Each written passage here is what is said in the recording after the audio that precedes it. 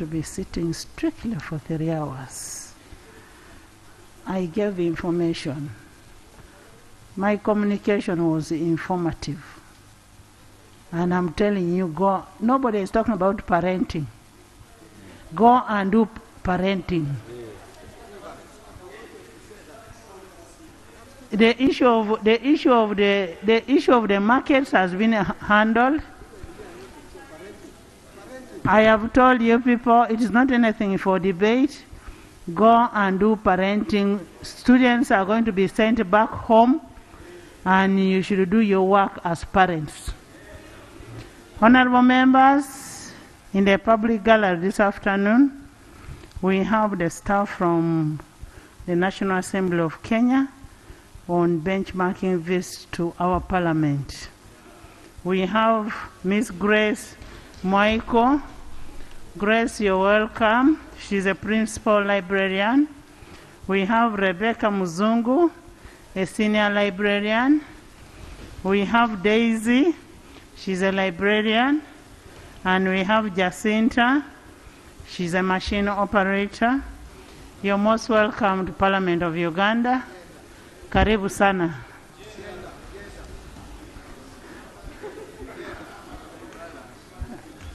Yes, parenting. Thank you very much, Right Honorable Speaker. Right Honorable Speaker, you gave clear guidance on how schools have been, locked down, have been extended, shortened by 2 weeks, and students are going back to school, going back home. Madam Speaker, in the previous lockdown of COVID-19, we saw a heightened increment of gender-based violence cases of students arising out of homes. Early pregnancies, escalating, beatings, domestic violence at home, but the culprits were largely parents because they were within homes. This is the very reason why I'm standing up today, because besides the concern of the accumulated, learning losses of students, parents right now are the very culprits and perpetrators of gender-based violence in homes. Parents are no longer friends of their children, so children are unsafe within their homes and don't want to share issues or problems they may encounter. So I am calling upon parents. Honorable, before you go far, that is a generic statement that parents are no longer friends. For me, I'm a friend to my children. If others are not, you don't generalize. Thank you very much, Right Honorable Speaker, and I'm glad for you, a friend to your children. Some parents, there is a very thin line between respect and fear within our homes. And what we do have for some of the homes that we have, children fear their parents, and so can non-ably share with them the problems they encounter within their homes.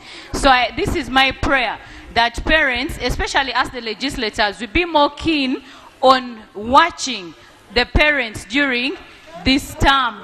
Especially, yes, because we can guide in the communities, we can talk about these issues in the communities, we can be able to help the children create safer environments for them within homes so that you don't have escalating teenage pregnancies and gender-based violence. The month we are in is a month of commemorating International Day, 16 days of activism. We can all be activists in that and create safer environments for our children within these homes in this long holiday. Thank you very much. Thank you, Flavia. Honorable members, I am requesting parents out there not to abdicate from their responsibility of parenting. It is their role to do the parenting. Whether the kid is yours or not yours, do the parenting. In the African culture, the kid belongs to everybody, and ensure that the kids are brought up in a proper way. This business of early pregnancies, parents should make sure they talk to their children, educate them, and have free talk with our children and see what we can do for them to be the better leaders of tomorrow. Honorable members, we are not going to take too long.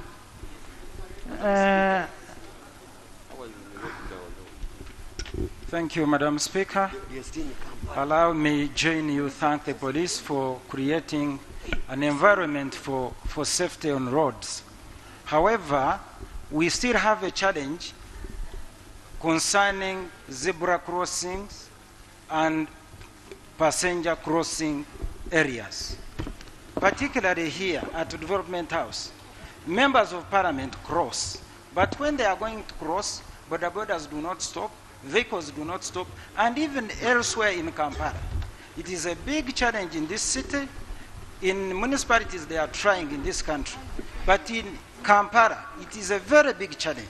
So, Madam Speaker, my prayer is that the minister in charge of internal affairs makes sure that our police educates the motorists on how to respect those zebra crossings. Otherwise, there will be a source of accidents even when the police has tried to avoid other sources of accidents. Thank you, Honorable Prime Minister, actually we had a very bad scenario around Development House where members of Parliament cross to come to the House. And how I wish we could finalize with our process, and we shall put a flyover. We will put I remember Honorable Eek in the 10th Parliament asked for a flyover in that area, and now it is coming to reality. There is a big problem there. Honorable members, there is a procedural matter. Thank you very much, Right Honorable Speaker. Madam Speaker, you know it is common knowledge I come from the disaster-prone district of Bududa. And therefore issues of disaster and catastrophic landslides, including floods. Honorable Whip, we have a paper on disaster. This one is correlated to that. No, they are going to present a paper on disaster immediately after this. So you can bring your issue when the paper has been presented. Most obliged. Thank you. Matters of national importance.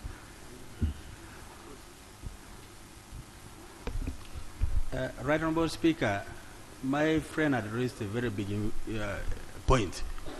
And the issue I wanted to highlight is the failure by the concerned institutions to demarcate areas of crossing in the roads. For instance, when it comes to humps on the roads, you find that there's a new hump, but there's no painting on it to show that someone is approaching what? A hump. You come and you are not able to see, and the car will fly, and you'll be in trouble. So therefore, my request would be to make a rejoinder with my honorable colleague, so that we ask the Minister of Works to ensure that any new hump, any new road that is being marked, that is being constructed. Not only new, even the old ones. Even the old ones, so they do not renew this paint. So the signage, road signage is gone, Madam Speaker, and therefore the road safety has gone down squatting. Madam.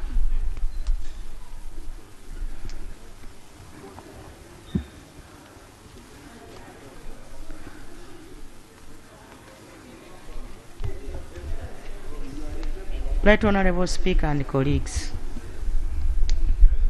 the issue raised by members is a very important issue.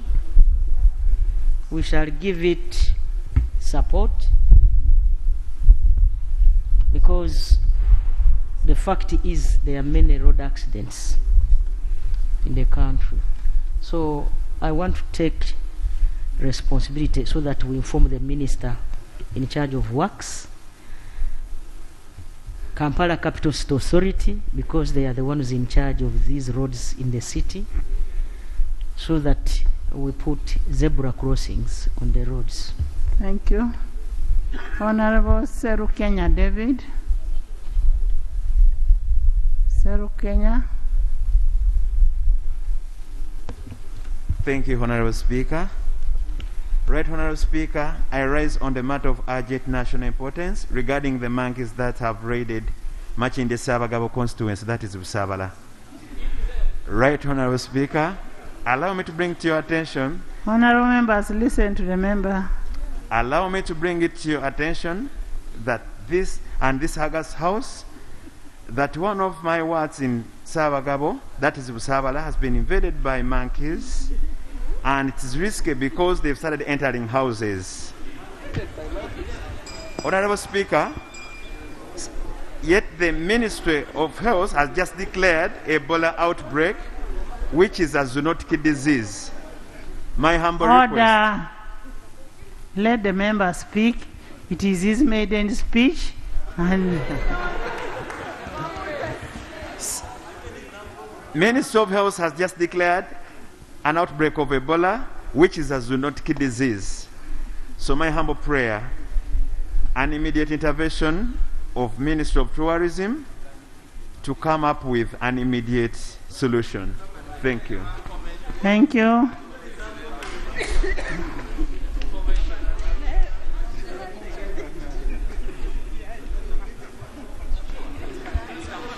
I want to thank the Honorable colleague for raising the matter.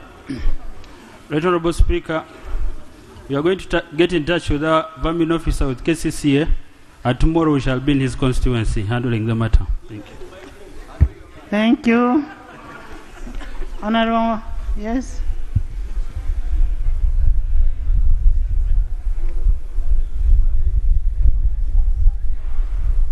Thank you, Right Honourable Speaker. First of all, the issue raised by the Honourable Member from Makindi Sabagabo is not as light as it sounds. Monkeys are not known to be within a human habitat. They well know their natural habitats, which humanity has invaded. And in our discussion yesterday about the Central Forest Reserve and how the two-legged monkeys have invaded it, explains why the four-legged monkeys are now... Honorable, we don't have two-legged monkeys. And that is not a parliamentary language. Can you withdraw that? Right, Honourable Speaker, the beauty about language is that descriptive, it's not a reference to any individual. So nobody should take offense, right, Honourable Speaker. No, there are no two-legged monkeys. Right, Honourable Speaker, any individual offended here by that reference should take my apology as no reference to anyone. But to make the point that the minister's assurance of picking them is only a partial remedy, because more will come. And it's further not right on the Speaker that when the discussion on the invasion of the Central Forest Reserve comes up, I think members should take cognizance of the fact that the attendant outcomes of this invasion is that now more animals and vermin and all manner of insects, rodents will invade our territory. It's not a small matter. So the assurance from the Honourable Minister is just a partial response to comfort the member. But there's a problem. And I thought the Minister would make reference to the problem, him being aware of the problem, and also we find a remedy globally. Thank you. Honorable Minister for Tourism, you need to find out where the monkeys are coming from and what is the immediate and long-term remedy that we can have in that area. So then you report back to this House. Arinaitre.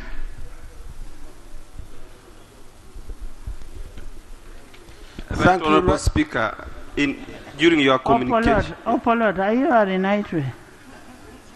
Let Arinaitre first talk. Thank you, Right Honourable Speaker. Mine is a matter of national importance concerning the land that used to be for road maintenance camps along the highways in this country. Right Honourable Speaker, Ministry of Works and Transport used to have road maintenance camp land along the highway in this country, popularly known as PIDA.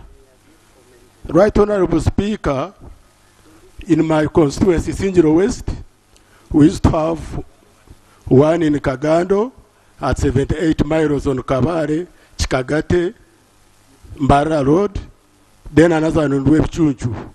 So what is happening, Right Honorable Speaker, is that people have invaded this land, got titles, and they are fighting each other.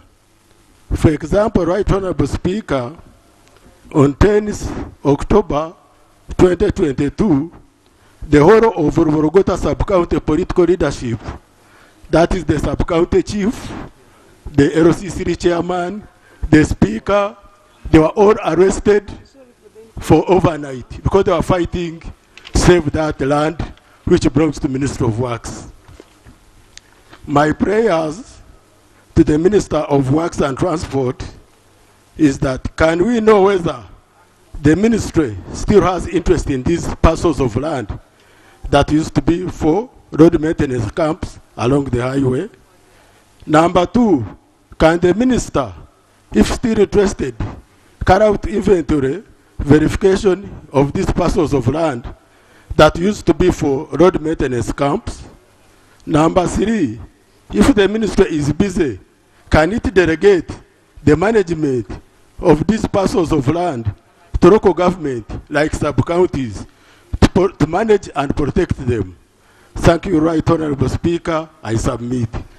Thank you, Honorable Naitre. And honorable members, I want to give a guidance to this House. We have a leader of government business who is supposed to coordinate all activities and ensure that the country is being run well. And when we get issues regarding our counties, our sub-county, our villages, our homes, handle it directly with the leader of government business. And when you stand in this House, raise a matter of national, and I'm saying national importance, that concerns the country, not concerning families, sub-counties, villages, and whichever. And leader of our government business, I think you need to take it up.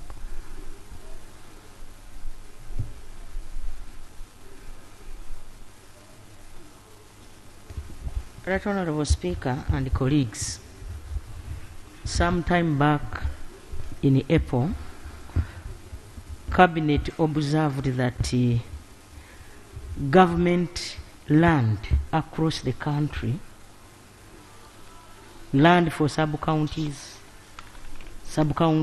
land for PIDA, like he has said, was under threat. Not only in Isinjiro, but everywhere in the country. So we were tasked, myself as a chair, the Minister of Local Government, Ministry of Lands, and the Attorney General. And we have come up with guidelines which will help the country to secure and title all government land across the country, including PIDA. When we are done with this, Right Honorable Speaker, we shall also put on board the members of Parliament so that we can fight this problem together. Thank you so much. Thank you, leader of government business. But I still urge members that when you have personal issues concerning the constituencies, leader of government business's office is open 24/7. And kindly handle these issues before they come to the floor. Because it takes a lot of our time discussing matters of individual constituencies.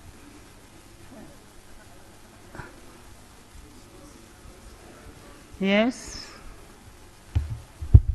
Right Honorable Speaker, I rise on a procedural matter. Yesterday, you made a ruling, Right Honorable Speaker, to this house that the Minister of Health would come here and lay for us evidence that the intern doctors were paid. And she pledged and said at the beginning of the house, I will lay. Right Honorable Speaker, I'm seated near the Minister. I see her very relaxed. I don't know if she has come with the document to lay to this house. Wouldn't it be procedurally right Honorable Speaker, to invite the Minister to give us, because interns were calling the whole night asking for evidence of that payment. Right Honorable Speaker.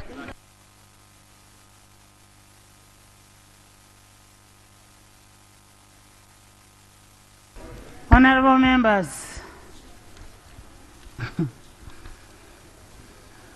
can I have just one member of national importance, then we get a report from Honorable Businje, and then we get from Honorable MM, Honorable Muhanga, Kayunga.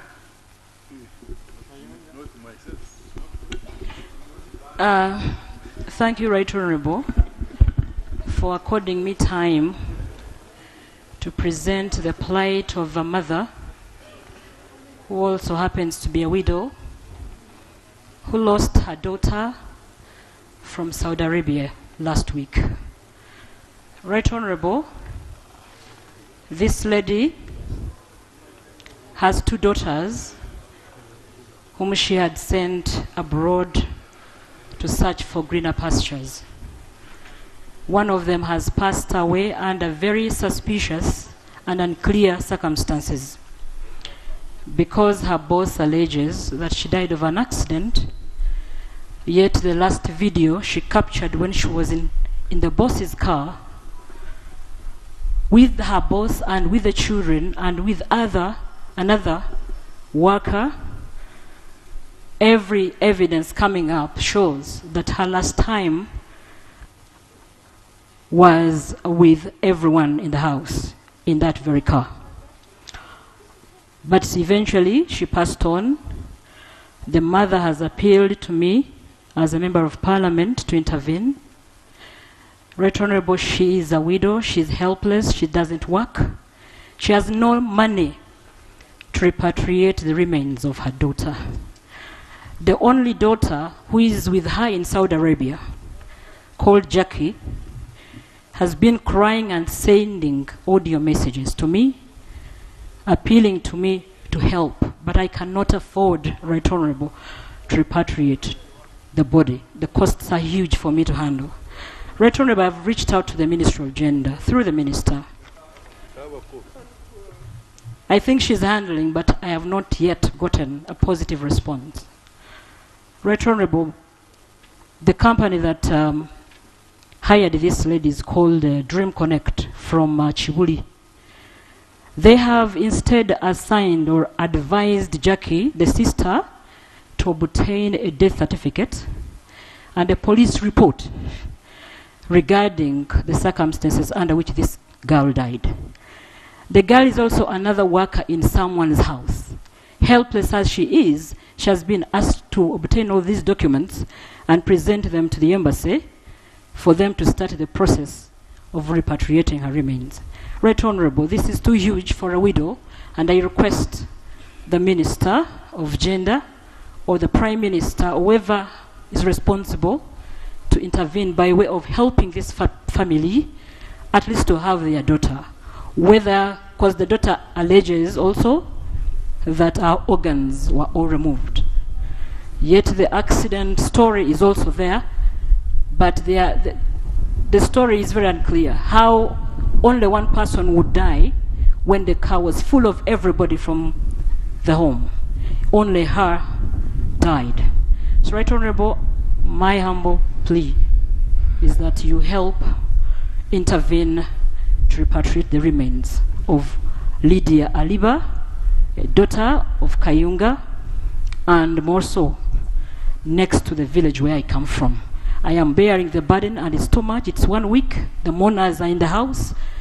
You have to foot the bills of those who are coming to mourn with their family, but it's too much. And I request, it's not only that, Honorable, Right Honorable, There are 4 other girls stranded and stuck and really sick at one of the offices in Saudi Arabia, because we were able to get one of the girls from Saudi Arabia 2 weeks ago, who came back and said, Honorable, you've helped me, but there are other workers who are suffering, who are about to die. If you don't intervene, they will die. She's called Agnes. She returned 2 weeks ago. Right, Honorable, it's too painful. This woman has nothing to do at all. The only daughter who was helping her to survive has passed on, and now the sister is also requesting to return home. Honorable, we've heard your prayer. Can we hear from the Prime Minister?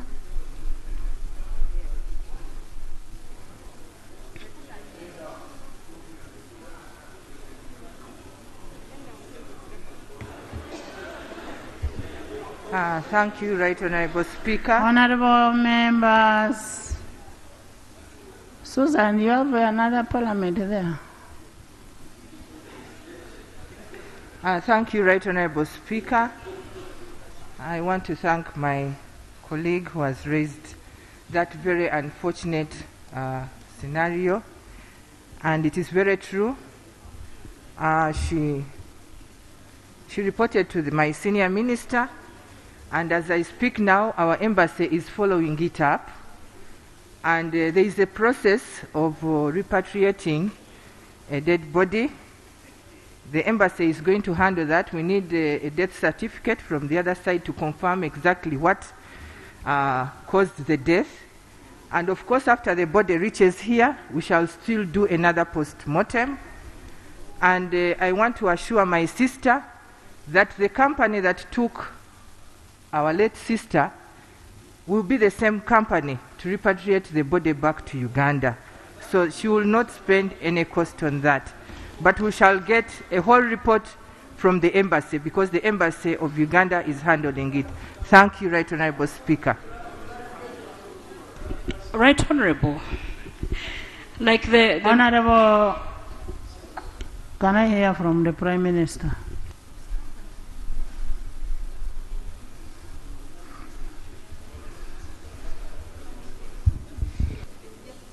Right Honorable Speaker and honorable colleagues, honestly speaking, the issue of our young girls being killed in Saudi, the suffering they go through, has kept on coming here. All through, since my 9th Parliament. So, Right Honorable Speaker, I remember the other time you asked the minister to come here and tell us what they have done. I picked interest. So we have had so far 2 or 3 meetings, and they have gone to the government of Saudi to make sure that our girls are protected. Right Honorable Speaker and colleagues, the issue of Honorable Nantaba and our sister or our daughter of Kayunga, who is now the late, will be handled. And I promise that soon after Parliament, I will make a follow-up. Honorable Nantaba and my sister, let us link up and help our body come back. Thank you so much. Honorable Minister of Gender, as we said last time, we need to do a due diligence for these companies that are taking our children out. We need to make sure that before you license, you do a proper check on these companies.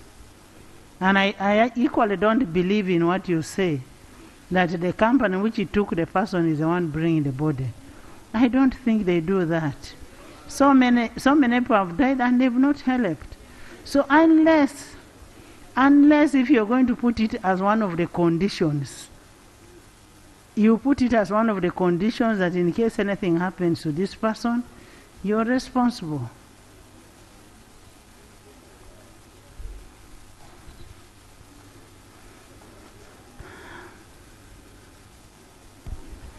Right Honorable Speaker, I want to confirm to this House, unless the person does not go through our system, we now do due diligence, and every girl that gets out of the country with a particular company, we have all the records. And it is very clear that any girl who gets a problem from the other side, under that company, of course, there are no boys. The company makes sure that they return the body. Right Honorable Speaker, just 2 weeks ago, I had the same situation in my district, and the company that took the girl brought her back. And the story was they had removed the kidneys. But when we reached for the postmortem in Mulago, everything was intact. That's why we request a postmortem from the other side and we get a report, and we also do the same from here so that we confirm what exactly killed our girl. Thank you, but I request we can bring a report on that. Thank you, Right Honorable Speaker. Leader of government business, you really need to interest yourself in the licensing process and all that kind of thing. Interest yourself in that thing. And check whether the due diligence is done properly. Because we are losing our children. Honorable Muhanga, can we have your report?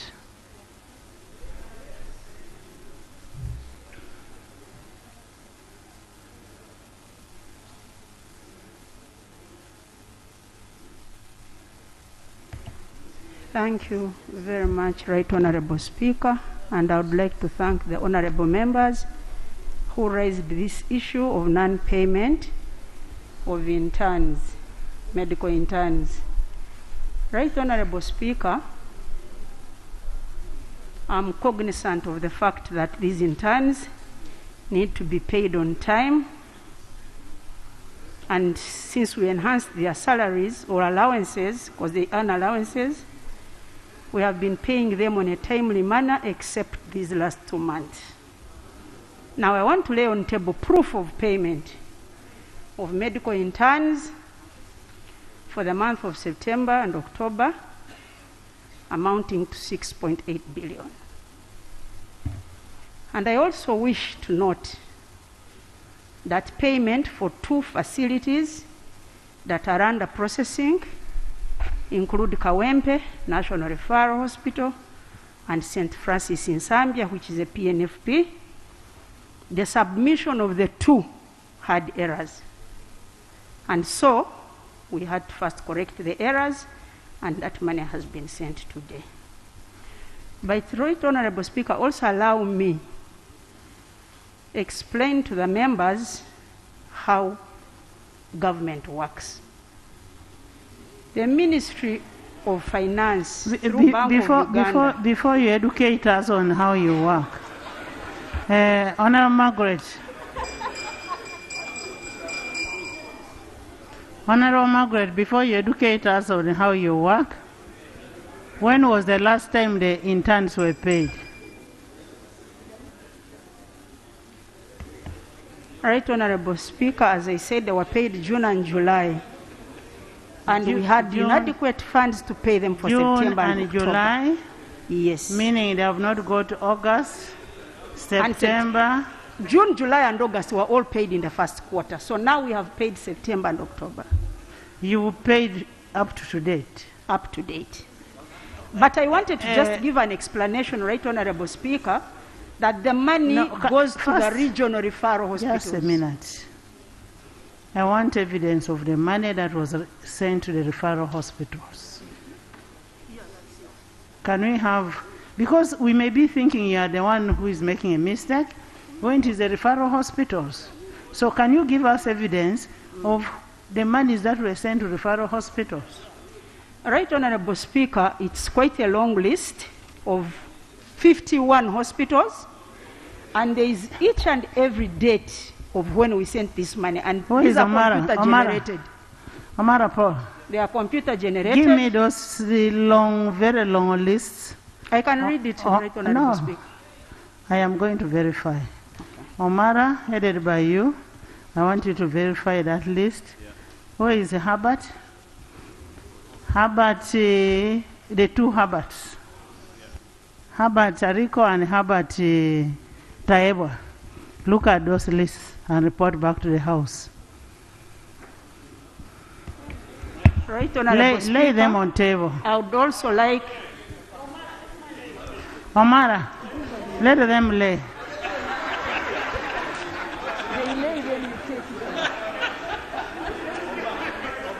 Thank you, Right Honorable Speaker. I want to lay proof of payment and also for each and every referral hospital, regional referral and national referral hospital, and Mulago Women Specialized Hospital, and the dates when we sent this money and the amounts. Right Honorable Speaker, I beg your indulgence to also lay on table the statutory instrument for the public health control of Ebola virus disease, as was requested yesterday. As an extension. The extension from the 4th of November to December 16th. Here is the statutory instrument. Can we have the statutory instrument given to Basalirwa? All right, most obliged. Thank you. Rusoke, Honorable Rusoke. Honorable members, we are going to discuss about those reports when we get a feedback, after it has been analyzed. Thank you, Right Honorable Speaker. During the third sitting of the second session of the 11th Parliament of Uganda on 3rd November 2022, you directed the Ministry of Local Government to table details of all funds dispersed to all local governments. Right Honorable Speaker, I now take this honor today to lay a copy detailing all funds released to all local governments, districts, cities, and municipalities for the 2 financial years of 2021 and 21-22 as you directed. I beg to lay. Thank you, Right Honorable Speaker.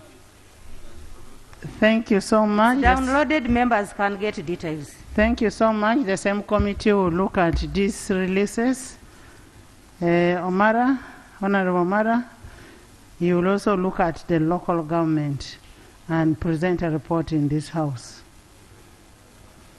Honorable Attorney General, on the women councils and how many councils?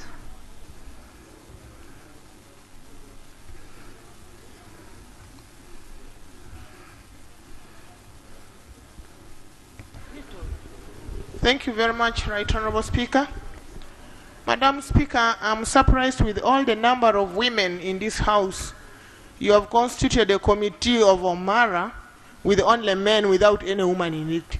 Are we proceeding correctly? Honorable members, I wish you could trust the criteria that the Speaker is using. Omara is an accountant, Herbert is an accountant. I mean, the information they will bring is for us to debate. I will allow the women to debate. The women now will take a lead on debate. Honorable Attorney General.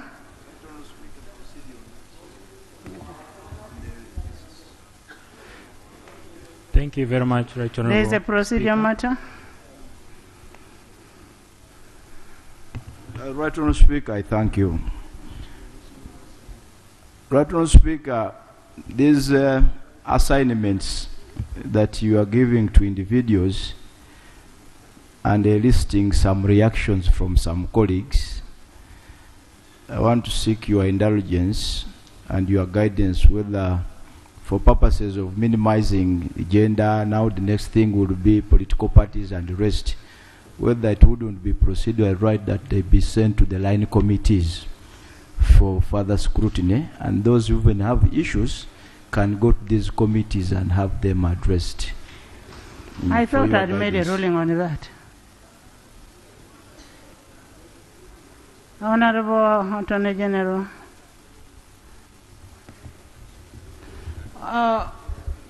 Honorable Mara and team, we need a feedback tomorrow on that report. We are not going to send anything to the committee, and it takes 1 month. By the time the report comes back, we're in the fourth quarter. Can I have a report back in the House tomorrow? Thank you very much, Right Honorable Speaker. I was asked to make a statement on the status of elections of women councils and committees. Right Honorable Speaker and colleagues, during the preparation and discussion of the ministerial policy statement for the financial year... Members, listen to the issue of women councils. Right Honorable Speaker and colleagues, during the discussion, the preparation and discussion of the ministerial policy statement for the financial year 2022 and 2023, the Commission, that is the Electoral Commission, presented a total funding requirement for the conduct of elections for women council committees from village to national level, amounting to 35.68 billion. However, only 15.68 out of the required 36.68 billion was appropriated in the budget for the current financial year, leaving a funding gap of 20 billion shillings.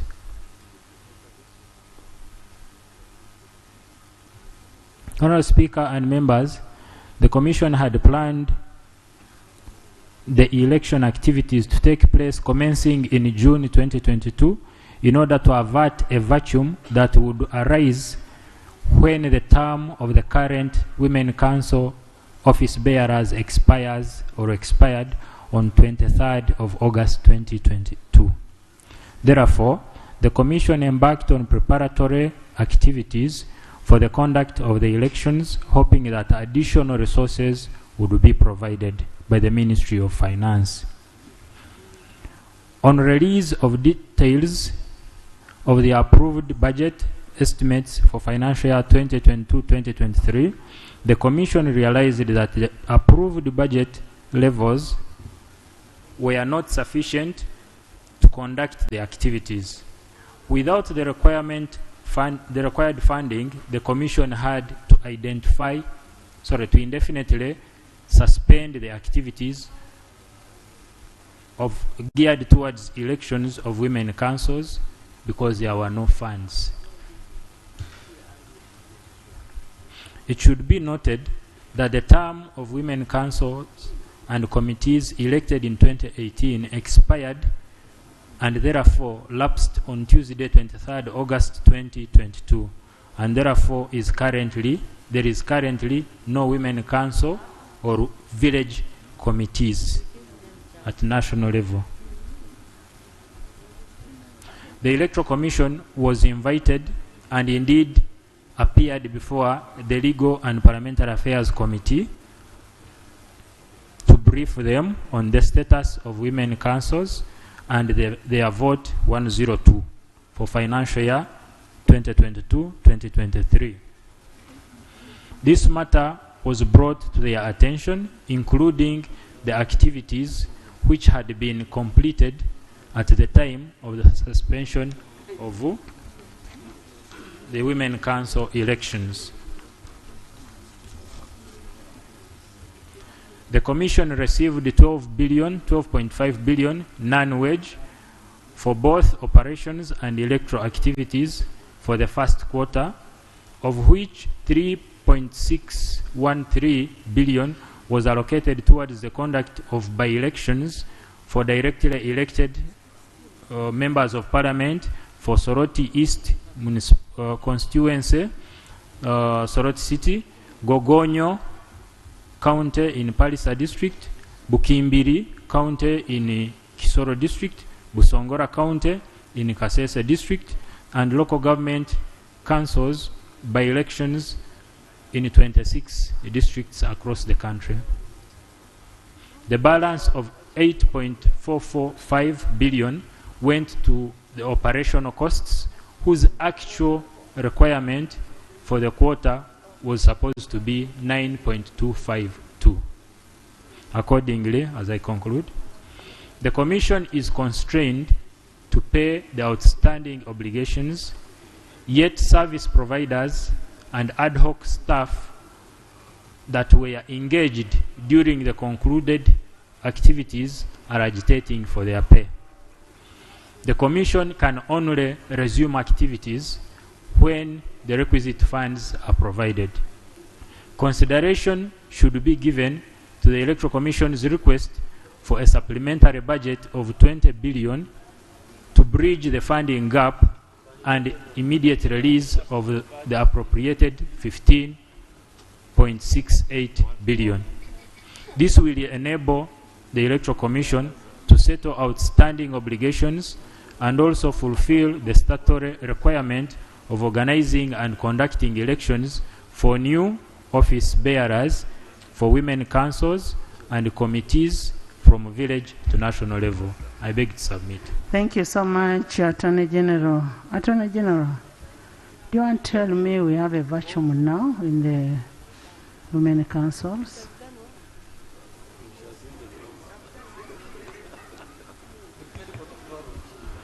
Right Honourable Speaker, the tenure expired. Honourable members, women, have you had a tenure expired? There are no women councils. And what now happens? Attorney General, Attorney General, what remedy do you have for the women in the circumstance that the election has not taken place? Right Honourable Speaker, what is the immediate remedy? The statement I've just presented was prepared on consultation with the Electoral Commission. And our biggest request is that we be provided with a supplementary budget so that we cover the funding gap and handle the Women Council elections. What did the money that was disbursed do? The money that was disbursed, what was it used for? Right Honourable Speaker, I have explained. Is it 15.6? I have explained. I can read it again. Right.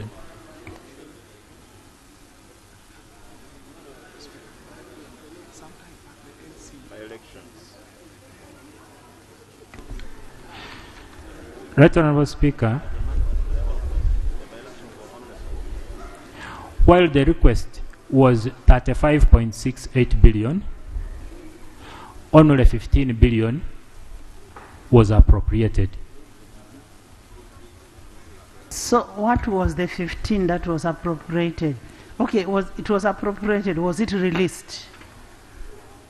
From this statement, it appears not to have been released. Finance?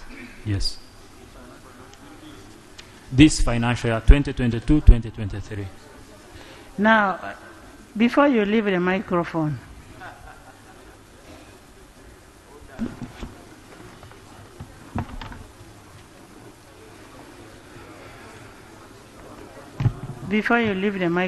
is it possible to have a statutory instrument that extends the time of office of the existing women councils? Right Honourable, I appreciate the advice. We can work on it and lay it on table. When do you lay it on table? We can consider that opinion. We can work on the statutory instrument as we look for the funds. Honourable members, there is a political vacuum, constitutional vacuum actually. We need to be resolved. Honourable members, we need this to be resolved. And if he's saying he's going to work on it and see how the extension can be done, can we have that document on Tuesday? I will try.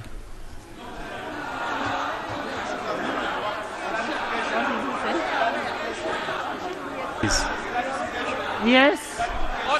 What are you We saying? shall lay it on Tuesday.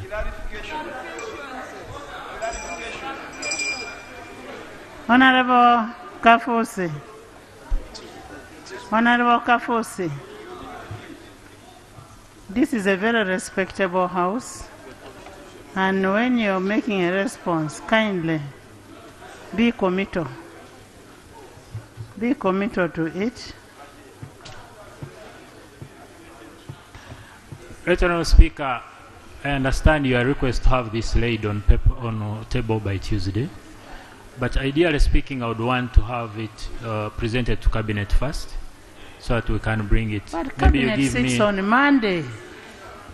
It sits on Monday. I'm saying lay it on Tuesday. Okay, we shall do our best to do that. I am saying, can you lay it? Say you're laying or Yes, you're we shall not? lay it on table. Honorable members, if they don't lay on Tuesday, we'll subject it to a debate. Jane? No, they will lay. Let's wait up to Tuesday, and then we'll discuss. I know women are very concerned about this, and the men who love women. Honorable members, can we go to the next item? Item 3, Bills First Reading.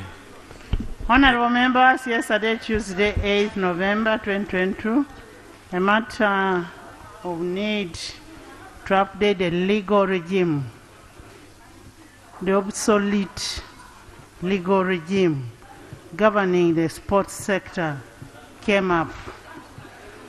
As you recall, on 9th March 2022, the tabling of the national bill for the first time was deferred pending the further consultation on this for financial implication.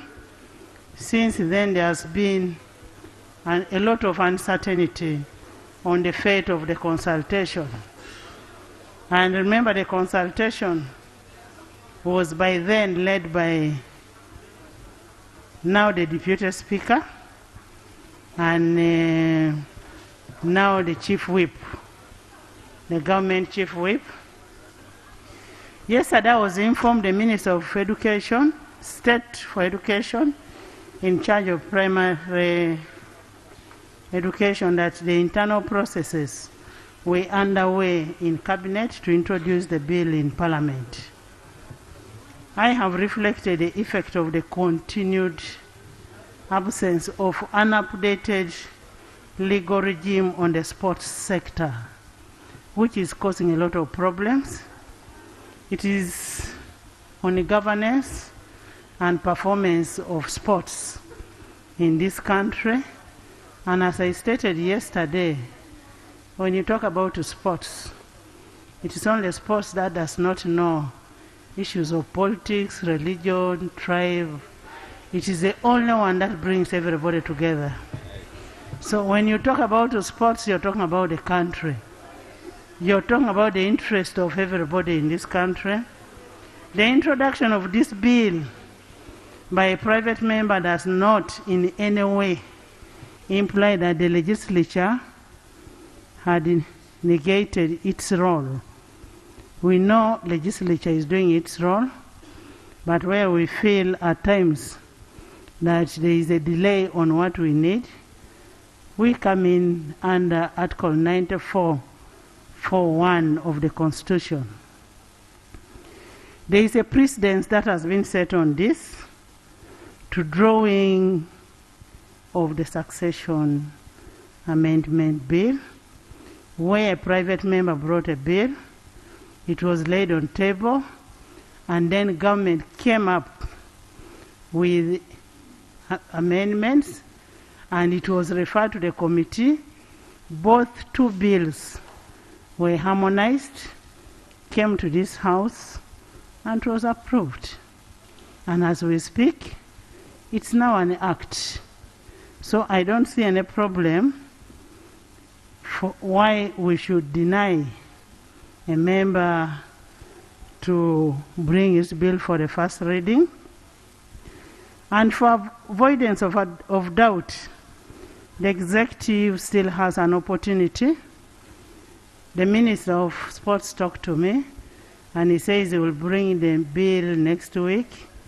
So when the Minister brings the bill next week, the two bills will be discussed together by the committee, and they will come up with one bill for the House to discuss and come up with something that is credible enough. That will be from the community and then from government. So for that case, therefore, Minister, you want to say something?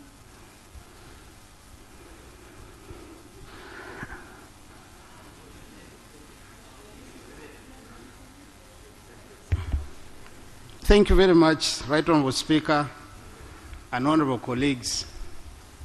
First of all, I would like to begin by thanking my brother, Honourable Engineer Moses Magogo, for coming up with a private member's bill. I also want to take the same opportunity, Right Honourable Speaker, to begin by wishing my brother a happy birthday. And on a special note, I want to thank you, Right Honourable Speaker, for leading the country and specifically for giving my brother a well-deserved Range Rover. Madam Speaker, on the same note, I want also to thank Madam Speaker, can I seek for your protection? No, we're just wondering whether it is related to the bill. Madam Speaker.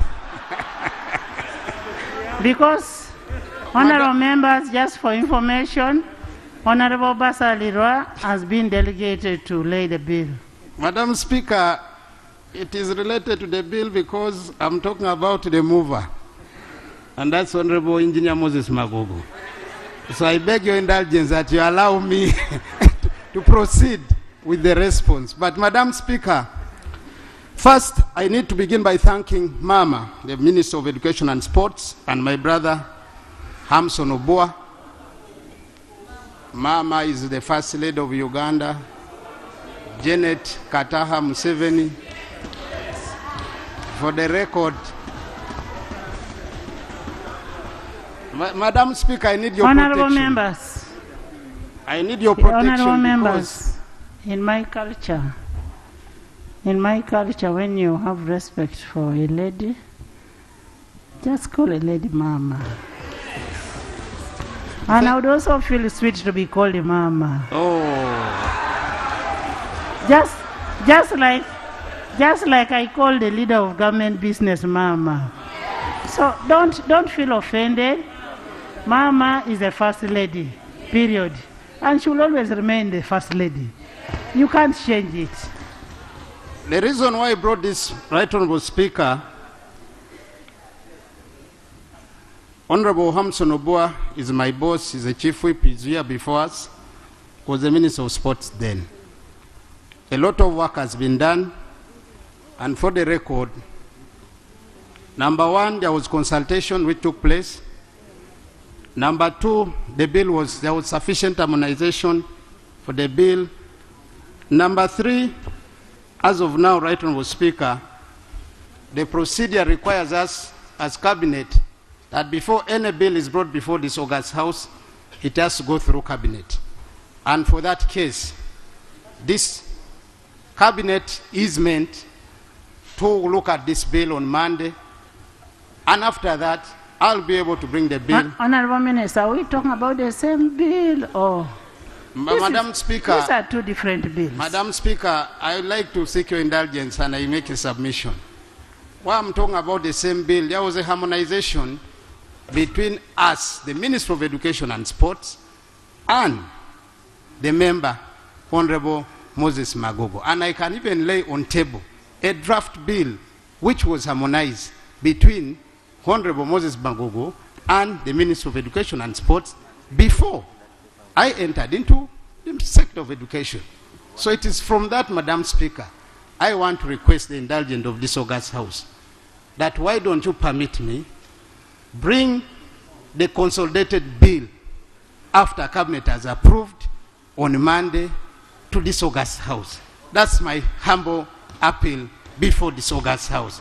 I thank you so much. Yes, honorable members. Yes, procedure. Madam Speaker, whereas my good brother, the minister in charge of sports in this government, is submitting that there is harmonization between government and mover of the private bill. I don't see whether, Madam Speaker, we are proceeding well because he's talking on behalf of Honorable Magogo, who is here. Madam Speaker, your guidance was very clear and accurate that it can be moved and government can make a rejoinder so that this bill, being a bill that is wanted per now, can help our country to move as fast as that. And Madam Speaker, at the same time, if we keep on waiting for private members to bring bills for government and processes come in such a way that we should wait for cabinet to approve, it can be another way of delay. Moreover, this parliament will be accounted upon on how many bills it has passed this year. I therefore, Madam Speaker, I don't know whether we are proceeding well. My good brother, the minister, to talk on behalf of Honorable Magogo, the mover who is here. Thank you. Honorable, yes, Mr. Koch. Thank you so much, Madam Speaker. Madam Speaker, yesterday we had been here discussing the same topic, and you made a ruling. You even went ahead and quoted the constitutions. And then again, we accepted as the House that a private member's bill can be moved. And if there is any level of harmonizations, it will come at a later time. It should not stop a member to produce or bring in a private member's bill. Are we really proceeding rightly? Yet yesterday, we had discussed this matter exhaustively. We came to the conclusion, and today it has appeared on the ordered paper. Are we really proceeding right, or we take the ruling of yesterday? Honorable members, there is one chair in this house. We made a ruling yesterday under Article 94 4B of the Constitution of Uganda. The member of parliament has a right to move a private member's bill. We have a legislative agenda of 62 bills. Not even a quarter of the bills have been brought to this house. We are still waiting for those bills, and they have not yet arrived. And I know my Majagere is going to push, but let's not deprive a private member from executing his role. That's one. Two, where government feels that the bill is not sufficient enough, government can now take over at committee level, like what it did for succession bill. Government can go and take over the bill at committee level, and that will be sufficient enough. Pursuant to Rule 1281 of the Rules of Procedure, I now invite Honorable Asumana Basalirwa to table the bill for the first reading. Speaker, maybe before Honorable Asumana comes in, I want first us to correct the record. And I would like the mover of the bill to put it on record. Which bill is he coming to move now? Because the one I'm bringing as government is an harmonized bill between the private member and government. So can I see clarification? Was it laid on table? No, according to the procedure which I found, there was a harmonization meeting which took place at the Ministry of Education and Sports, and I'm happy. The former minister is here. He can be able to speak for himself. Honorable Basalirwa.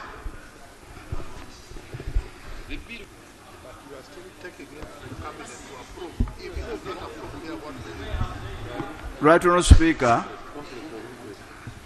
what is on record is a bill that was gazetted on the 10th of December 2021, the National Sports Bill. And it is what is in the Gazette, and it is what I am going to present, Right Honourable Speaker. Right Honourable Speaker. The harmonization process was administrative, not what is discussed in the House. Right Honourable Speaker, I did attend the harmonization meeting with the engineer Magogo. The harmonization meeting was not on, actually we didn't conclude, but we agreed to allow the executive to proceed with the process. What I raised yesterday, Right Honourable Speaker, arose out of delay. Therefore, what is clear is that there is a bill, which bill was gazetted and which is before the order paper. And Right Honourable Speaker, I beg to move under Rule 128. There's a procedural matter. Honourable members, Honourable Front Desk, I want to tell you one thing. We are not against the bill, but we are helping you to work. We cannot have a bill laid on here and it takes 80 months in the name of harmonization. If you want to make any changes, even take over the bill. I have just given you a precedent that we set in this House. The succession bill. It was laid here, government wanted it, it took over. It came here as a government bill. You can still go and take over this as a government bill. For us, we are showing you the way. We want you to do the work. I was raising up first of all, I thank you for the initiative. And I want honorable colleagues to accept and bear with me on what I'm going to submit here. We all know that there are rules of procedure which govern when we're bringing these bills before this floor. For instance, that's why I asked first question. If we harmonize, the procedural matter which I was going to raise, because these are part of the procedures which this parliament approve. Number one, as it's going to read, is it going to lay on table the certificate for financial The certificate was already laid. Because for me, it was laid. I needed that to be got, and I'm happy that the emeritus is here as the chief whip. We are past that stage. Yes, Dr. Baiga. Right Honourable Speaker, the Minister knows the procedures of this Parliament very well. Is it in order that at this time when we are calling for the committee stage, for the Minister to continue to raise, to say... Committee stage? So, yes, first reading. It is not committee, but it is first reading. To continue, for the Minister to continue to technically defeat this process by calling for the certificate of financial implication, which was pressed a long time ago.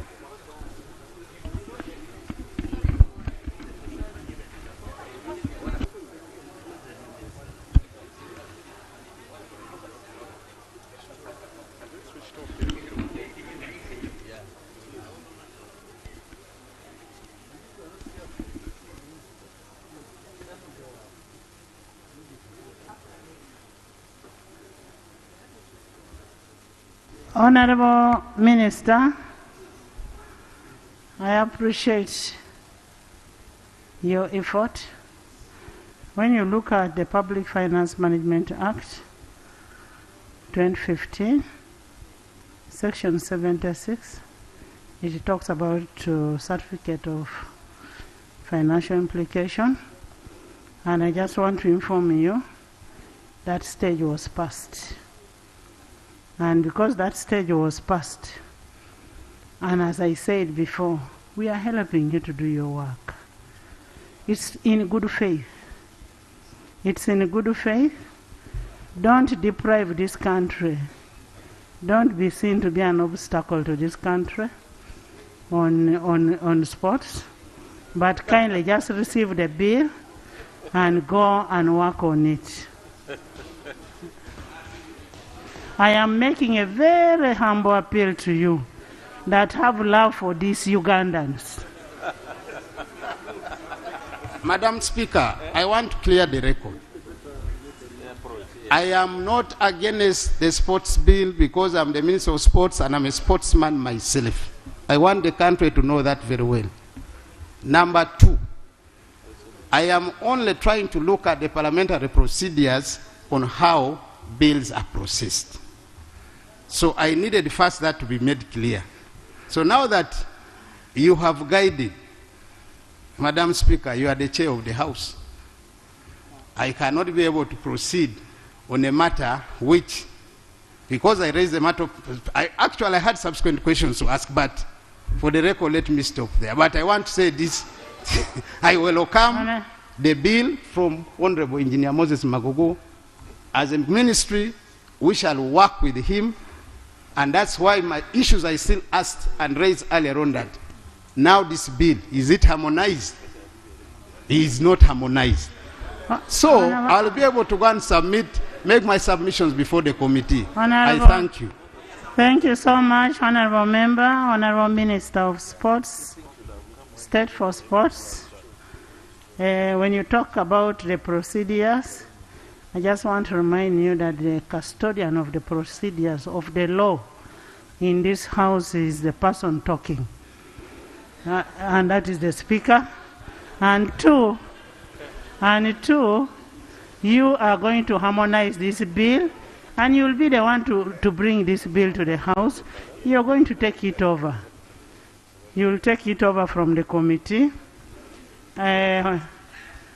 Pursuant to Rule 1281 of the Rules of Procedure, I now invite Honorable Basalira Asuman to table the bill for the first reading.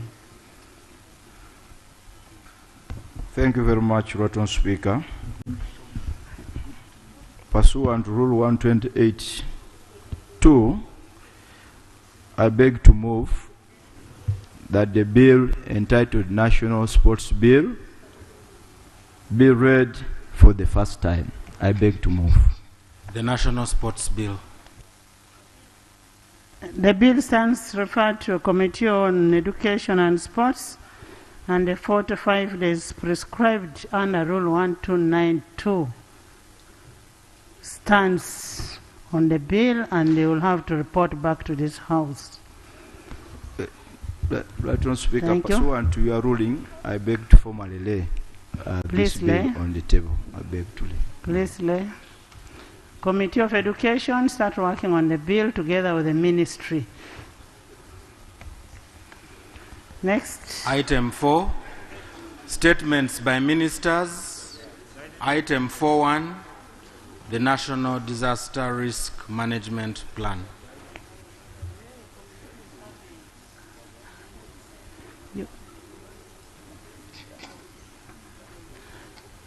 After ruling?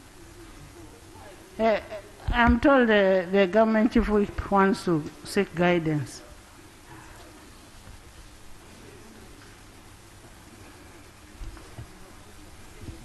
Right Honorable Speaker and Honorable Members, I have no doubt in my mind, and the guidance I'm seeking is in line with the provision of Article 94 of the Constitution of the Republic of Uganda. It may not apply to the bill that has just been handled, but going forward, Right Honorable Speaker, rights move together with responsibilities.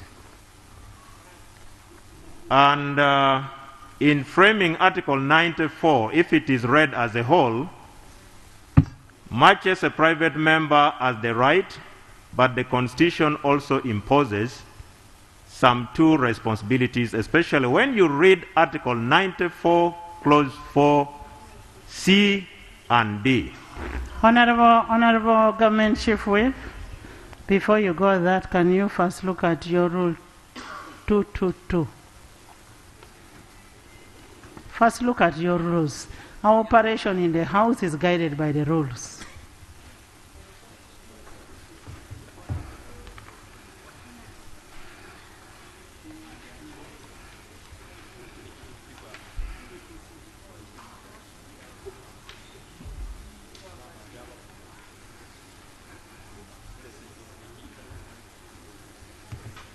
Right Honourable Speaker, the issue I'm raising is not for the bill we have already considered, because Rule 222 is on reconsideration of a decision of the House. But I just needed to seek your guidance going forward on the provision of Article 94 as a whole, especially on private members' bill, in terms of the responsibility that the Constitution imposes on a private member under the Constitution. Thank you. Next item. Next item. Next item.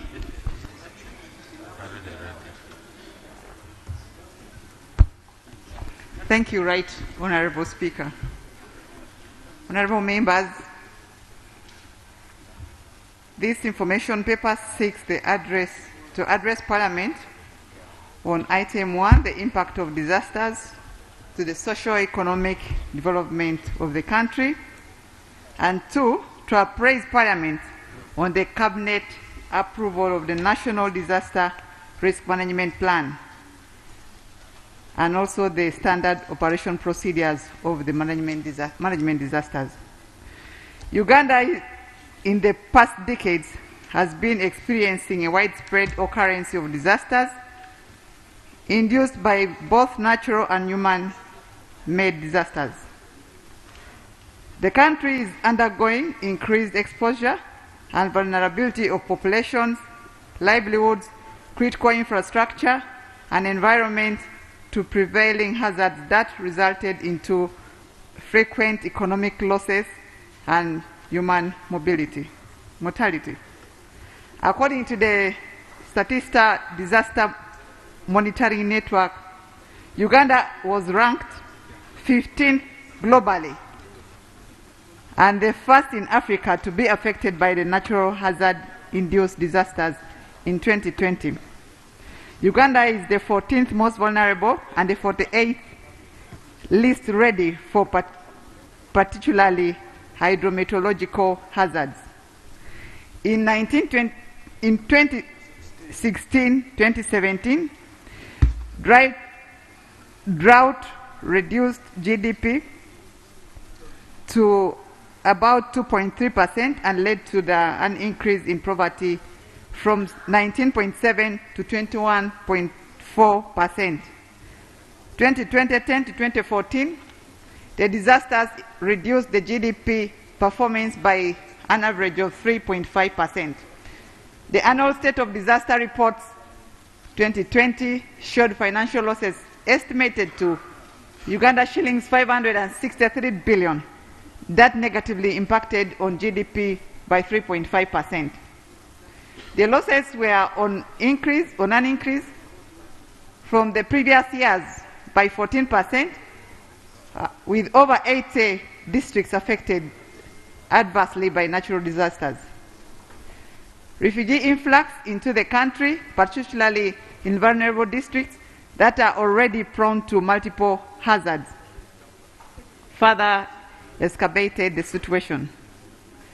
The disaster risk management in the country. Right Honourable Speaker, the government of Uganda, in line with the provision of the national constitution, has the mandate to respond to the plight of its citizens before, during, and after the disaster strikes. The government has scaled up its structured approach towards sustained, systematic, and comprehensive institutional and operational arrangements to strengthen disaster risk management. The national policy on the disaster preparedness and management priorities mainstreaming of DRM in all sectors. Despite the DRM policy has been in place, and significant investments have been made to promote better preparedness to respond to disasters. There have been significant challenges to enhance effectiveness and efficiency to the system-wide approach of disaster risk management in the country. Success in protecting development gains and attaining sustainable development will depend on developing a national framework to guide institutional and coordination mechanism for effective disaster preparedness management at all levels of government. The National Disaster Risk Management Plan, cognizant of the impact of the disasters in this country, the President of the Republic of Uganda, His Excellency Yoweri Kaguta Museveni, issued a directive on the 5th of July 2021 to develop a comprehensive national disaster risk management plan and SOPs for Uganda. The directive was in realization of the urgent need to manage disaster risks in the country through implementation of tangible short, medium, and long-term DRM and SOPs-related activities, with a clear link to achievements of the national development plans. The DRM plan, with support from UNDP, was formulated and consequently approved by Cabinet this year on the 11th of July 2022.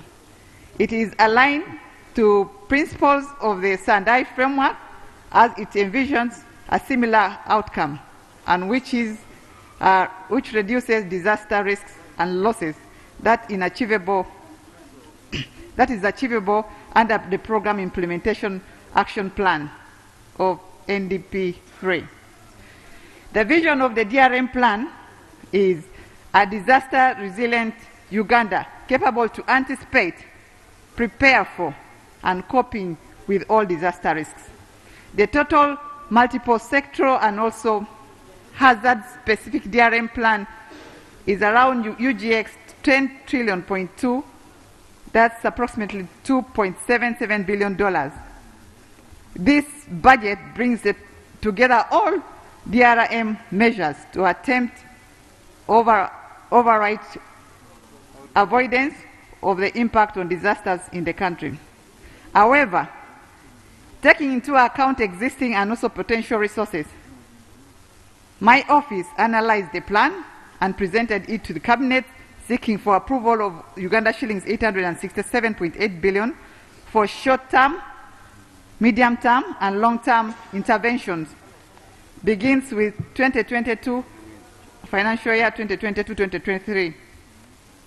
The plan's objective is to improve the understanding of disaster risk, hazards, vulnerability at all levels, strengthening disaster risk coordination and so governance at all levels of government, promote investments in disaster risk reduction to resilience through structural and also non-structural measures, capacity building, research, enhancing disaster preparedness for effective response, and to build back better in a recovery, rehabilitation, and reconstruction, among others.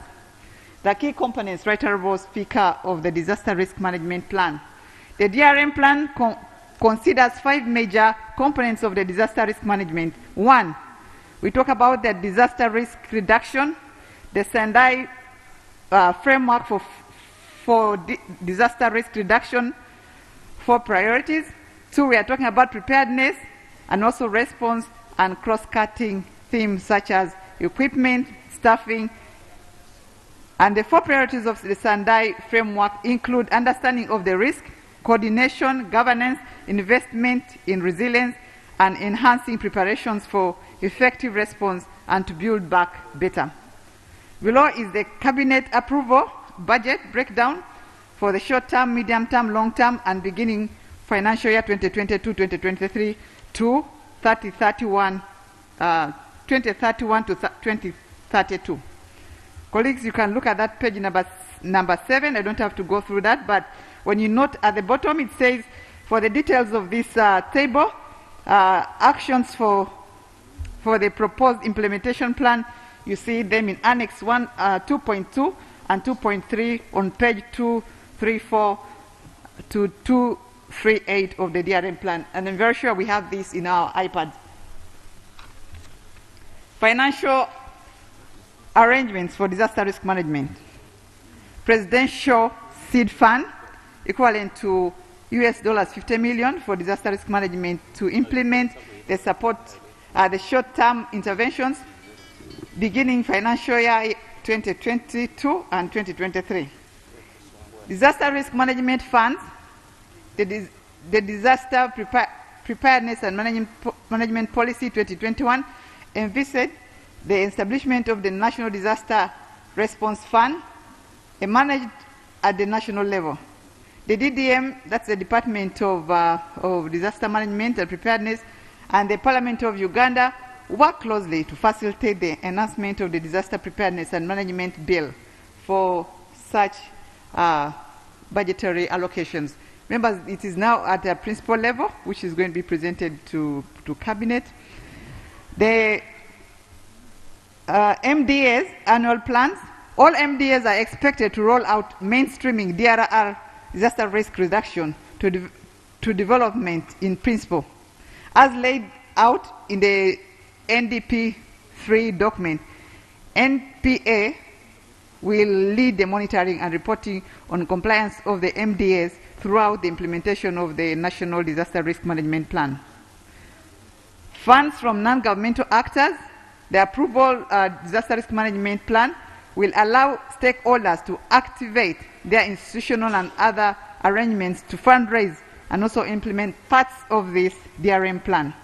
Funds mobilized by private sector, the department and the Office of the Prime Minister and other MDAs will work closely with the private sector to fundraise and also accept resources in kind and financial based on thematic and geographical interest. The standard operation procedures have been developed and approved along with the DRM plan. It offers a set of directives that provide guidance to individuals, communities, and also institutions before, during, and after the event occurs. The overall oversight and also review of the plan will be based on the NDP3 monitoring and reporting framework. The Office of the Prime Minister Technical Oversight Committee will be inter-agency strategy and technical committee to jointly oversee the DRM plan implementation, monitoring, and reporting. The Oversight Committee includes the representatives of the government, senior government officials from Office of the Prime Minister, the United Nations, the international NGOs, FBOs, URCs, that is the Uganda Red Cross, and the donors. M&E Committee, Communication Committee, Resource Mobilization Committee, and Thematic Sector Committee. Right Honorable Speaker, in conclusion, other impacts of disasters on lives. Livelihoods and economic is on the rise. Disaster risk management issues are cross-cutting and multifaceted. It is everyone's business and at the same time necessitates predictable funding for proactive action. Lastly, honorable members, implementation of the DRM plan requires a concerted and also coordinated effort of all actors at all levels, including government, NGOs, development partners, private sector, and the communities. Right Honorable Speaker, I beg to submit, but I also I beg to lay the National Disaster Risk Management Plan 2021 to 2022, 2023, 2031 to 2032. I beg to submit, to lay. Thank you so much, Honorable Minister. And honorable members, you are aware that these natural disasters are quite so many in several areas, and oftentimes that most of the members, issues that they raise are matters of national importance, are mostly on disaster. And we've been expecting this report, and we are happy we have received the report. And as a house, we should be able to see what to do with the challenges that have been raised by the minister. We've had a number of issues. One would ask, why don't we have a national disaster commission? But we have had a discussion on that, and it is underway.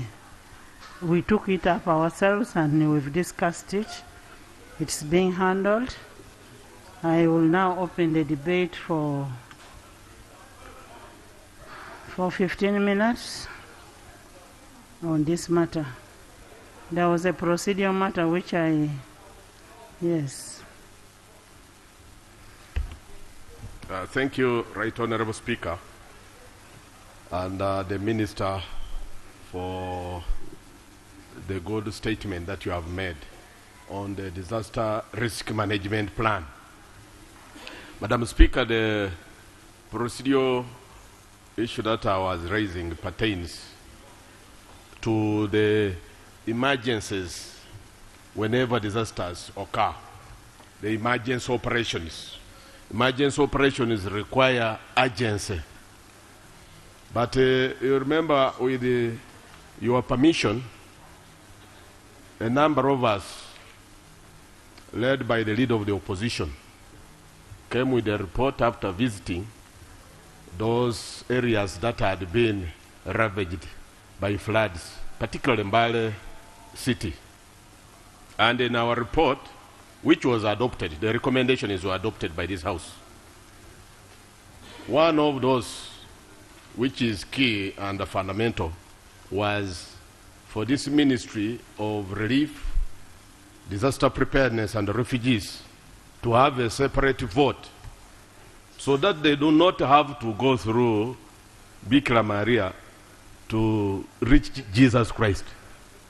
That in itself is responsible for the number of factors that delay response and intervention, Madam Speaker, because it has even been raised by the line ministries themselves.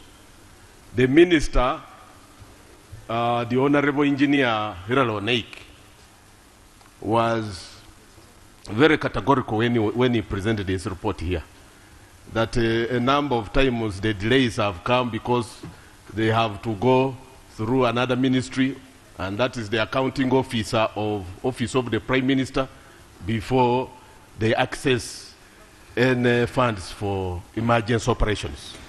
So in my view, in the procedural issue that I was raising, is that this ministry, and we are reliably informed that even the President himself, who by virtue of his office is the substantive Minister of Finance, has okayed this Ministry of Relief, Disaster Preparedness and Refugees, as the word disaster preparedness suggests, to have a sub-vote so that they can easily respond to emergencies, Madam Speaker.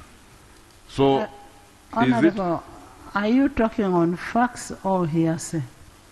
These are facts, Madam Speaker. And These correspondences. And if it is a fact, is there anything written that the accounting, I mean... Yes, please. I even have a copy of the correspondence from the Minister of Relief, Disaster Preparedness and Refugees to the President, and the reply from the President. I have those documents. Can we Some have of a them look? I can lay. Can we have a look at them?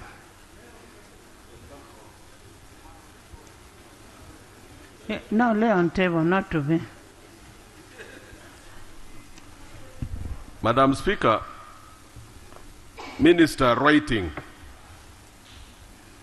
Hiralo Naik, the Honorable Hiralo Naik, writing to this is a copy to you, Madam Speaker, requesting to create a sub-vote for the Ministry of Relief, Disaster Preparedness and Refugees. I beg to lay.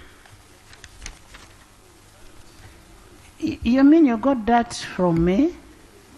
No, these documents are in the public domain, Madam No, Speaker. what I'm saying, you're saying it is my copy. Or you're saying that it is also copied to me. Now that I've read, Madam Speaker, all the contents of this correspondence at your benefit. Another copy I'm laying, Madam Speaker, is that of the reply from His Excellency the President himself. By the way, just as a correction, the letter is written to me, but this is a copy of the Prime Minister, stamped by the Prime Minister, not by my office. That's why I told you that all these documents are in the public domain. And I'm also a recipient of some of those copies. That's why I'm laying. Madam Speaker, another copy I'm laying is the reply. And why I'm so concerned, Madam Speaker, yes, why ahead, matters of disaster at... Go ahead, because you're from Bududa. Yes. Now you are talking. Madam Speaker, this particular one is a reply by His Excellency the President to the Minister for Relief, Disaster Preparedness and Refugees. I beg to lay. And the last one is that from the Minister of Finance to the Minister of Disaster Preparedness and Refugees. And I beg to lay, Madam Speaker. All these copies are here. Thank you. What about the one of... You've laid the one of the President? I've laid. Okay. Thank you, Madam Speaker. And when you got those lists, as somebody who is supposed to mount and do everything to government, did you look at whether they qualify for a vote or not under the Public Finance Management Act? Madam Speaker, what the advantage of my office as the Chief Opposition Whip is a consumer of lots of information. And this is part of it. And when I subjected this information to scrutiny, I realized that it had substance for the Ministry of Relief, Disaster Preparedness and Refugees to have their own separate vote so that they can really address, intervene and respond with urgency to matters disaster. Madam Speaker. Okay. Alex? Honourable Minister, you will speak last. Thank you, Right Honourable Speaker, honourable colleagues. I take the opportunity to thank the Honourable Minister for articulating very, very well issues related to DRM. I want to thank him most sincerely. For quite some time now, me and my colleagues who subscribe to the Disaster Risk Reduction Forum in this Parliament have been talking about issues that have been raised in this very important report. We realize, Madam Speaker, that disasters have increased both in intensity and frequency, and are actually very difficult now, extremely very difficult to predict unless you have the necessary equipment and data. And this is what I'm going to talk about. Just last week, I had an opportunity to attend an anticipatory forum, a meeting of big stakeholders in this country regarding the anticipatory action. This is all about early warning. Until very recently, Uganda had very, very poor early warning systems. I'm happy this Parliament came up with a lot of good support, and we pumped in a lot of money that has enabled the early warning systems to give us good information. That is the Entebbe Early Warning Center. It is now very modern and able to give us 80% reliability information that you can rely on about 80%. So I want to thank the President for one, trying to introduce a fund. This fund is long overdue. And when a colleague was talking about enabling the ministry to get a separate vote, honestly, each one of us should support this one. You've all seen it. A response is so difficult between you and me. I don't know how many times I've had to go to the minister. The minister has had to go to promise me, but because I also understand he doesn't control anything almost. So I think it's one, we need to increase the amount of money we are currently giving to the Prime Minister's office. If it is 3%, let's increase it to 6%, so that there is enough. Then immediately after that one, we can think of maybe having an autonomous department that can respond to, please. I just want to seek clarification from you. As we increase the Prime Minister's budget from maybe 3 to 6, as you suggest, would you recommend where we would cut? No, I mean, I'm talking about in another budgeting cycle, like the one we are going to start on. We've already started on it. Let's think about it, so that we don't go crying. The minister has not responded. The minister is not responding to my situation, when actually they are unable to do that because the funding is so small. So it's, I think, something that we should be seriously considering. It's all upon you and me. Let's give them money. The Prime Minister is here. The Minister is here. Let's give them more money and then demand a response. Secondly, I want to thank you, the Honourable Minister, for talking about the issue of mainstreaming. We talk about disasters. You come up with big, debates in Parliament here about disasters.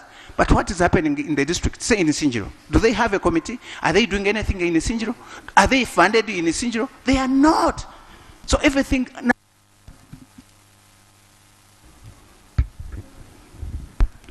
Richard?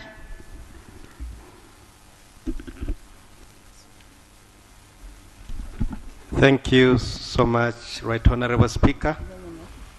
I join my colleagues to thank the Minister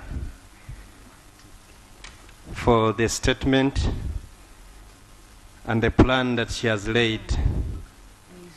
Madam Speaker, I want to appreciate the views of my colleagues in regards to the budget. I have a concern on 27.27. The Minister indicates that the MDAs are expected to roll out mainstreaming of the disaster risk response. My suggestion is we should empower the local governments, not MDAs, to do this work.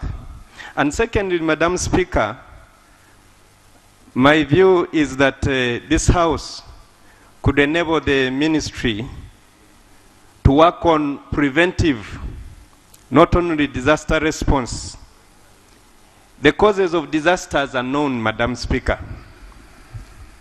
The Elgon region, the Rwenzori region are hit by disasters every year, and the causes are known. Is it possible for this House to allocate resources to address corrective measures such that even the budget for these disasters will be reduced in the future?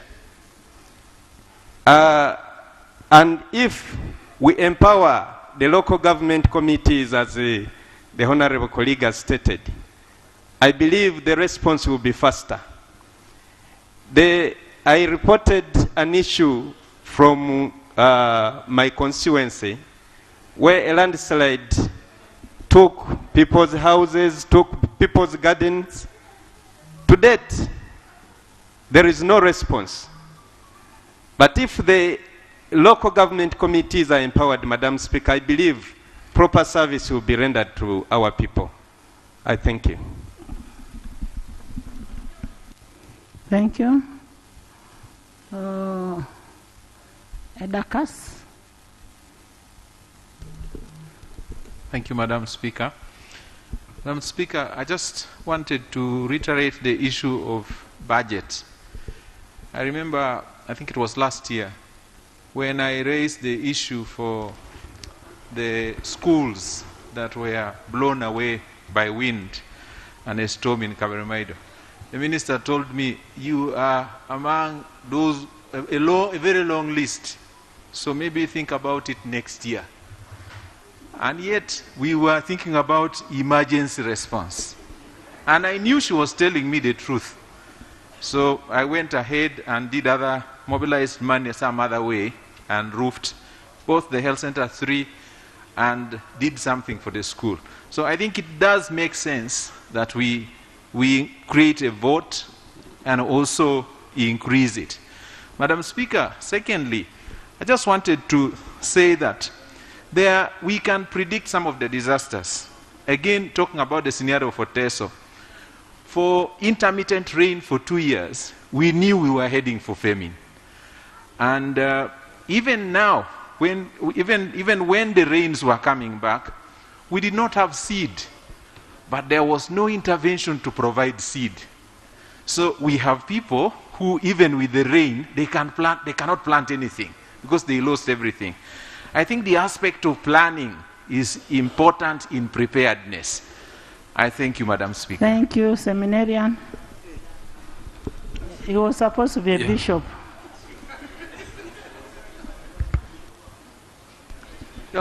Thank you very much, Right Honourable Speaker.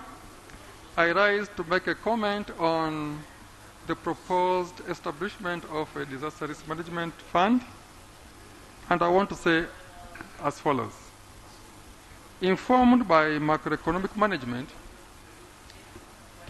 creation of another fund outside the contingency fund, which actually is supposed to finance activities related to addressing emergencies and disaster, would actually undermine the very essence of ensuring that we attain our macroeconomic aggregates, including inflation. And therefore, on that note, I would want to propose that instead we enhance and sustain the contingency fund to a level that is adequate enough over the period of time given our history. I want to thank you, Madam Speaker. Thank you. Maybe just for a correction, what is stated in the President's letter is that the ministry should have a sub-vote in the office of the Prime Minister. The sub-vote should deal with the issues of predictability or unreadiness of whatever is happening in the country. So they should be able to predict and always be ready, and that's why they need a sub-vote. That is what is written in this letter. Yes. Workers.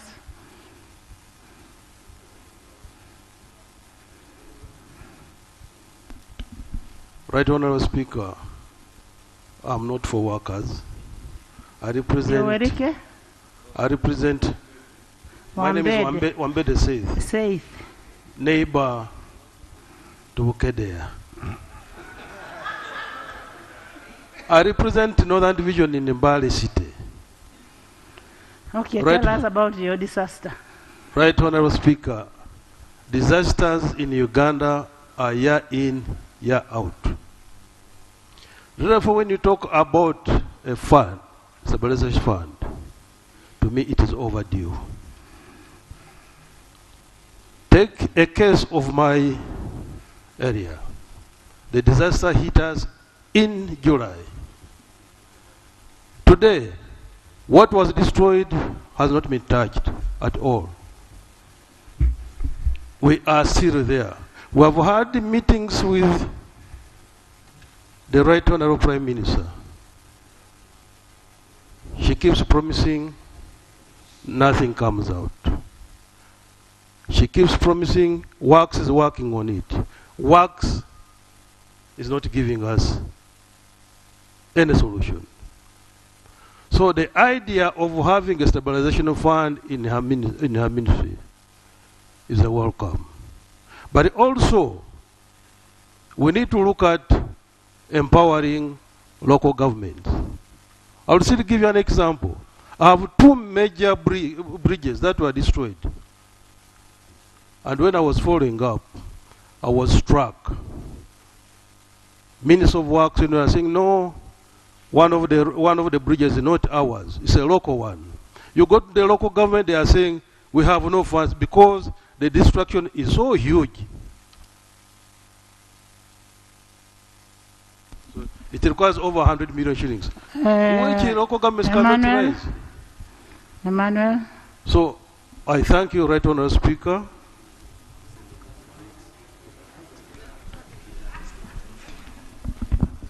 Thank you so much, Madam Speaker, for this opportunity.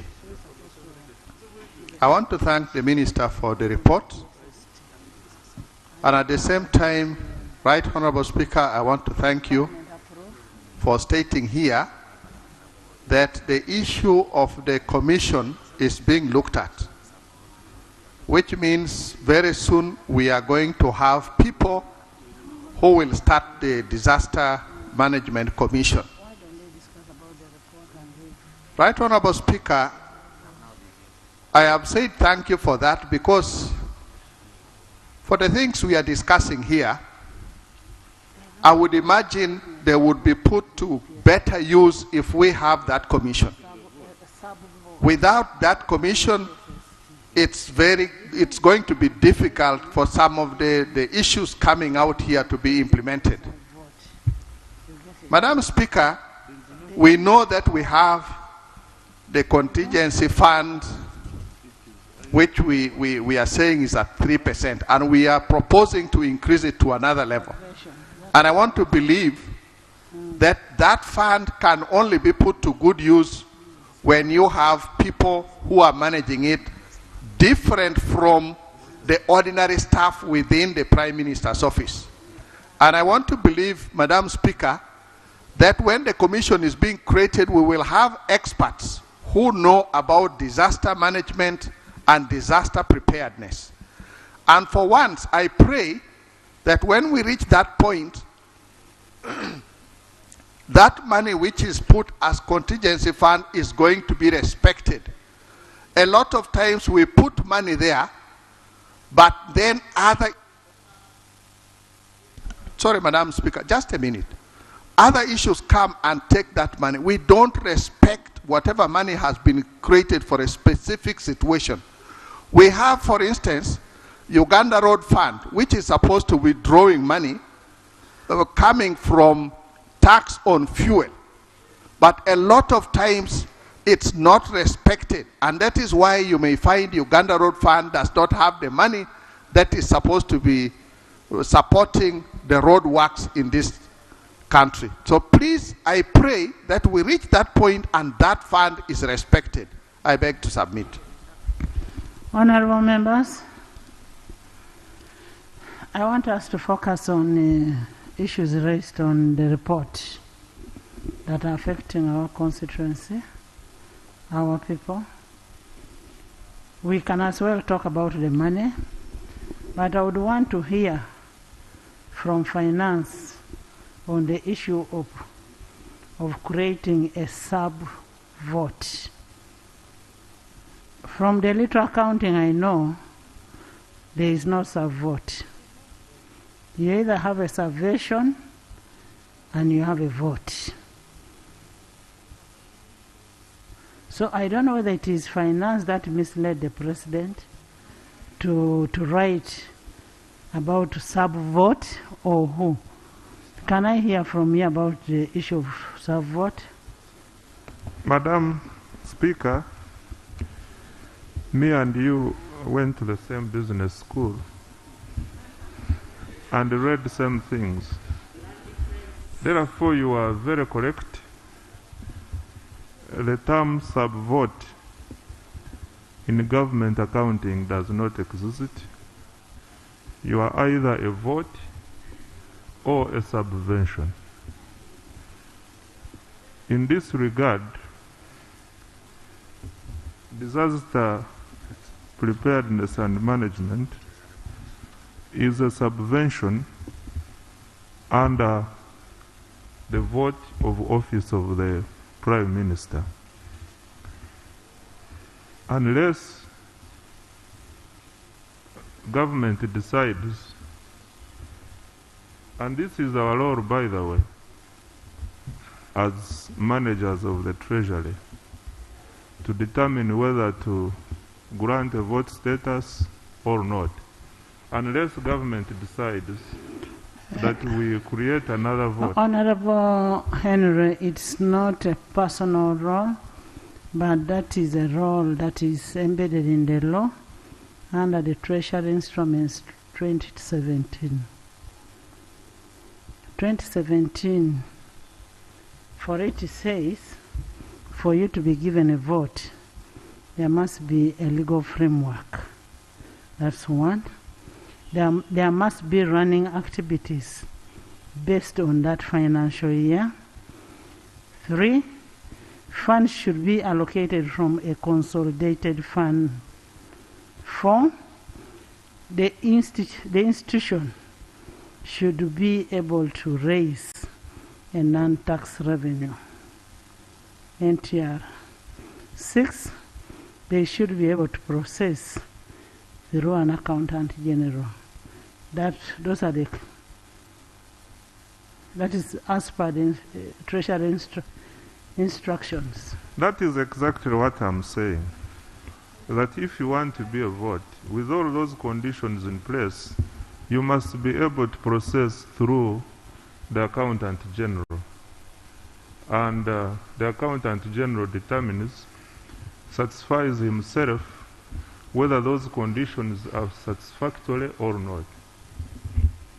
So according to you, are they satisfactory for you to give them a vote? Madam Speaker, from our side, we have not got any indication that the system being used at OPM is not robust enough to enable us to transact with them. Yes, Sarah. Thank you, Right Honourable Speaker. Right Honourable Speaker, by the time the President wrote this letter, there must have been sufficient discussions that prompted him to write the letter so that this disaster preparedness sector has its own vote under the Prime Minister's office. The Minister has clearly told us that you are either a vote or a subvention. Now, disaster has subventions. So I'm very sure the President meant a vote, but somebody maybe in the process did not understand, considering that, yes, these are typos, these are errors that can occur. So, Right Honourable Speaker, information. Sarah, don't misguide this House. A sub-vote cannot be mean a vote. No. You get it? Let's accept there was a mistake. They say the vote or subversion. Yes. Anyway, you didn't. So the issue Sarah, I'm raising. You didn't do accounting, so you don't even talk about Madam Speaker, I have a master's in business administration. I have. Now, don't tell us about that. Now, Sarah, we need to first of all hear from the Minister of Disaster. What could have happened? Why do they want a vote on their own? Do they have, of course we know they have challenges like any other ministry. Can we find out from the Minister?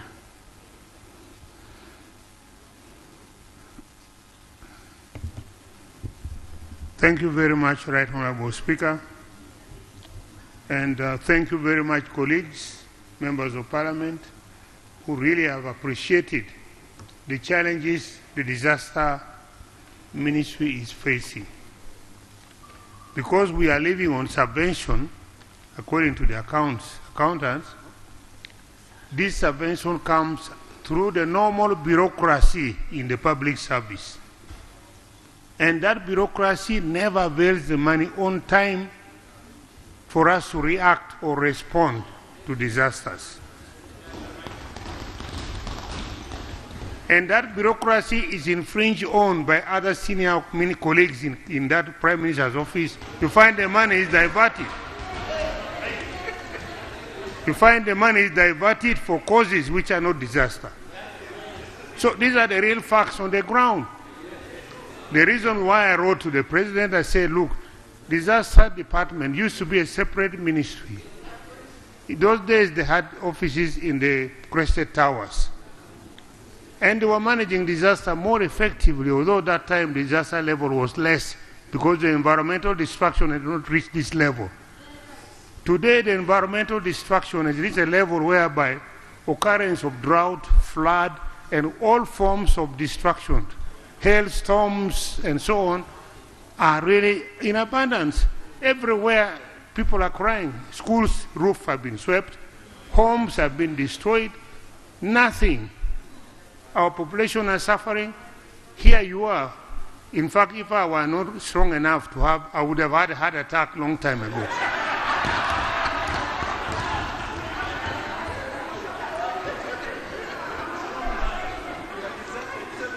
Because I'm believing,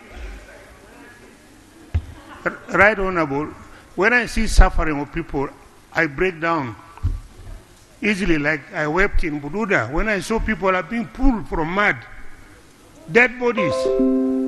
And I threatened, I told the president I will resign if I don't get supported to get these people away from that hazard. So really,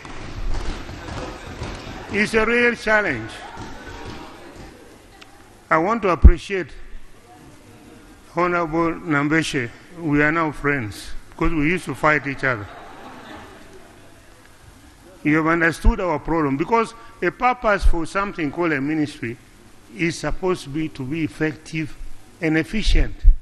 Our case, we are not effective and efficient. Finish. Because of bureaucracy. And we don't have authority over whatever the contingency fund. We don't have authority. So I support all what colleagues have brought. And I explained, I wrote to the president requesting that we get a separate vote, at least if we are not going to stand alone as a ministry. The reason we should plan in advance, and we had started planning. For example, during my tenure there of 9 years now, and nearly how many months now? 7 months.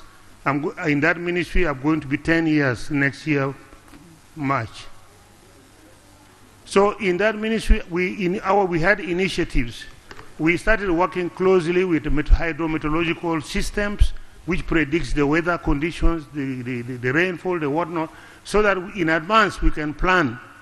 And we created a department called NECOC, National Emergency Coordination Center. That department has been able to keep warning. That department has been able to give warning 6 months at least in advance to know when disaster is going to happen. But all those are in papers. Minister of Finance, that one is not an issue. Disaster comes, we are not ready. And those are the problems we have. That's why I asked each of the president, give us a separate vote. Secondly, I needed scientists, to recruit scientists to plan better. Disaster is actually physical hemorrhage on our setups because of the climatic conditions which have changed, the rising temperatures, so on and so on, and many other things. And the Ministry of Water and Environment does very well. It can always derive the figures, the data.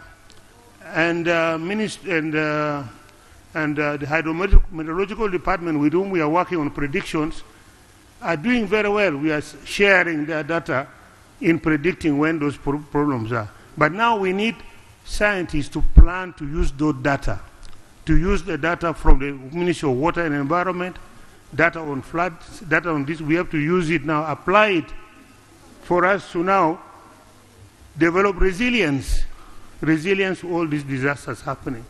And these are challenges we have. So, in this plan, which my colleague read in here, we intend to decentralize our operation. We don't want to operate a Kampala base. We want, for example, Eastern region, we must have a center in Bale, whereby we would have even food stores, we have all the equipment, everything ready to respond when the disaster occurs. In Western Uganda, disaster now, hailstorm has started a lot there now in Western Uganda. And then the flood in Kasese and so on will require us to be present there and not operate from Kampala. And so on. In the north, where sometimes we are hit by drought, we are working closely with agriculture to give us fast yielding seeds and so on. But even if they get it to us, what plan on the ground do we have to make sure that those seeds are planted on time to beat the drought so that there is food? All these are to be done there. Kampala can be a coordinating center, not just an operational center, the way we are now. So these are the reasons why I requested His Excellency the President to allow us to work in a scientific manner, in a planned manner. However, I think maybe some advisors might have given a different view. Honorable Minister, Engineer. Yes, sir. The House has heard your cry. Everybody, yes, procedure matter. Thank you very much, Right Honorable Speaker. Thank you. Let me close in. Thank you very much, Right Honorable. Right Honorable Speaker, we have received the statement from the Minister, and we want to appreciate them for sharing the plan with us. The Minister has spoken about his request. Right Honorable Speaker, you have presented the letter from the President. Would it not be procedural right Honorable Speaker, to refer this matter to the relevant committee so that now the committee can... Yes? Honorable Sarah. Because we are talking of a sub-vote and we cannot resolve that matter here. Honorable Sarah. Yes, Right Honorable Speaker. Honorable Sarah Opendi Atkins.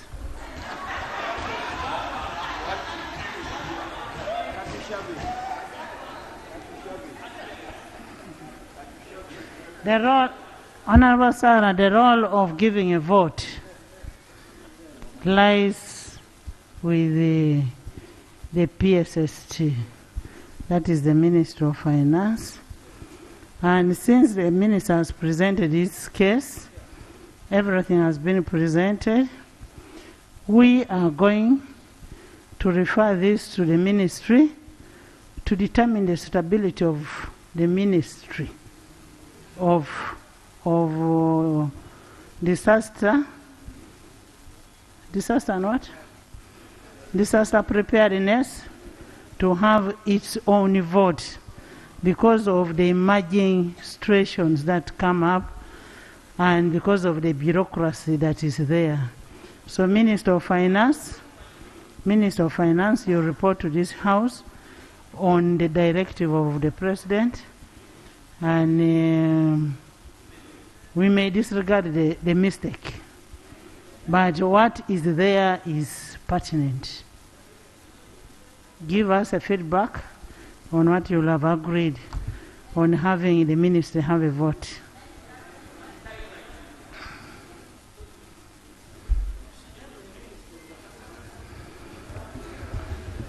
Madam Speaker, we undertake to look into the matter and report back to the House at an earliest opportunity. At an earliest opportunity. Honorable Minister, look at this issue objectively and give us a feedback in 2 weeks' time.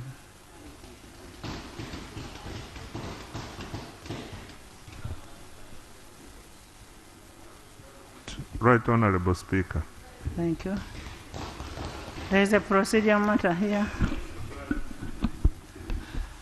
Thank you, Right Honorable Speaker. I listened attentively to the Honorable Gentleman Minister and Engineer.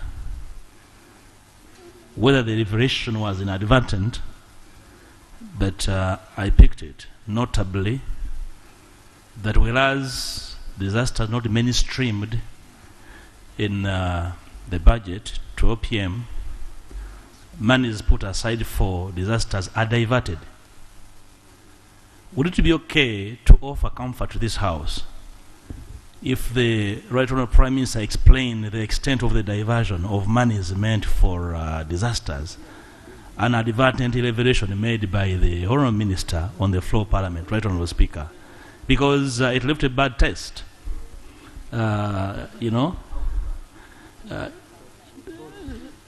Because it's very revealing of possibilities. Because I have known the Honourable Engineer as a gentleman, and a consistent one at that. And when he says he cried at some stage, I hesitated in my mind as to what would prompt a honourable gentleman to really cry. Would it be okay, Right Honourable Speaker, if the Prime Minister explained to this House the level of appetite that compels her to divert monies meant for disasters? Right Honourable Speaker.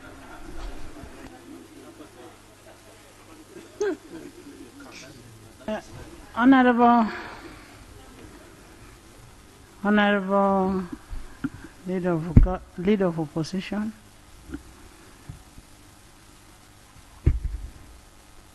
I don't want to take this debate into personal attacks.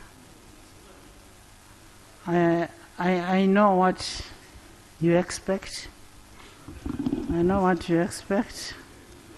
I have already made a ruling to the effect. Next item. Item 4.2, statement by Minister, response to the statement by the leader, in response to the statement by the Leader of the Opposition on the inability of government to clear critical statutory obligations. There is a procedure matter, just a minute, Honourable Anita. Right Honourable Speaker of Parliament, thank you very much for this time. Yesterday, members raised matters of security, and they are of utmost importance, Right Honourable Speaker. The Minister in charge was not present, and you directed that he comes and gives a statement about the closure of police posts all over this country. And this is raising a lot of anxiety and security threats within our communities. Now that the relevant minister is around, the General, wouldn't it be procedurally right, Right Honourable Speaker, to take charge and explain to this House why these measures were taken? I thank you.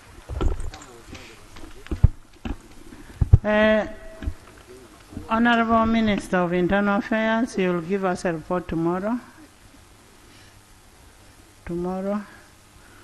Let's first hear from Honourable Anita.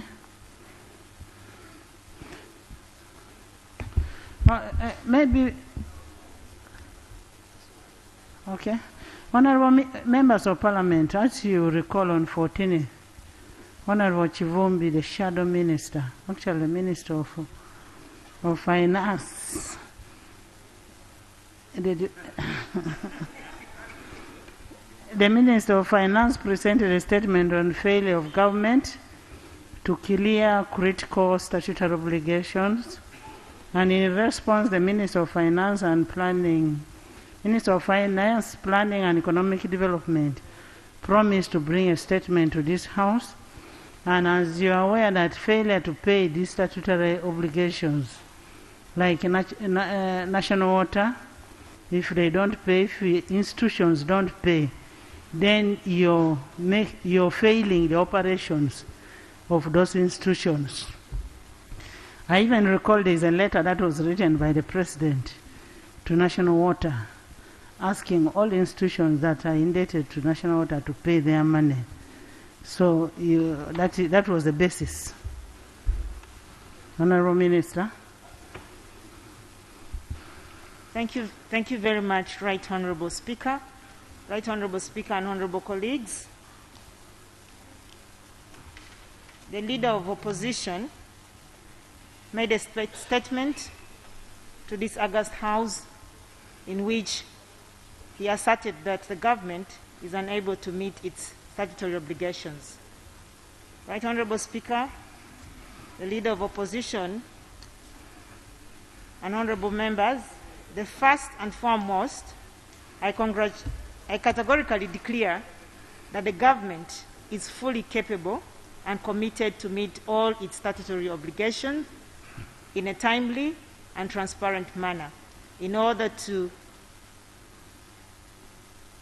address the issues of service deliveries in this country. Right Honorable Speaker and honorable colleagues, I will proceed to address the issues raised by the Leader of Opposition as follows. Issue 1. The Leader of Opposition did allege that ideally expenditure limits are expected to be translated into releases. However, it is not possible to determine how much has been released against the expenditure limit. Right Honorable Speaker and honorable colleagues, my ministry's response to that point raised by the Leader of Opposition is that, as you are all aware, the Treasury makes quarterly releases through the issuance of an expenditure limits circular. All government agencies are able to spend up to the expenditure that has been provided through submission of warrants and expenditure requirements. There is therefore no difference between expenditure limits and releases. The spending agencies must expend as and when the expenditures become due. For example, whereas they release a quarterly limit for salaries, the agencies make payments on a monthly basis. Right Honorable Speaker and honorable colleagues, the second question raised to us by the Leader of Opposition is salary shortfalls. Several local governments are reporting salary shortfalls in finding for salary expenses for September. Right Honorable Speaker and honorable colleagues, my ministry's response is as follows. The salary shortfalls resulted from the enhancement of salaries for scientists and science teachers. This mostly affected local governments, and as we are all aware of this issue.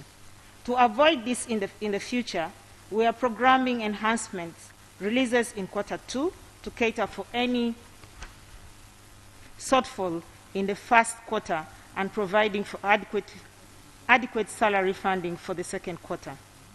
Right Honorable Speaker and honorable colleagues, the Leader of Opposition did raise a question of failure to remit local revenues. Parliament passed a resolution urging government to revise the directive requiring local governments to remit all local revenues to the Consolidated Fund. However, this has not been done. That is the question raised by the Leader of Opposition. Right Honorable Speaker and honorable colleagues, our response to this question is that in the financial year 2018-2019, government reformed and streamlined budgeting releases and accountability for local revenue in line with Section 29(2) of the PFMA as amended. The main aim of the reform was to enhance transparency and accountability in the management of local revenue. The initial stage of the reform created challenges such as delays in accessing funds for the service delivery. In order to address the above challenge, honorable colleagues, for the financial year 2022-2023, government stopped issuing quarterly expenditure limits to the local governments for the local revenue. Instead, release for the local revenue are now daily basis on calculations and remittances to the Consolidated Fund. This reform has enhanced transparency in the revenue collection and reduced proliferation of commercial banks and accounts which were prone to abuse. Right Honorable Speaker and honorable colleagues, my friend and the Leader of Opposition did raise another question, and his question to us was that expensive borrowing from Bank of Uganda, government borrowed up to 8 trillion from Bank of Uganda, which exceeds the 10% legal limit under Section 36 of the PFMA. Section 23 also restricts transparency advances to the government to 18%. Right Honorable Speaker and Honorable colleagues, my ministry's response is as follows. It is not true, our dear friend, Leader of Opposition, that government borrowed 8 trillion from BOU, which is Bank of Uganda. Indeed, Bank of Uganda has already clarified this matter, both in the print and the social media. In summary, the Bank of Uganda Act 2000 mandates BOU to perform the functions of banker to government and agent of government in financial matters. Government obtained an advance of 2.1 trillion in the financial year 2020-2021, but not 8 trillion as alleged by our friend, which was subsequently repaid in full. Since then, no such borrowing has taken place. BOU manages the issuance and redemption of domestic debt securities on behalf of government. This entails prompt repayment of matured government securities to investors. The current outstanding amount due from the government to BOU relates to reimbursables attributed to this role. Government's outstanding reimbursables to BOU as at 30th June 2022 stood at 3.37 trillion. In the current financial year 2022-2023, BOU has made further repayments of matured securities worth 2.51 trillion and received reimbursements from government worth 1.87 trillion, resulting in an outstanding reimbursables of 4.01 trillion as at 15 September 2022. The service levied against signed between government, the service levy agreement signed between government and BOU is intended to operationalize the existing laws and does not purport to create or give any new mandate to government, to BOU, outside the existing laws. Right Honorable Speaker and Honorable colleagues, I hereby like to lay the statement by BOU, which I fully associate with, to Parliament for the record of this matter. And the statement is here in my hand. With your permission, I beg to lay. Please lay. Right Honorable Speaker and Honorable colleagues, regarding revenue collections for the months of July and August, URA collected 3.58 trillion against a target of 3.36 trillion, resulting in a surplus of 221.7 billion. We are therefore very optimistic about meeting all URA targets in this financial year, should this trend continue throughout the year. May the good Lord help us. Right Honorable Speaker and Honorable colleagues, I wish to reiterate that the Ministry of Finance, Planning and Economic, the ministry in which I am the Minister of State for Finance in charge of investment and privatization, is committed to budget transparency and accountability, and at the beginning of every quarter, my ministry holds a press conference to update all stakeholders, including the general public, on the performance of the economy. Revenues and quarterly releases, we do update the country and our citizens to that effect. My ministry usually shares this information in soft copy with all the honorable members of Parliament. This has maintained Uganda's ranking of second best in Africa in the Open Budget Survey. We shall continue to do our best to serve our country. I beg to submit, Right Honorable Speaker and honorable colleagues. Thank you so much for the good presentation, the good report.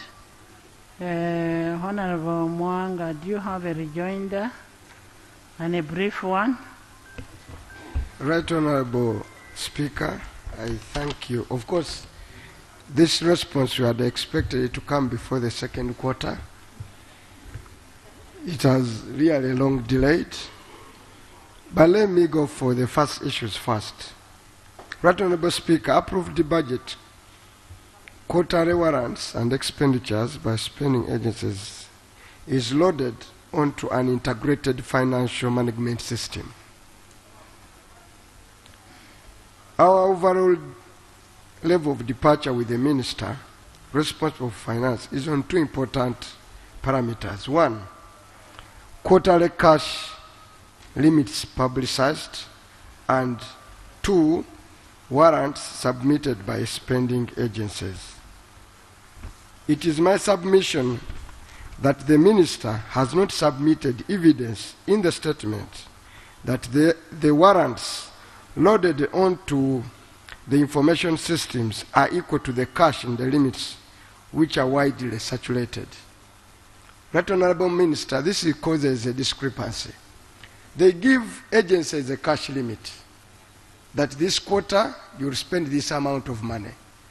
It's not necessarily that that's what will be released, because the releases depend on cash availability. Therefore, Right Honorable Speaker, the pretense in this country has been is that when they give cash limits, they have given agencies releases.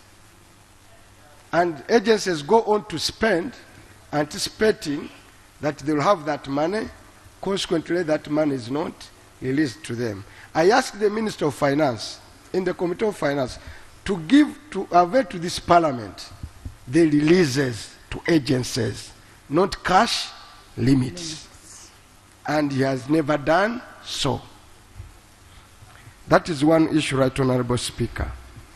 The second issue, Right Honorable Speaker, he raises, and it's so critical. Let me start with the statement of Bank of Uganda.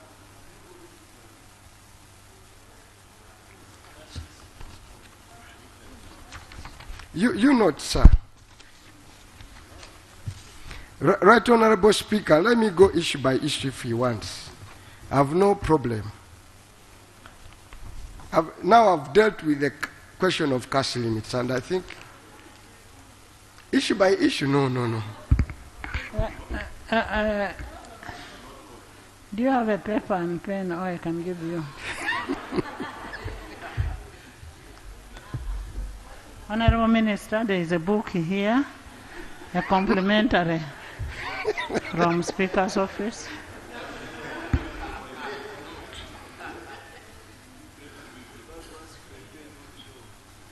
Right Honorable Speaker, on outstanding balances to Bank of Uganda.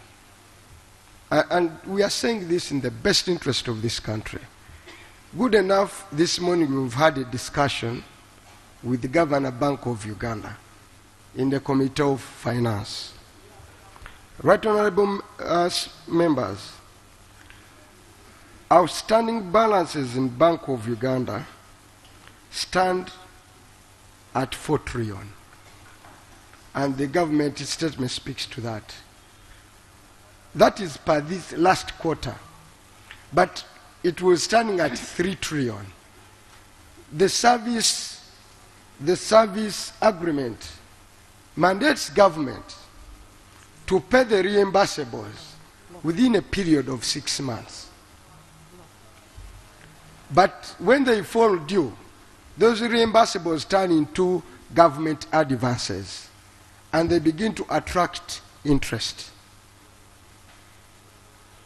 And when you go to IMF, these are the imperatives they look at in assessing our debt credentials. That's why today we are running away from concessional loans to commercial loans, because we are failing on this parameter. When they look at our books in Bank of Uganda, Government of Uganda owes money to Bank of Uganda, and once a country is in that state, lending agencies don't give it concessional loans. The full effect is the kind of loans we have just approved. That's why we are asking. They are disputing a figure of 12 trillion. Actually, for us, we had reported 11 trillion. But Right Honorable Speaker, from their submission, it is now 12. We actually understated it. On their books of Bank of Uganda, because they manage our securities, they have been consistently on every source envelope carried forward an 8 trillion, which attracts an interest of over 2.9 trillion in interest payments for failure to make cash available, and therefore have a debt rollover. So when you add the 4 and the 8, then those balances are 12. Actually, I had stated 11. So you are even, in, by your revelation, by Statement Bank of Uganda, the figure is that despicable. Right Honorable Speaker, the other issue they are raising is sub-debt with the one of Bank of Uganda. The other issue, Right Honorable Speaker, is further debt with the press release. Right Honorable Speaker, let me go to the point of outstanding balances, aware that government institutions. Okay, let me go to the last one, which is so critical. Q1 releases. I have issues, Right Honorable Speaker, and I've gone through the numbers. Right Honorable Speaker, they collected, they had 8.8 trillion in Q1. The Minister of Finance submitted a document in the Committee of Finance that salaries and other statutory obligations will be 4.4 trillion. And when you minus from 8.8, you have 3.9 trillion. Right Honorable Speaker, when I have here our debt obligation in the first quarter as per debt schedule, there was 1.1 trillion and 1.81 trillion. 1 trillion is unaccounted for, and it was spent on what? This is the money we are worried that government went ahead and redeemed Tiruboa, which Parliament had rejected, because when you add your debt obligation in the first quarter, it is 1.8 and 1.1 for amortization and for the local reimbursement. It gives a balance of 1,088 trillion. Where did you spend that money? On which expenditure lines? So our line is that they go ahead, and we need, Right Honorable colleague, to have an inquiry into the debt refinancing. I'm beginning to suspect it may not be a genuine figure carried annual on our book. That's why you have a balance of 1 trillion, for which, in this morning, I tasked Bank of Uganda, and I can put it to the minister here to account for. I beg to move, Right Honorable Speaker. Honorable Chivumbi, thank you so much. Though under normal circumstances, we shouldn't be discussing Bank of Uganda in the House because they are not here. And secondly, the Code of Conduct requires that the relationship between government and Bank of Uganda is a relationship of fiducial relationship. That must maintain confidentiality. When we start making a rebuttal on figures, then we are putting our country at risk, total risk. So those issues of Bank of Uganda, we can actually discuss it indoor and resolve. So we need to do that. It shouldn't be a rebuttal. It shouldn't be a rebuttal that Bank of Uganda said this, we are saying this, the other one is saying this. Let's talk about our releases. Let's talk about our quarterly releases. First quarter, second quarter, we appropriated, you never gave us money. Thank you, Right Honourable I don't want a rebuttal. Thank you, I Right don't want to Honourable overexpose him. Speaker. Of course, I would like to thank my friend, the Honourable Minister of Finance, State for Finance, for in charge of investment, for the statement. Of course, it was a bit dismaying that the statement is coming late. The response is late, and issues gather up when you do not get a quick response to urgent matters. One of the appalling things, Right Honourable Speaker, was that when we made these demands for a quick answer, Bank of Uganda, in their wisdom, thought it prudent to issue a statement in response to what Parliament had debated, and which is why these matters became matters in the public domain and therefore a subject of public debate. And part of our concern why these issues are coming back and forth is because our sense is that there's not enough transparency in reporting the public debt, first of all. That the public debt, the way it is reported, leaves a lot to be desired. And we get the sense that there is an declaration, and therefore, if we are going to fix this economy, one of the issues should be truth-telling. We cannot fix this economy in the dark. If we are indebted, can we know the extent of our indebtedness so that we can actually agree on what we can spend on as leaders in this country? If we underdeclare the extent of our indebtedness, then trouble begins.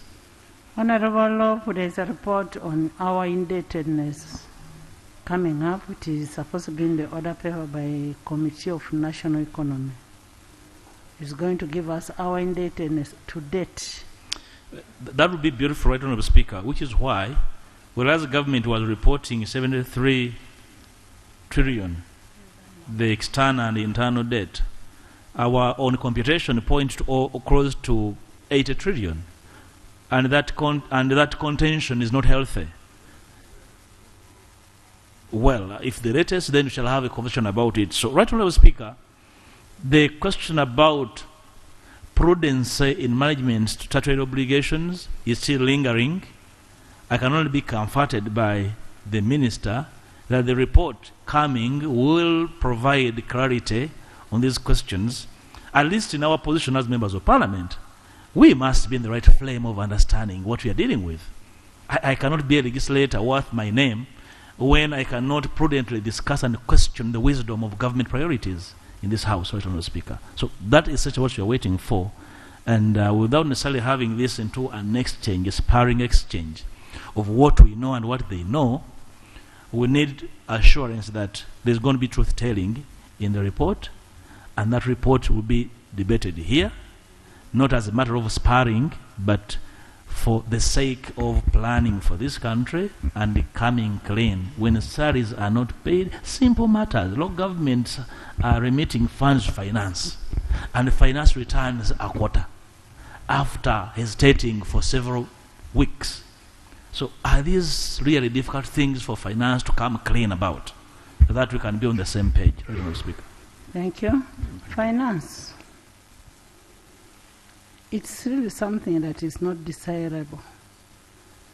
You find an institution that belongs to government, like National Water, not getting its payment, and yet you know by law statutory payments take first priority. You get people not paid salary.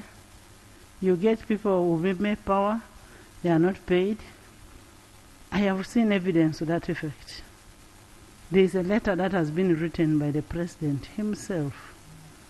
You find we do appropriation, and I asked you a question. Do we still own the role of appropriation? We do appropriate. You don't give institutions money. Even very, very important institutions. We don't know where does this. Yes, we appreciate we don't have money. But you must look at institutions, look at priorities, and then give them money. And as Lopa said, transparency is very, very important. If it is not there, say it is not there. Because you can't give what is not there. But if you're not transparent, we will imagine you're distributing it from that building. Yes, I have evidence to it. You distributed a 20 billion from health to your hospitals. Then for us, you left our hospitals. Yes. Order. Jonah. Thank you, Right Honorable. Can Jonah say something then? Thank you very much, Madam Speaker. Madam Speaker, I would like to... I know you all want to debate, but we agreed a report on our date is going to come. On appropriation is going to be the next item. We have appropriation on the next item, not so? Yeah. Thank you, Madam Speaker. Looking at this statement, I would like to ask our ministers that before you bring a statement to read here, a statement drafted by a technical team, you as the minister, you must read that statement and be convinced that the issue you are going to present to this house are actually true. The question in this matter was the inability of government to meet its statutory expenditures. What the minister has presented here does not even answer that concern. What is a statutory obligation? These are obligations that are imposed by law. The law is certain at any one point. Even when you are bringing a new law, the same ministry, you issue that certificate of financial implication, meaning you are certain you can meet that expenditure. Now, when we take the example of salaries, at any one point you know the number of people you are supposed to pay. You have employed them. Even if a new law creates vacancies, you will issue a certificate of financial implication. And you have just confirmed here that your releases for the quarters were inadequate to pay the salaries. No wonder, if you go, you find teachers have not been paid since July. My district leader, and I've talked to several colleagues here, since July, teachers, secondary school teachers have not been paid and they are striking. That is a statutory obligation. So my advice is, I usually see that when we debate here, the ministers take our debate here casually. And they come with responses that are very casual, without minding the implication of what will happen. So I wanted to ask the minister, if it pleases you, go back and bring a statement that is worthy being presented in this house, so that we are convinced and we are, as members of parliament, we know where to support you. I thank you very much. Honorable Dole, as the minister goes back, if she's to go back anyway, what is not statutory that was mentioned? If you read, I think paragraph we need to help the minister. Yes, yes. If you read, I think paragraph 2 or 3, when she says releases, she said that what they released were not enough to pay the salaries. And the reason is because there were enhancement, salary enhancements and disparities. Now, this is not something that came to attention of government out of the blue.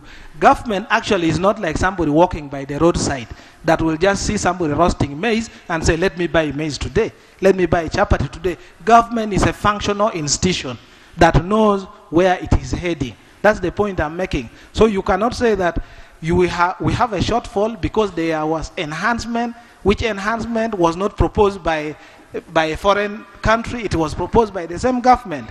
In fact, in statistics, Madam, let me conclude. In statistics, what the minister has presented would bring us to a correlation of null. That is what they call white noise. If you take two variables at different points and you correlate them, it gives you 0. That's what the government is running at the moment. Honorable Dole, the enhancement of salaries, first of all, we made a provision for salaries. and then there was a political statement on enhancement. The political statement was not budgeted for. And that's why it came to this house and we said no. But because there was a statement on enhancement, that's why you find there was that difference. But normal salaries were budgeted for. Thank you very much, Right Honourable Speaker. Right Honourable Speaker, you've actually answered Honourable Abdon, but before I go to the issues that the Honourable Abdon has raised, I'd like to concur with you on 2 points. The first, Right Honourable Speaker, is the issue of BOU, and the good thing is that the Leader of Opposition and the Shadow Minister of Finance are both my friends, and they know that I am a very transparent leader, and they know that what I say during day is what I say during. What are you ordering about? Right Honourable, Right Honourable. Honourable members, honourable members, honourable members, Maje is a very transparent leader. Exactly. She will tell you we have Maje and she means it. Oma, go ahead.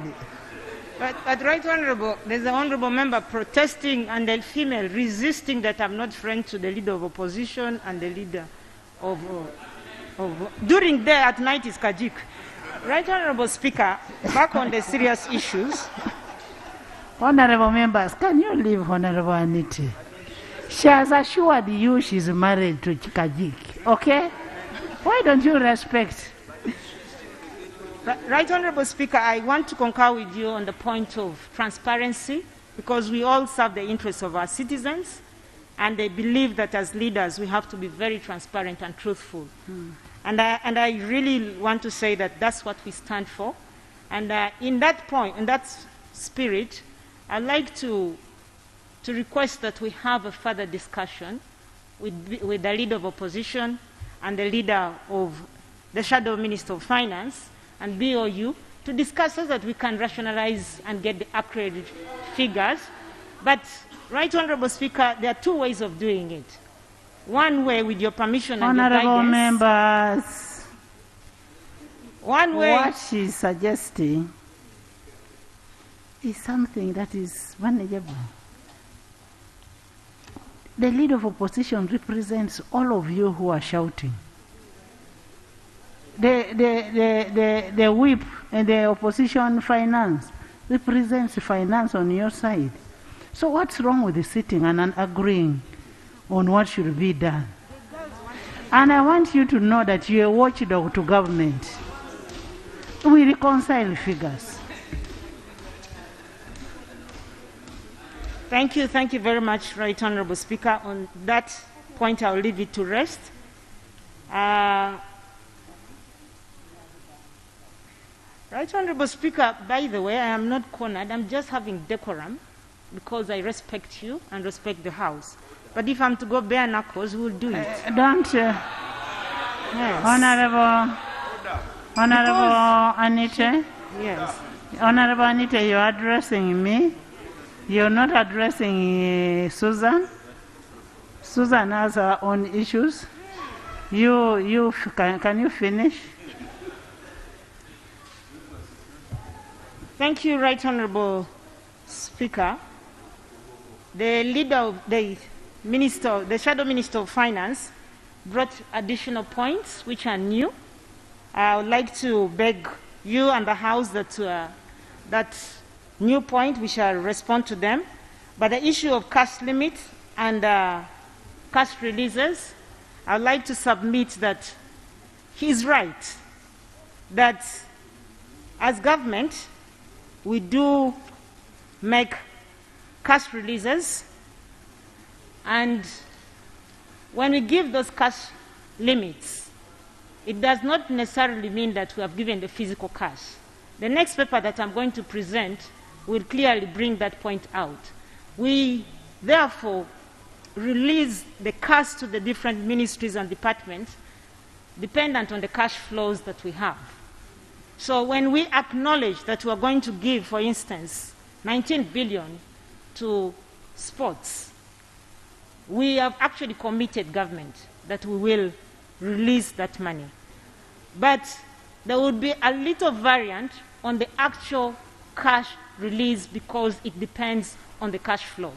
But that does not mean that we do not make good of our obligation. We actually oftentimes make good of that obligation. Do you make good of the obligation even after the financial year? No.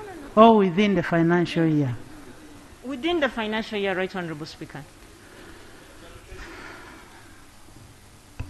Thank you, Right Honorable Speaker, and thank you, Honourable Minister, for yielding the floor.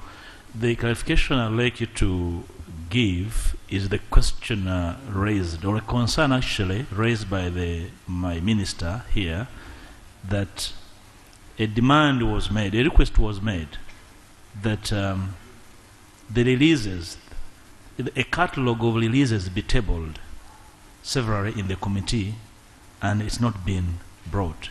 Could there be a reason classified in nature why that can't be available?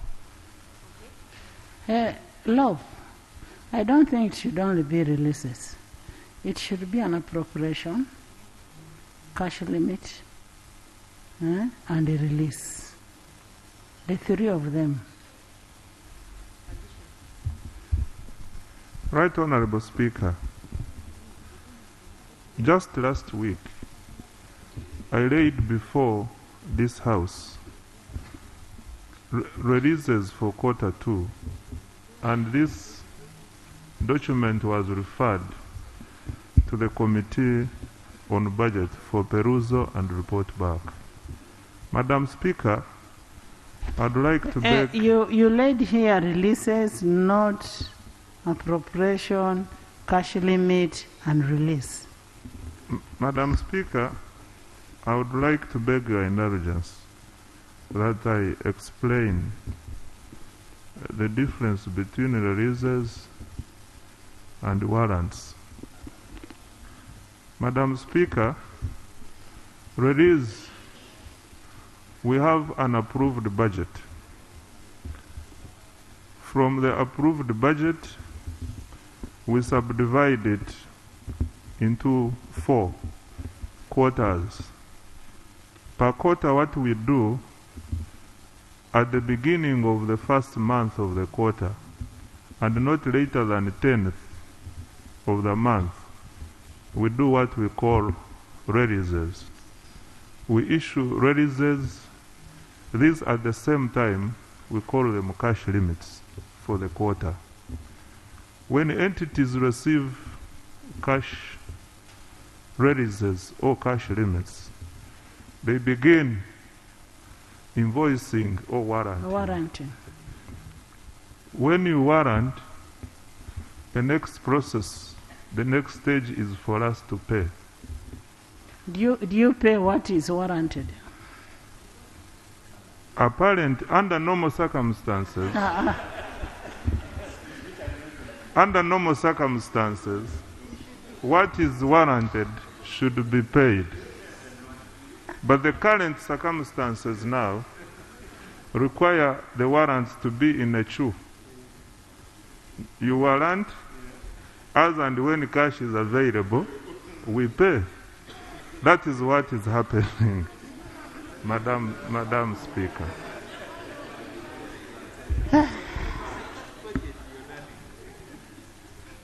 Madam Speaker. You know, he's now being transparent. Yes. And that's what we are saying. Tell us what is possible and what is not possible. Madam Speaker, we run a quarter for 3 months. There's a question you asked. Do we carry forward the releases? I know they don't. We don't. Yes, I know they don't. Madam Speaker, what I'm saying, like now, we issued the releases for quarter 2. All these have not been cashed. I want to thank you, Right Honorable Speaker, and the House, that last week you were able to pass the budget support loan. This budget support loan will take us far in as far as warranting, as paying warrants for this quarter is concerned. Right Honorable Speaker, I beg to submit. Thank you.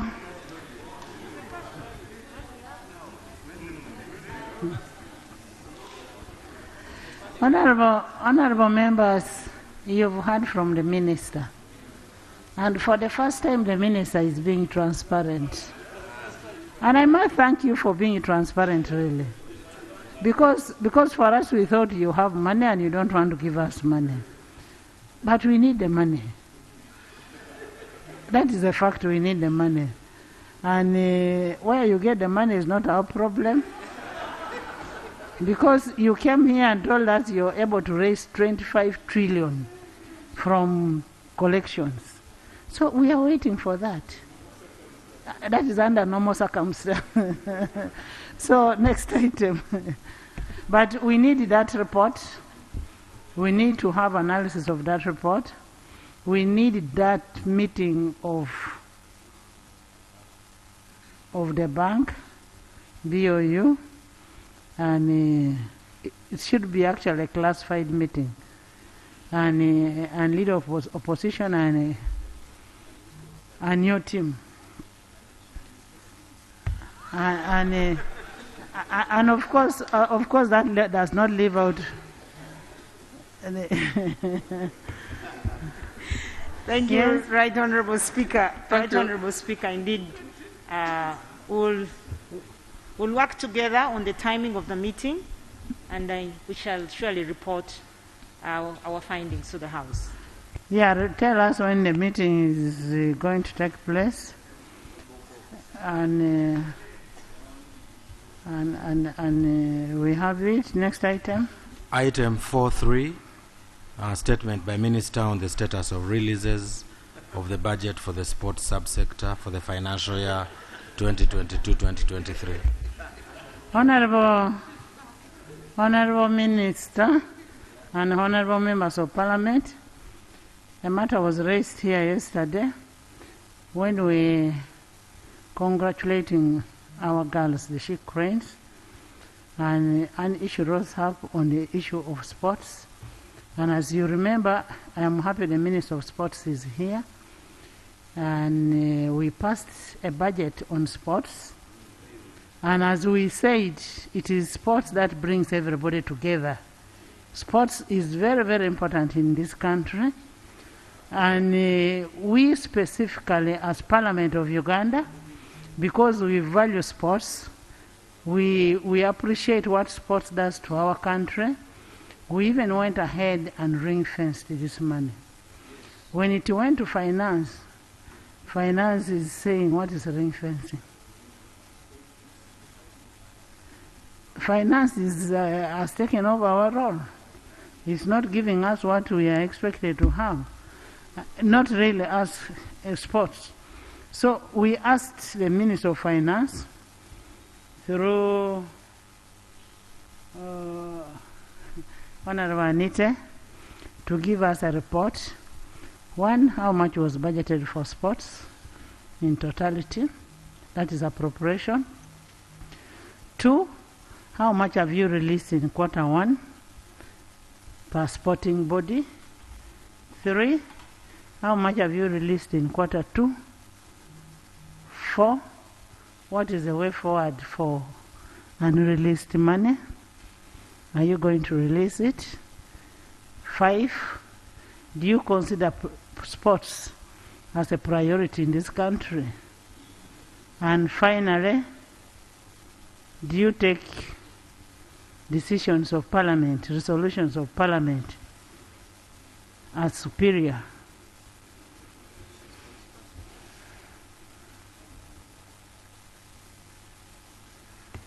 Thank you very much, Right Honorable Speaker and honorable colleagues. Yesterday, I was here in the House and I did make a commitment to you and the House that indeed I'll come back with the cash release, cash limits and cash releases that we have released to the sports sector. I want to start with the first questions that you've asked. Do we take Parliament resolutions serious? Right Honorable Speaker and honorable colleagues, yes, we do take the Parliament resolutions serious. Do we take the sports fraternity serious? Yes, we do take the sports fraternity serious, and because we agree that it is through sports that we unite as a country, regardless of our political affiliations. Right Honorable Speaker, that said, allow me to read a statement from the Ministry of Finance that the total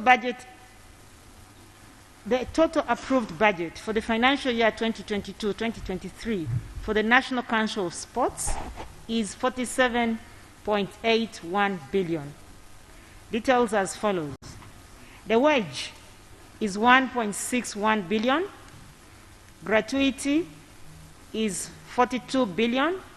Non-wage is 45.78 billion, totaling 47.81 billion. Right Honorable Speaker and Honorable colleagues, a total of 19.2 billion of the government of Uganda has been released for the first quarter for the financial year 2022-2023. This represents 40% of the approved government of Uganda budget. The table that I have below summarizes the performance of the budget category. Right Honorable Speaker, wage, in regards to our performance as the ministry to make good of the directive of cabinet or the resolution of parliament, is at 50%. Gratuity, we stand at 67%.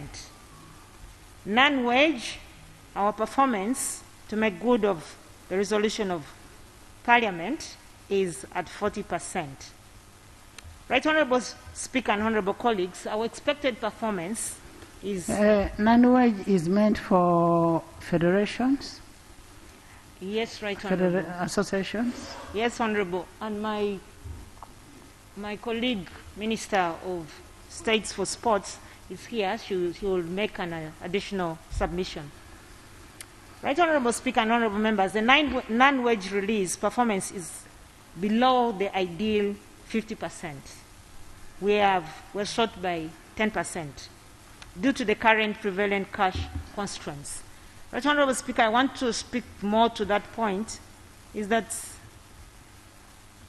COVID ravaged the whole globe, and we're just recovering. Much of our money that we expect as government was really from manufacturing, domestic tax, but really we expected that our economy grows with industrialization. But because of COVID, that has really taken us back, and we're not able to mobilize resources adequately as we used to.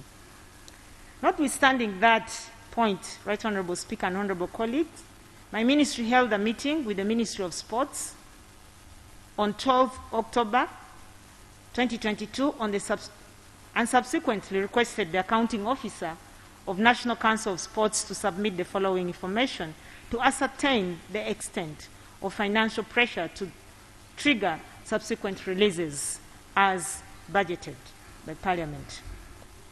Right Honorable Speaker, we did request the National Council to give us the payrolls of all the relevant federations to ascertain the exact wage bill. We also asked them the contracts for all the staff that are employed by the federation, tenancy agreements for the federation that are renting, receipts for the expense spent on utilities. We also asked them calendar for all the international and domestic events for the financial year 2022-2023. We also did ask them to provide for us audited books of accounts from the Federation. Right Honorable Speaker and Honorable colleagues, up to now, this has not been submitted to the ministry. However, my colleague, Honorable Peter Gwang, has committed that by tomorrow, all that we asked from the National Council of Sports shall be submitted to the Ministry of Finance, and that will follow with additional cash releases after we've reconciled. Right Honorable Speaker, to conclude. Before you go far, Okay.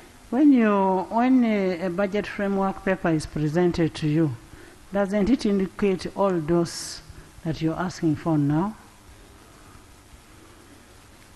The activities.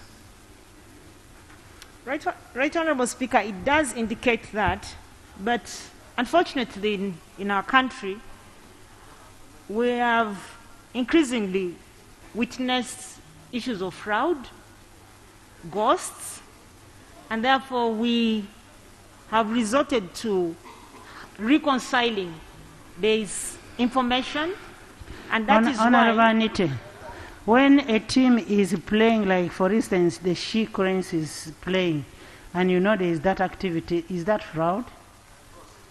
Is that a ghost game? We have a team in, is it under 20, that is in South Sudan, stranded there, and they have won all the games.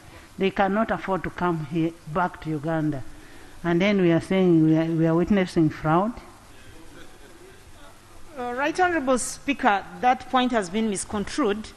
What I was making reference to is issues of rent away from games, and I'm talking about payrolls, and that's why we had wanted to... There is an order. Right Honorable Speaker, thank you. Is it in order for the Honorable Minister to come here and assert that as we pass the budget framework paper, pass the budget, we pass ghosts and fraud? Is she in order?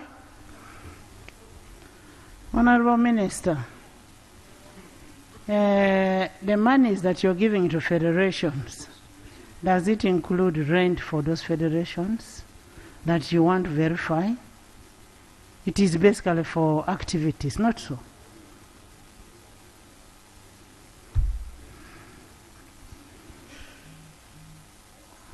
Right Honorable Speaker, that is the items that you've made reference to, that against which we have released the money, we have no dispute. The one that we are disputing and we are reconciling with Ministry of Sports is rent, payrolls, and they have agreed and we reconcile. But the federations don't have that. Right Honorable Speaker, if you allow... Can we hear from the FUFA President? Even the Minister. Let's first hear from the FUFA President, then...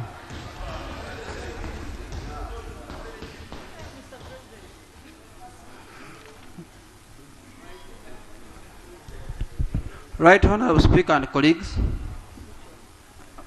it is an opportunity for us that the matter we are talking about, we have people who are directly responsible and can have the access to this house and provide more information. What was budgeted for all the federations out of the 47 is 35 billion. 35, not 45. 35. Out of the 35, in the first quarter, there was 0. That was released to federations. In the second quarter, it was a total of 2.3 plus 4.5, and that's about 6.7 billion.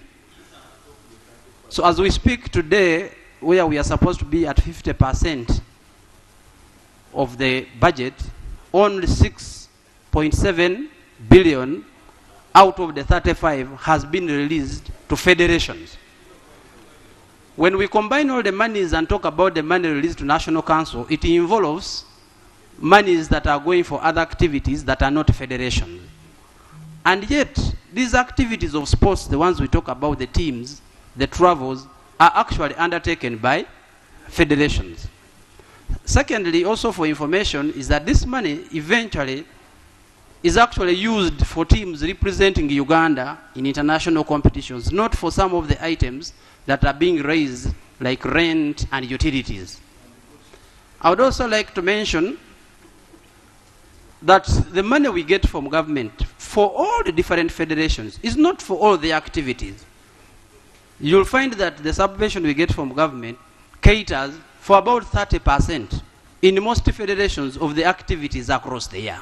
So now, if we don't get even the 30% itself, and we start asking what is the other money supposed to be, where the other money is supposed to be coming from, I think to address the actual issues, we need to look at the figures in terms of how much goes to the federation if we want to address the challenges of the teams.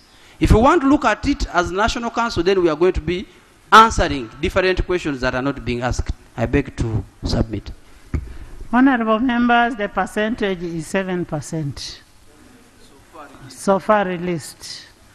Yes, Minister. For us, we want a solution. Madam Speaker, first of all, I would like to thank you for allowing me and allowing finance to come and make presentation in a matter concerning the funding of the sports subsector. Here we are really addressing maybe 2% of the main actual problem. And why am I saying this? We are only talking about National Council of Sports, but we are not talking about the entire sports sector in a holistic manner. Because when we talk about National Council of Sports, that is an area where federations fall in. But colleagues, you come from different constituencies and districts. There is a Department of Physical Education and Sports in the Ministry of Education and Sports, which is responsible to coordinate sports activities all over the country. Fundamentally, what money was it approved here? So I want first us, when we're discussing matters of sports, we must talk them in a holistic manner. However, for the subject matter, why we are here today, I confirm, Madam Speaker, that the total budget for National Council of Sports, as per what my colleague has stated, is 47 billion, approved by this August House. That's not disputable, it's a fact. Number two, out of the 47 billion, like the president of one of the federation has stated, if you look at the first quarter, what came to National Council of Sports, actually, and what was released is 9.36501,657 billion. Yes, I'm talking about what was released as first quarter. To federations, that money is distributed within the federations, which, if you allow me, Madam Speaker. How much was released? Madam Speaker, I want to speak as I'm the Minister of Sports. No, I'm asking how much was released. And I want to beg your indulgence that you allow me to speak in a matter where I am asking how much was released because I need to record. Madam Speaker, what was released first quarter is 9,365,001 shillings 657. That is National Council of Sports. First quarter. Number two, quarter two, what was released is 8,254,256,67 shillings. That is the money which National Council of Sports has received from Minister of Finance. Yes. What was expected? I want this to go on record. For quarter one, quarter two, if you add it, it gives us 17 billion. However, what was expected as per the approved budget, according to the two quarters, is meant to be 27 billion. 852,118. What is the balance for 1 and 2 is 10 billion, 23,7. So that is the money, Madam Speaker. If that money is given to us, the question of what the President Fufa is talking about, the question of what the network president is talking about, the question of what the Athletics Federation is talking about, the question of what other sports federations want will be addressed. Honorable Minister. I thank you. Honorable Minister, I don't want you to mislead this House. What we raised yesterday was on issue of non-wage money going to federations. We are not mindful of how you run your national council. For us, we are not Commonwealth, because Commonwealth we ring-fence 7.1. It was paid. Now tell us how much money was released in the first quarter for non-wage, for the federations. We appreciate what you're giving us as National Council. But in the first release, remove 7.1 because that was Commonwealth. Madam Speaker, I want to address myself to what you've raised. According to the document I have on my phone here, which I have received from the Executive Secretary of National Council of Sports, if you look at the non-wage, approved budget for 2022-2023 is 7.1, 751, 77500. That was Commonwealth. Madam Speaker. And this House approved it. Madam Speaker, can you permit me to submit? Because now I'm going to total expectations as per what was released. It is 1.7. Are you getting me? Fortunately, finance is here. 1.7374740,866. Are you getting me? That was what was released. That is which quarter? That is quarter one. 1.7 billion. Yes, that's how many federations do you have? Madam Speaker, I have 51 federations for the record. Yes, I have 51. There is a clarification from this side. Thank you. Now, clarification first. Right Honourable Speaker and the colleagues. It is indeed true that the figure he's reading of the 1.7 appears to have been released to federations.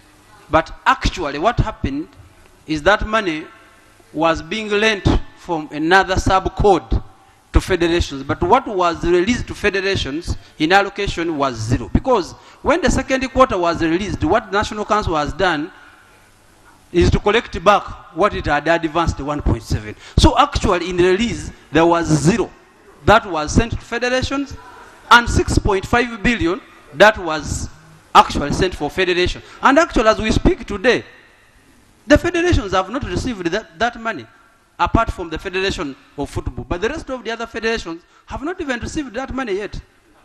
There is another clarification.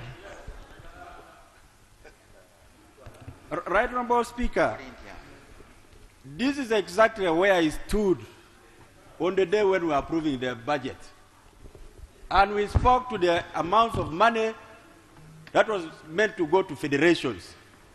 And overhead, I can be able to tell this House, we did approve 47 billion to go to the federations. And it would be good and prudent for the minister to come up with a well-articulated distribution of the money according to federations. This House did ring-fence money and instructed that 17 billion go to FOFA. So this House should be asking, out of the 17, how far, how much so far have you released to FOFA? Number two, we say the She Cranes get 3 billion. How much did we give to them? As we talk today, they have done a lot of work. They have given us credibility and a lot of shining around the globe. What is it that we have given to the Netball Federation? The other one, which was given a ring fence, was boxing, 3 billion. How much did we release so far? How much have we released so far? Then there was another federation, and that is athletics, 3 billion. And then the rest were given some money for sharing. Can we get that distribution so that we get to know how we are moving? Right Honourable Speaker, I'm aware there was a meeting at the Ministry of Finance regarding the issue of ring fencing money for sports federations. And I think that's where the issue lies. I don't know whether we do obey the decisions of this House, because Parliament is the one that has the mandate to budget and appropriate. So who are those people who are again appropriating outside the walls of Parliament? Right Honourable Speaker, that's where the problem is. Hold the fox. Thank you very much, Right Honourable Speaker. Right Honorable Speaker, I listened very attentively to the Minister of Finance, and he stated that when the MDAs, the ministries, departments, and agencies raise warrants, what they do is to queue the warrants. They don't retire the warrants, they queue them, waiting for availability of resources. So I'm now addressing the Honorable Peter Ogwang. Could it be possible that the warrants are in queue and they have never been retired? Shadow Sports. Thank you, Right Honorable Speaker.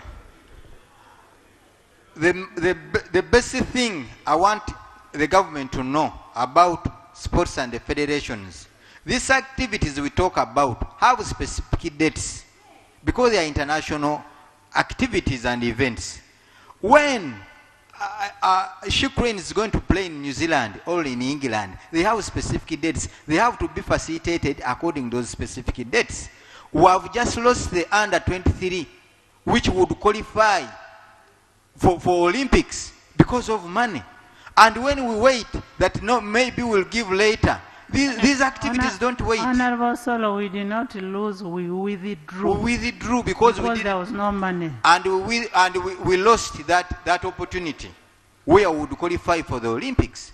So, Right Honorable Minister and the Minister of Finance, we have to know the special thing about sports is the dates where those events have to be. Those people of Ukraine actually were looking for money lenders to give them money to go and participate. It's the same thing. Other federations, boxing was supposed to be in Mozambique and other events. They don't have money. These federations represent the national teams. If our national teams don't go there, it's the country that suffers.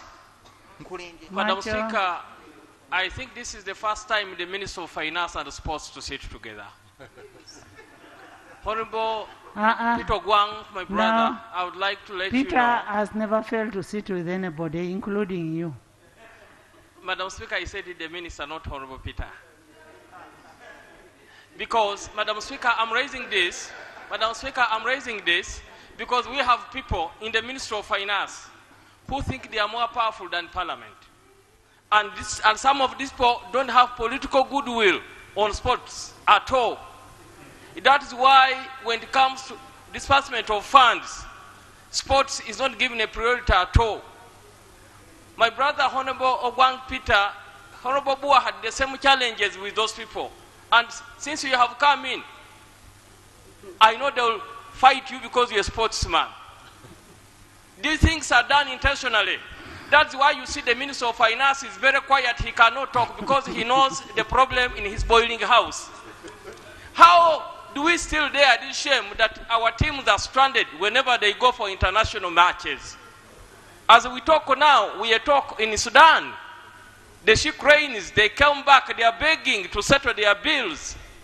The Shadow Minister has just told us that sports, that the boxing team failed to go to Mozambique.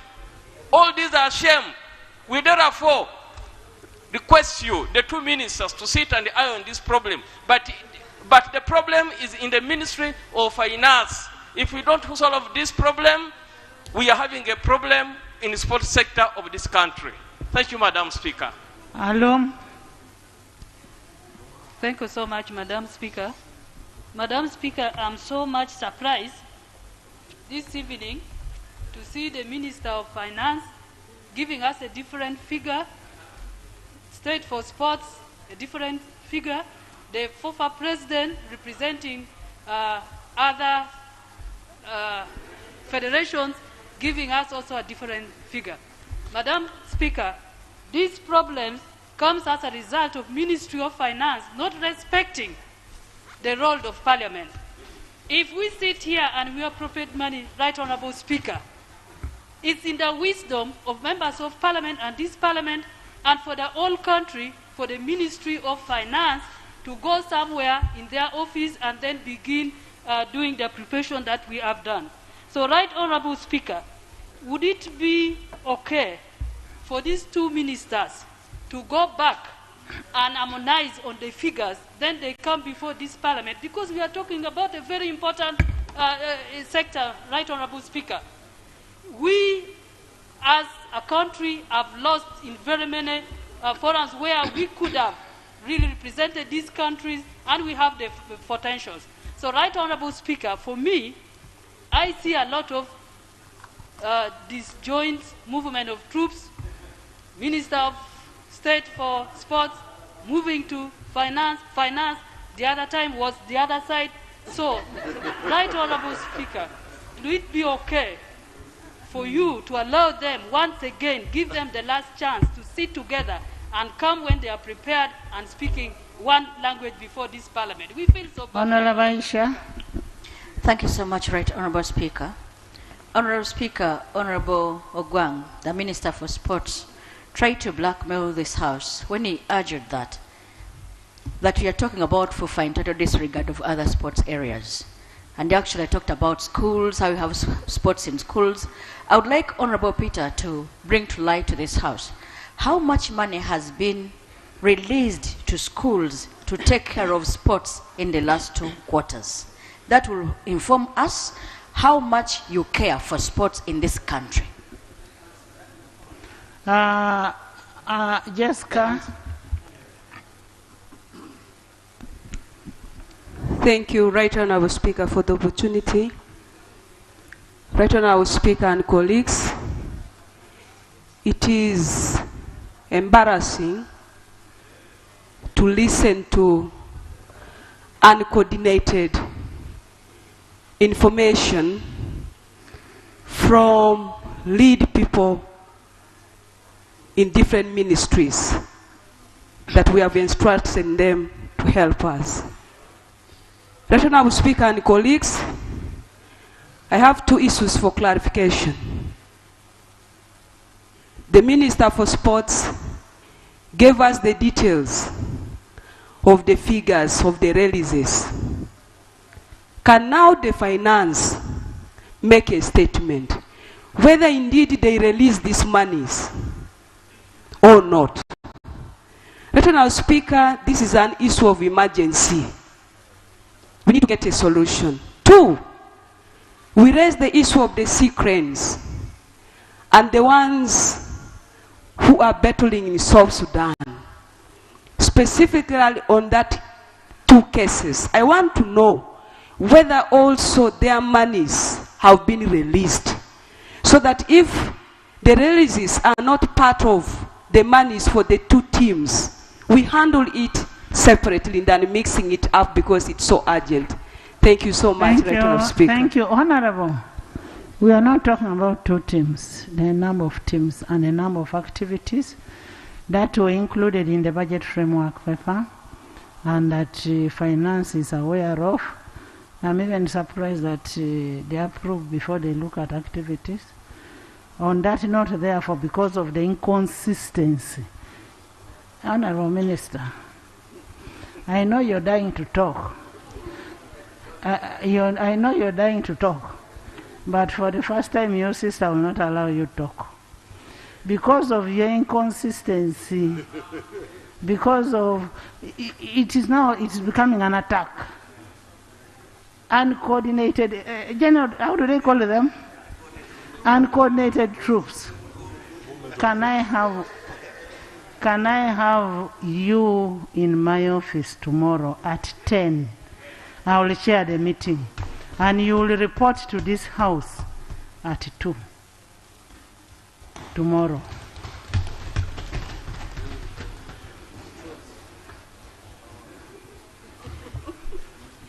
Right Honorable Speaker, we shall be at your office. Including the PSST. Yes, we will mobilize ourselves, and including National Council of Sports. Yes. And Minister of State for Sports. And when you're coming, I want you to come with all the documentary evidence. Yes, and our DEX officers will surely be at your office, and we also pray that the president for FUFA, is present in the meeting. He will be there as a member of parliament. Very good. Honorable members, we have Oldie Fox, who has been carrying his box on issues of human rights. Can we just ask him to lay on table, then we debate tomorrow? Motion for adoption of the report of the Committee on Human Rights on the 21st, 22nd, 23rd, and 24th annual reports of the Uganda Human Rights Commission for the years 2018 to 2021. Please, Honorable Mbawasi, go ahead. Thank you very much, Right Honorable Speaker. I rise to lay on table the report of the Committee on Human Rights on the 21st, 22nd, 23rd, and 24th annual reports of Uganda Human Rights Commission for the years 2018, 2019, 2020, and 2021. I beg to lay. Thank you so much, Jennifer. Right Honorable Speaker, I also beg to lay the minutes of all the committee meetings and the written submissions of the 28 ministries, departments, and agencies that appeared before the committee. Here is the file. I beg to lay. Thank you. Thank you so much, Jennifer. Thank you very much, Right Honorable Honorable members, in that meeting of tomorrow, we will need a shadow minister for sports plus a shadow minister of finance in that meeting. And I want to thank you so much. We therefore adjourn the House to 2 tomorrow.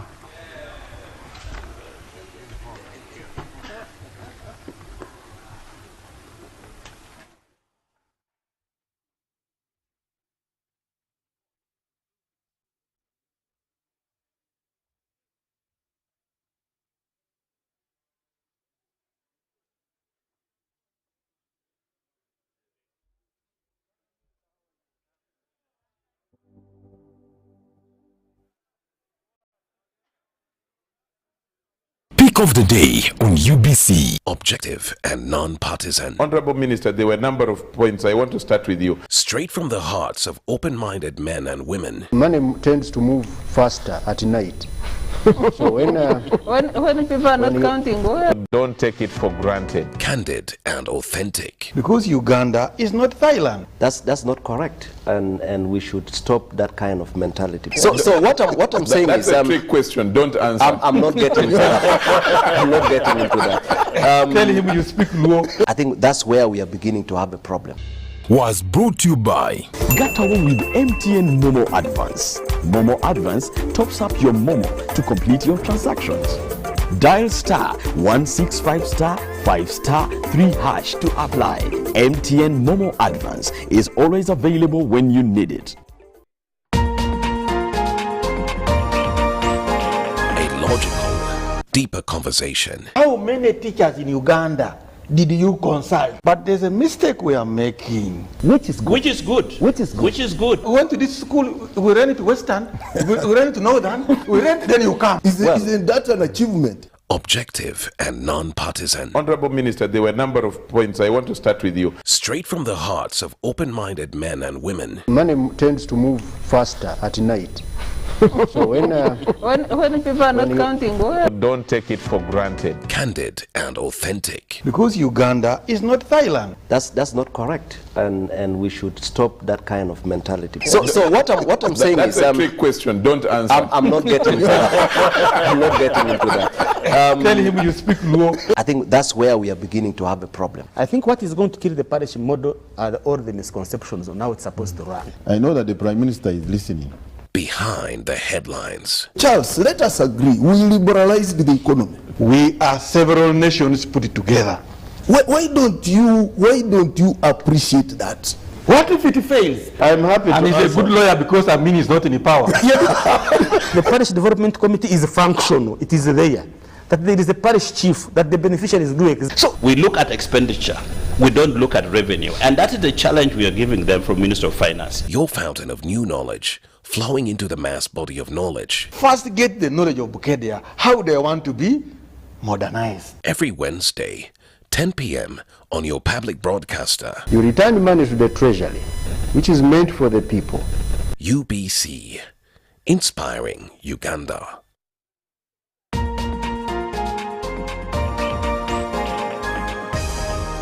This week on UBC. My brothers, sisters would want to go for discos. There was a disco around Crescent Towers, and I was the only one who would not want to go. So it was like, you're such a boy. And I remember we were joining university, hadn't had a boyfriend before, engaged with the intimacy or what. And it was like, how can you come to campus without having, all your friends and colleagues it is that like, you met? And then you begin to feel uncomfortable. One time I went to see a gynecologist, and this man almost slept with me, probably because I was assertive, and I said, "Doctor, no." Otherwise, I said, "Doctor, no." So I imagine since that time, I began to imagine how many girls, how many women are actually abused in certain spaces that need to be safe. And how many of them actually voice out what they have gone through or are able to say no. They inspire me to inspire you as well. So that is what this show is meant for. My boss at the time also began trying to, challenge me a bit. And I reported him to the boss. Some people fear to do that. They're like, if I report, I came and reported to the MD. I don't know whether it was being naive or being childish or what, but that saved me. No, but it saved you. It saved me.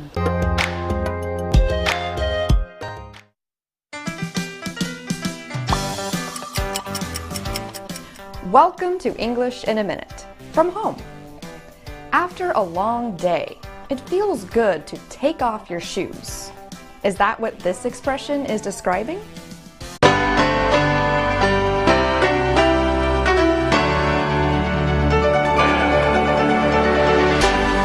UBC, inspiring Uganda.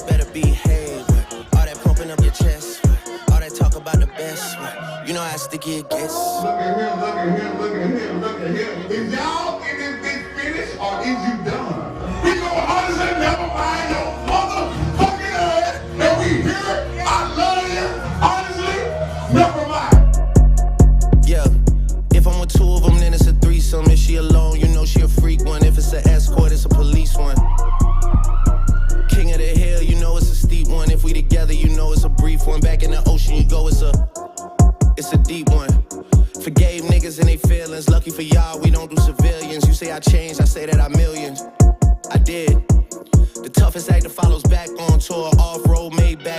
Rex trap, Virgil came back through the boy. Damn, that's something to me. Niggas really had their back turned to me. I ain't talking my assistant when I say niggas down to pack something for me. Then they thought they had a trap set for me. How you really think that went for me? Niggas gotta do a fact check for me. When everything is put to rest, and everybody takes a breath, and everything gets addressed, it's you alone with your regrets. All that pumping up your chest, all that talk about the best. You know how sticky it gets. Like, I've been a throw up the sex in a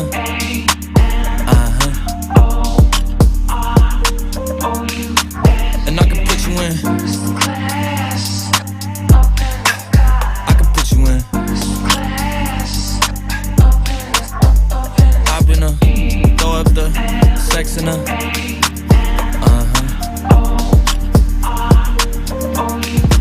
and I can put you in.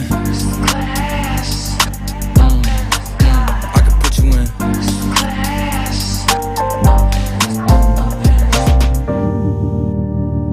I can see the whole city from this balcony. Back in 2019, I was outside freely, but now they got it out for me. I don't care what frat you was in, you can't out for me. Keep dreaming. Pineapple juice, I give a sweet semen. I know what they like, so I just keep cheesing. Hard drive full of heat seeking. Tryna come the same day as Jack, rethinking. You don't need Givenchy, you need Jesus. Why do y'all sleep on me? I need reasons. I got Plex in the mail peak season. Shout out to my UPS workers, making sure I receive it. You could do it too, believe it. I've been a throw up the sex in a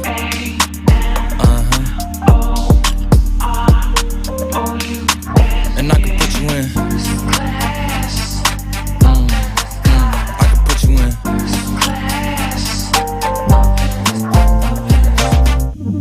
Are you ready? Are you ready? Yes, I am. They say you a superstar now, damn, I guess I am. You might be the man, well that's unless I am. Okay, I'll confess I am. Go ahead and get undressed, I am. Okay, cool, you on Sunset? I'm about to slide, okay, I'm outside, okay. This lifestyle don't got many downsides, except for the lack of time I get around my family, making sure they never downsize. I got visions of my mom saying, wait, this house mine? Can't lie, I'm on Angus Cloud 9. I got him on the bandwagon now, about time. I ain't even got no downtime. Every time I speak, she say, yeah, that sounds fine. I've been a throw up the sex in a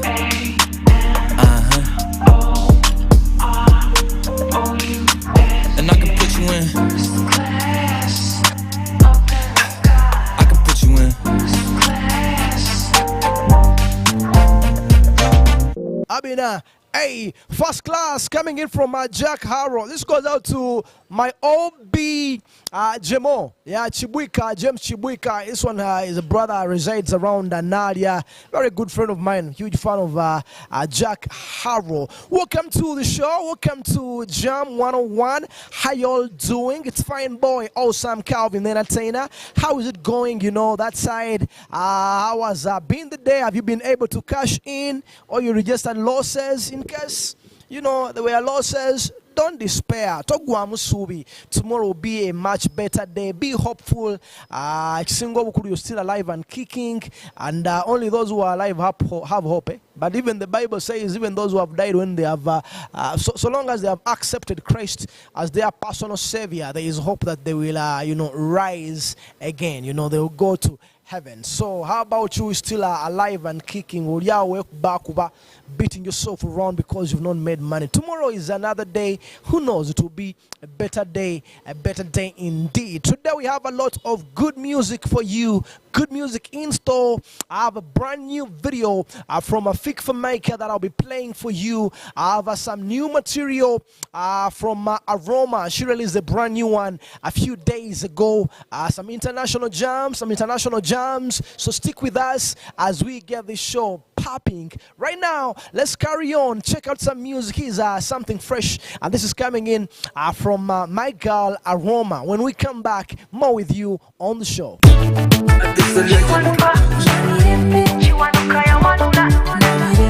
My baby tolina kuchusa mumberazo tondeka kutakanga talazo tolina kuchusa mumberazo ndabikana simezo. My baby I'll live for another kilometer nga mwana wani gwole kamusana peleketya ngani gwole kawanone lave kulu yekana kwambalidde mwakagoye kale katya ndaga kyosima amasogo kyegalabako ekitabo ky'omukwano nekisomako njagala ng'ompaana nekuwanako enkola y'abatimirago y'ekito sudiyamu wemikola n'ebinyuma sudiya babikola n'ebitanyuma sudiyamu wenkikuba n'ebinyuma sudiya omutima negubuguma sudiyamu sichenji sudiya sichenji naye chenji sudiyamu sichenji sudiya sichenji naye chenji katino baby kankuwe kumatamu tebotakaliza kikompeto kitamu abatamegebwa mukwano mbuza bameka ababalina emitima egitamenyeka. You think so me crazy cause you make me sound wavy. Just come back to my bedi bwemba nkunonya my baby tumbula. My baby I'll never live for another kilometer. Nga mwana wani gwoleka musana peleketya ngani gwoleka wanonela bekulukuta yekana kwambalidde mwakagoye kali katya sudiyamu wemikola n'ebinyuma sudiya babikola n'ebitanyuma sudiyamu wenkikuba n'ebinyuma sudiya omutima negubuguma sudiyamu sichenji sudiya sichenji naye chenji sudiyamu sichenji sudiya sichenji naye chenji katino baby kankuwe kumatamu atebotakaliza kikompeto kitamu abatamegebwa mukwano mbuza bameka ababalina emitima egitamenyeka. My baby tolina kukyusa mu mbeera zo tondeka kutaka nga ttaala zo tolina kukyusa mu mbeera zo ndabika nasiima ezo. My baby I'll never live for another kilometer. Nga mwana wani gwoleka musana peleketya ngani gwoleka wanonela bekulukuta yekana kwambalidde mwakagoye kali katya sudiyamu wemikola n'ebinyuma sudiya babikola n'ebitanyuma sudiyamu wenkikuba n'ebinyuma sudiya omutima negubuguma sudiyamu sichenji sudiya sichenji naye chenji sudiyamu sichenji sudiya sichenji naye chenji chiwanuka namirembe chiwanuka yawanula namirembe. Welcome back, man. That girl is such a talent. But in Kulinda, it's still by far my favorite song by Aroma that she outed this year. Yeah, she's in safe hands at TNS, but we wait to see if she can land a super hit song which can take her places. Diddy is officially a billionaire according to Forbes, and this comes just weeks after Kanye West was dethroned due to his anti-Semitic remarks. But according to details here, Diddy has now officially been declared a billionaire, surpassing Kanye West on the hip-hop rich list shortly after Yeezy Mongol lost his billionaire status. Now, according to Forbes, Kanye was stripped of his title. That was on the 25th of October. Now, after he and Adidas ended their lucrative partnership together. Now, as Kanye is now valued at around 400 million, the outlet Substack proclaimed in a list compiled by Forbes' former senior entertainment editor, Zach O'Malley, saying that Diddy has now surpassed Kanye on the list of the rap's top 5 richest Mongols. However, Jay-Z still reigns supreme with a net worth of $1.5 billion. Now, Sean Diddy Combs is now valued at an even billion, making him the second wealthiest rap Mongol behind Hov. Now, Diddy's lucrative surge into the billionaires club comes thanks to his long-time investment with Ciroc, which is valued at around 60 million. Other investments in De Leon Tequila and his media network known as Revolt.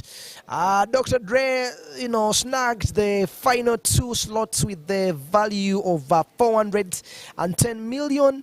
And of course, you also see Burna, who is valued at 400 million, respectively. Now, Diddy's billionaire status comes shortly after he made a few braggadocious claims about being hip-hop's first billionaire in a motivational video that he posted on YouTube. Now, once the video went viral, the rapper clarified in a follow-up video that he hadn't yet achieved the billionaire status, However, it's now confirmed, and as Kanye West has continued to experience financial and social fallout as a result of his bigoted comments about the Jewish people, Diddy was actually a one-point target of his agitators, known as, he was at one point a target of Kanye's agitated favors. Now, Diddy went on to the Breakfast Club and he also threw some light on, what he thought of Kanye, saying that maybe he was quoted out of context, and maybe, people misunderstood him, blah, blah, blah, blah, blah, blah. But yeah, point is, he's now a billionaire, and could we say that he achieved that status after, after Kanye? It was so coincidental, but I guess he earned it. He's a business Mongol, and he has really worked hard for what he has, Let's jump into more music, still Jam 101.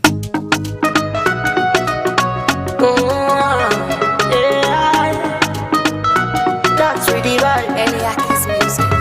Oh, mama. I know you seen the Nava. One of the Tuli Wababidi, Nagakula Benava. Oh, yeah, I don't jilala. A jiloto chifula chiwambu. One of the Tuli Wababidi, I want to know you kunapo. Ah, yeah, one day, but design it to my blabby. One day. Style of the marble again. Bible Jejo, time we yo. If you are not yo, Kampala by night.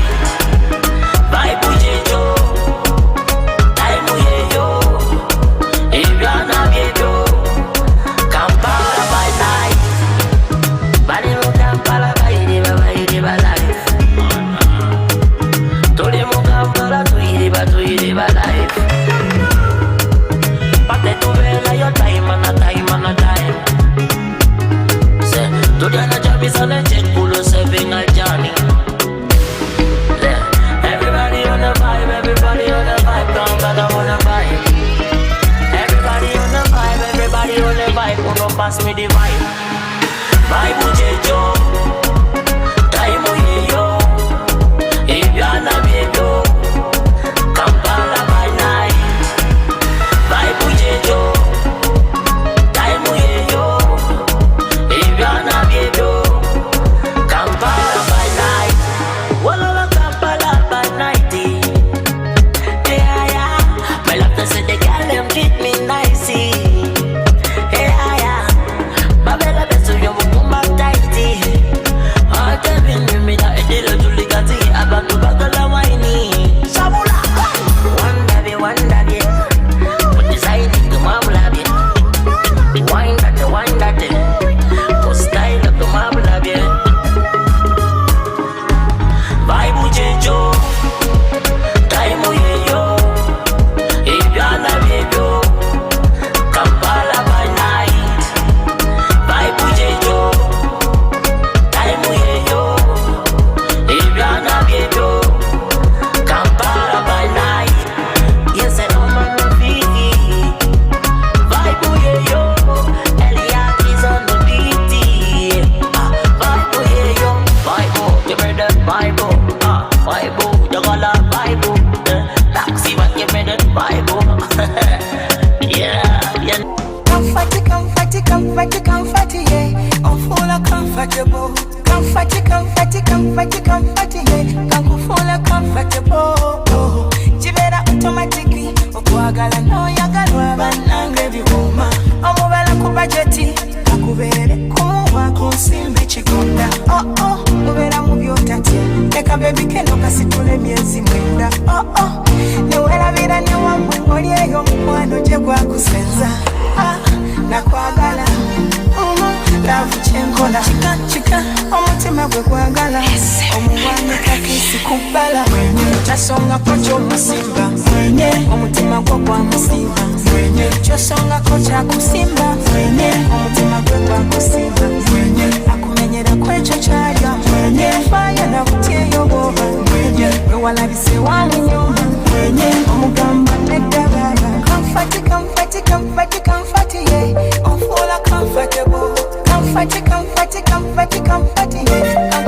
comfortable. Telichine simisanga mukwano gwo ogwanyaniriza okuba mu matwale go. Telichimasamasanga biseera byo ebyomu maaso nga yenze mukyalawo. Guno tegulina kusaanawo kulina tebalina kye bangambako. Ekikutula omukwano kubalaata ondaga nti ofaayo kikola otya. Kyasongako ky'omusimba omutima gwo gwamusimba. Kyosongako kyakusimba omutima gwe gwakusimba. Akumenyera kwekyo kyalya faayo na butyeyo bwoba wewalabise wamunyuma omugamba teggababa. Comfort, yeah. Onfuula comfortable. Comfort, yeah. Onfuula comfortable.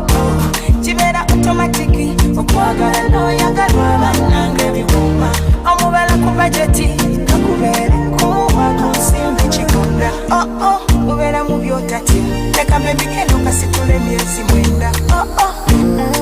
Ondaga nti ofaayo kikola otya. Kyasongako ky'omusimba omutima gwo gwamusimba. Kyosongako kyakusimba omutima gwe gwakusimba. Akumenyera kwekyo kyalya faayo na butyeyo bwoba wewalabise wamunyuma omugamba teggababa. Comfort, yeah. Pussy, you're comfortable. Comfort, yeah. Full of comfortable.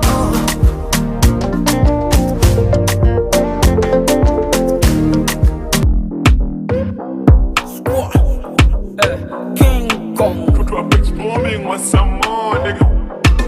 I turn on the beat. Yeah, I'm on a journey. No nyamani. Kola chipaka semisana ne mutombe. I'm on a journey. No nyamani. Dollar pound in my falanga pesa nsembe. I'm on a journey. No nyamani. It's not even funny. Hakuna money short takuita honey. Dollar pound in my falanga pesa nsembe. That's why pakas.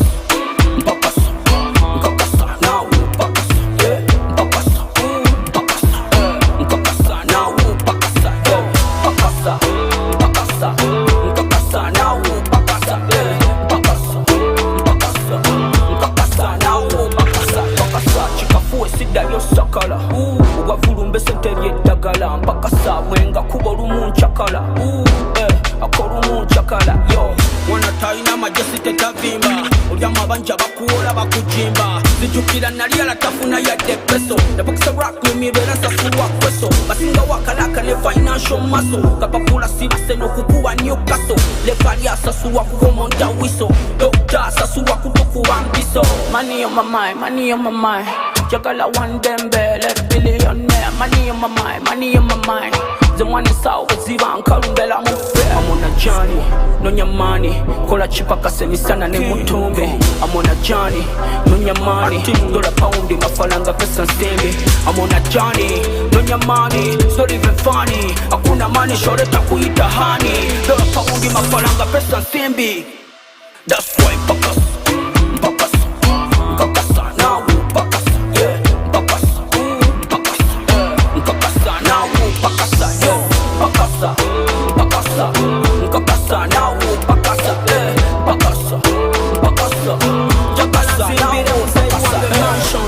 never mind about a hater. I'm hustling, trying to make my life better. Never vegetarian, beef for young cater. Atakola abura nezigula der. Tata nonye zigula mataga door. Umupiye chiro asobanga musota. Buli musajjali nakolanga mudo kufuna food. Money makes life good. Zebanga sirina musiba mu mood. Kamwenyu kajja funye salary. Bizibu bimalangisa musamale. That's right.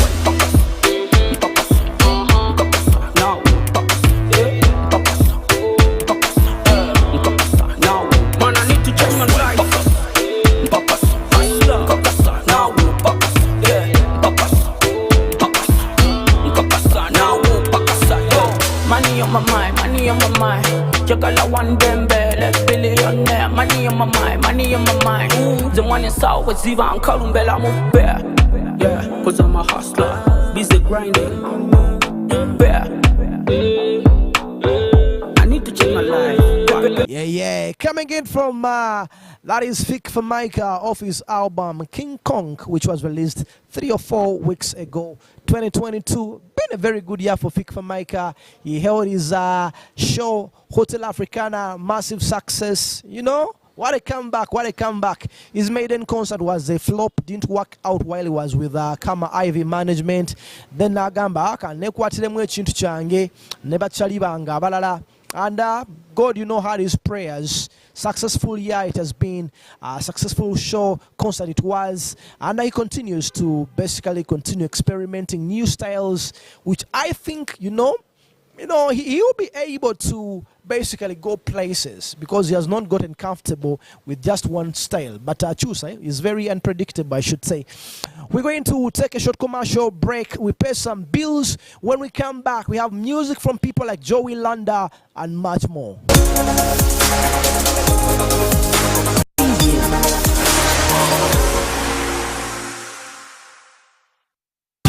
Ni MTN Kabode Super as you pay mpola for this smartphone. Make calls, update your WhatsApp status, watch YouTube, and Google anything under the sun with 2 GB worth of data every month for 7 months. Simply make a small deposit of 99k and pay the balance mpola. You can pay in daily, weekly, or even monthly installments while you enjoy your new phone. So what are you doing today? Visit any MTN shop near you and get the MTN Kabode Super easy.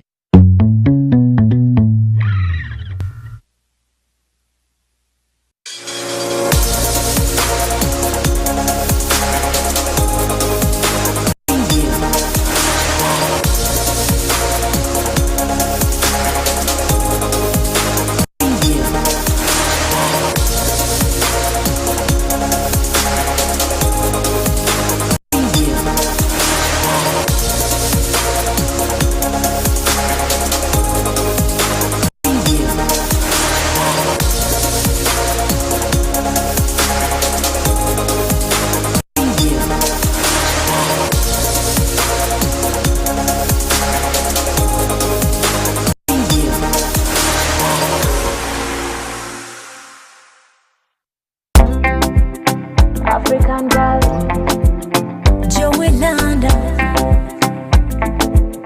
Brian B. Boyfriend good from the uptown, walabika bulungi ne ku first time. Remember nawe njagala ebe bedtime, boy you too much. Ondi musayi muli, nantakula nsobi. Nzimanya kimanyi wama, sobola okufumbira ebiwooma, sobola okumala genda kuwa dolilona. He the one I've been looking for. He the one I can give my love. He the one who can treat me right. That boy I call me mommy and I go call him my love. Kulina, muda mutimaze kulina.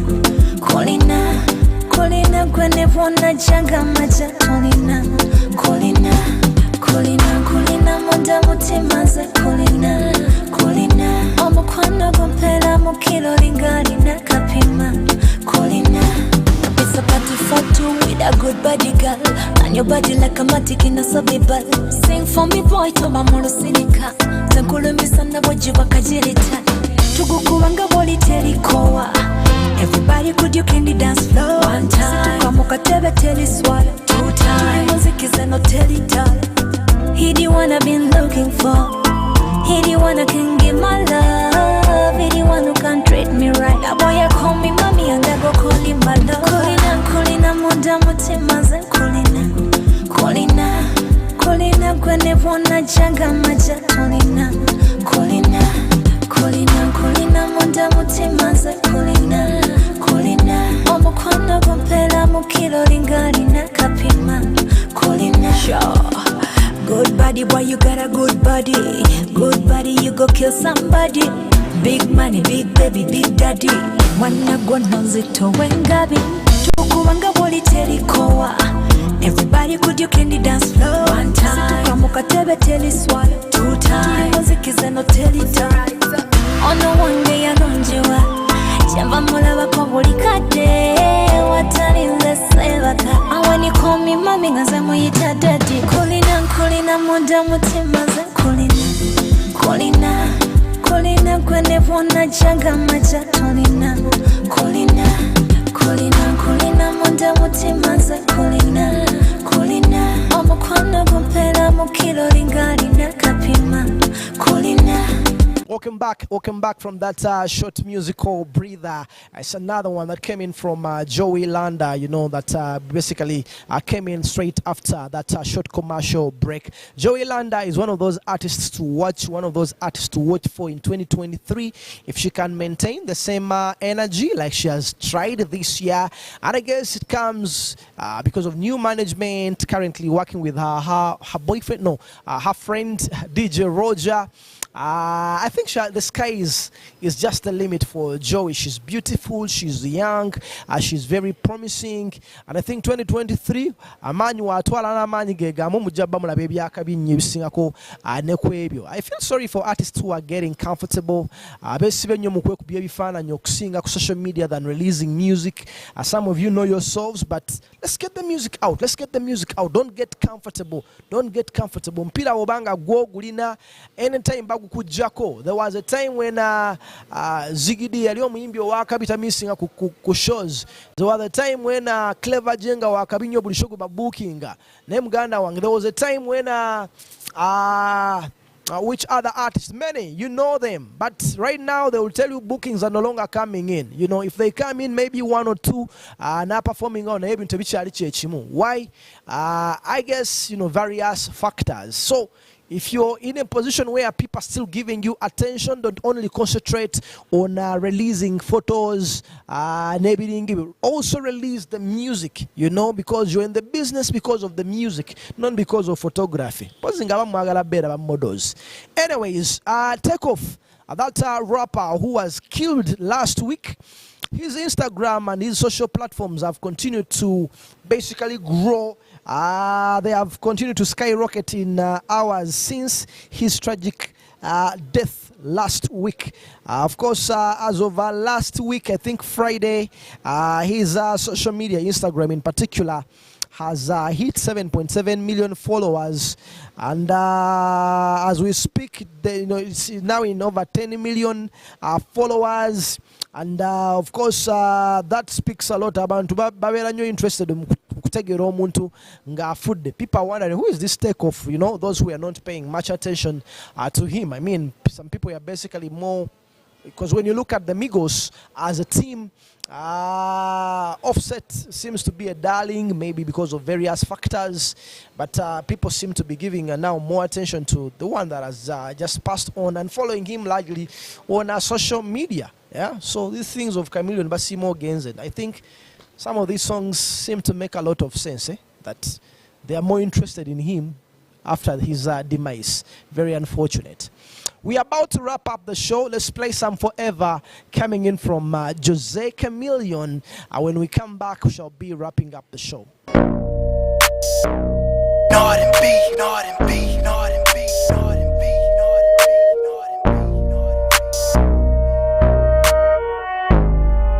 Trench work. Mama told me not to sell word. Mama 17, 5, same color t-shirt, white. Mama told me not to sell word. Mama 17, 5, same color t-shirt. Nigga poppin' with a pocket full of cottage. Whoa, chemo, sabe, chopper, aiming at your noggin. Had to call the addict, then the top I had to chop it. Niggas pocket watching, so I gotta keep the rocket. Neck, water, faucet, water, mocking, birds, mocking. And pint, stocking, next, keep biting. Wrist on hockey, wrist on rocky. Lot of niggas copy, name someone can stop me. No one, bitches call me Poppy. Bitch, Sachi, that's my hobby. Got it on a mallet, pocket rocket from a wallet. One off in the chamber, ain't no need for me to cock it. Niggas get the dropping when that Draco get the popping. All I want is cottage, roll up, cigar full of broccoli. Cookie, no check, one off cash, nigga. I don't do deposits. Bitches cross the border, nigga. Bitches from the tropics. I'ma get that bag, nigga. Ain't no doubt about it. Yeah, I'ma feed my family, nigga. Ain't no way around it. Family, ain't gon' never let up, nigga. Got that, show my talent, show. Young nigga with the Anna, walking with the hammer. Talking country grammar, nigga. Straight out North Atlanta. Northside. Young nigga poppin' with a pocket full of cottage. Whoa, chemo, sabe, chopper, aiming at your noggin. Had to call the addict, then the top I had to chop it. Niggas pocket watching, so I gotta keep the rocket. Mama told me not to sell word. Mama 17.5, same color t-shirt. White. Mama told me not to sell word. Mama 17.5, same color t-shirt. Mama told me, mama not to sell word. Mama told you 17.5, same color t-shirt. White. 1995, 2005. Seen it with my eyes. Dope still alive. Real mob ties. Real frog eyes. Real whole pies. All time high. Do it for the culture. They gon' bite like vultures. Way back when I was trapping, not Toyotas. I'ma hit the gas. 12 can't pull me over. Space coupe, Quavo, Yoda, pouring, drinking sodas. I get high on my own, sir. Heard you gon' clone, sir. Stop all that blessing, young nigga don't wanna go there. Never been a gopher, but I always been a soldier. Young niggas in the cut, posted like a vulture. Diving off the stage in the crowd, it's a mosh pit. Yeah, shout it bad, but she broke and she don't own shit. Mama asked me, son, when the trapping gon' quit. I been riding around through the city in my new bitch. Young nigga poppin' with a pocket full of cottage. Hey. Whoa, chemo, sabe, chopper, aiming at your noggin. Hey. Had to call the Audi, then the top I had to chop it. Niggas pocket watching, so I gotta keep the rocket. Mama told me not to sell word. Mama 17.5, same color t-shirt. White. Mama told me not to sell word. Mama 17.5, same color t-shirt.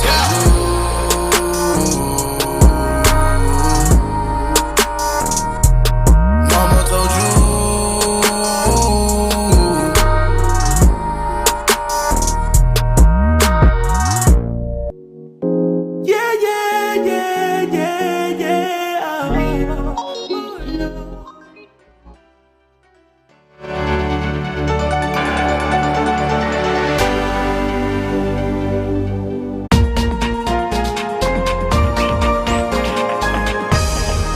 Up next on UBC, brought to you by Keep the lights on. Use Airtel Money to pay for all your Yaka bills conveniently. Open the My Airtel app to buy Yaka units. Airtel Money. Simple, secure, borderless.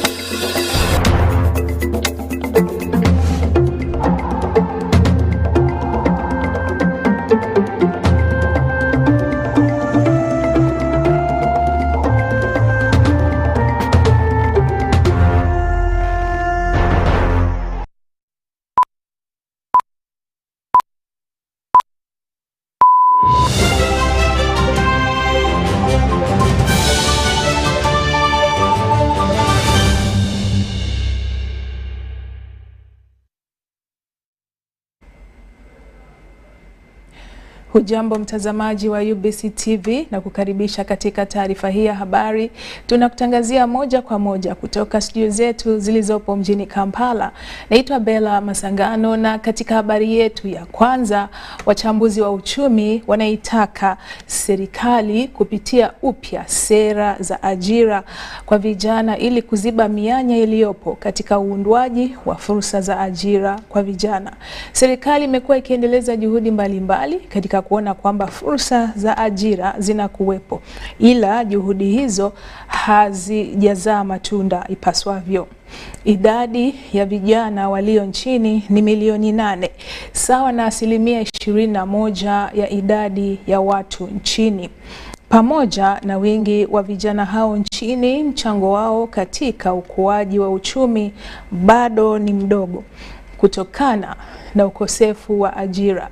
Ingawa serikali imekuwa ikibuni mipango kadha wa kadha kwa lengo la kuwabunia ajira vijana, imebainika kwamba wengi wao hawana ujuzi wala sifa za kufanya kazi hizo. Kulingana na utafiti wa mwaka 2018 hadi 2019 uliolenga kubaini uwezo na utendaji wa vijana katika masuala ya ajira, 46% yao hawana ujuzi wa kufanya kazi. Serikali imetolewa wito kuongeza ufadhili kwenye taasisi za mafunzo ya ustadi wa kufanya kazi za mikono, kuwawezesha vijana wengi kushiriki mafunzo hayo na kujibunia ajira, sambamba na wazazi na walezi pia kushiriki katika mafunzo hayo.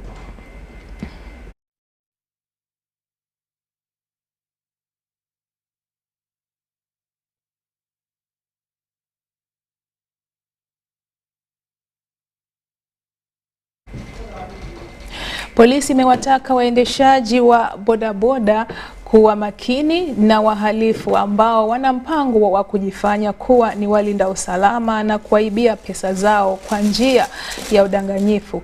Katika kuwasaidia waendeshaji wa bodaboda kutoingia kwenye mitego ya matapeli, polisi imearifu ni maafisa wa polisi pekee waliovaa sare ambao wamepewa mamlaka ya kusimamia msako huu na sio mtu yeyote. Onyo hilo linajiri wakati ambapo polisi inaendeleza msako wa kuwakamata waendeshaji wa bodaboda wasio na leseni na mahitaji mengine muhimu kama kofia za chuma na jaketi za kutoa mwanga, hasa nyakati za usiku. Onyo hilo limetolewa na msemaji wa polisi katika mji wa Kampala na maeneo yanayouzunguka mji wa Kampala, Patrick Onyango, akisoma taarifa kuhusu sheria za barabarani iliyokabidhiwa kwake na mkuu wa polisi wa Kampala na maeneo yanayouzunguka mji wa Kampala, SCP Stephen Tanui, leo asubuhi. Hivi majuzi, polisi ikishirikiana na idara ya trafiki ilianza msako wa waendeshaji wa bodaboda wasio na vitendea kazi na leseni. Msako huo ukilenga kudhibiti ajali za barabarani, na hadi sasa pikipiki zaidi ya 6,000 zimekamatwa kutokana na waendeshaji wake kukosa leseni na mahitaji mengine muhimu kama kofia za chuma wanapoingia barabarani, na wale wanaosafirisha abiria nyakati za usiku wakitakiwa kuwa na jaketi za kutoa mwanga usiku. Waendeshaji wa bodaboda wanaongoza kwa uzembe wakiwa barabarani, ukosefu wa nidhamu na huendesha kwa mwendo wa kasi mno bila kujali linaloweza kuwatokea wao na abiria wao.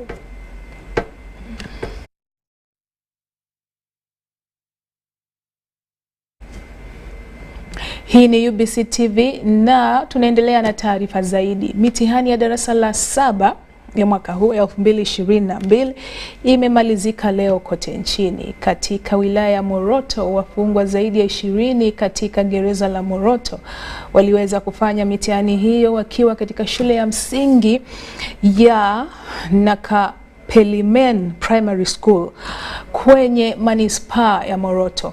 Kwa mujibu wa mamlaka ya gereza hilo, wafungwa hao walianza kuhudhuria masomo ya darasa la 7 mwaka huu. Kijana mwenye umri wa miaka 17 aliyemuua mwenzie wakipigana ni miongoni mwa wafungwa ambao wameketi mitihani hiyo. Jumla ya wanafunzi 928 katika wilaya ya Moroto wameketi mitihani hiyo. Kulingana na mamlaka kwenye gereza hilo, 90% ya wafungwa hao wanashutumiwa kwa makosa ya jinai. Aidha, kuna mpango wa kujenga shule ya sekondari sambamba na taasisi ya mafunzo ya ustadi wa kazi za mikono kwa wafungwa katika gereza hilo. Mitihani hiyo imefanyika katika vituo 15 vilivyo katika wilaya hiyo.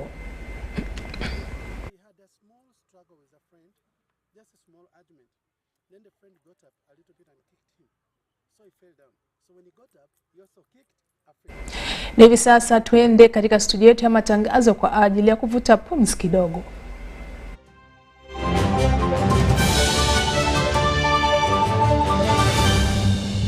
Welcome to Friends Stadium. Everybody's ready. Wait a second, not everybody. Come on, dude, it's the FIFA World Cup. You're going to lose your seat, the ritual seat, the lucky one. Losing more than a seat, your team is going to lose. Where are you, dude? The match is about to start. Your friends won't hold out much longer. Excuse me. Finally, everything is in the right place. Hey, other hand. And you, do you have everything you need to believe?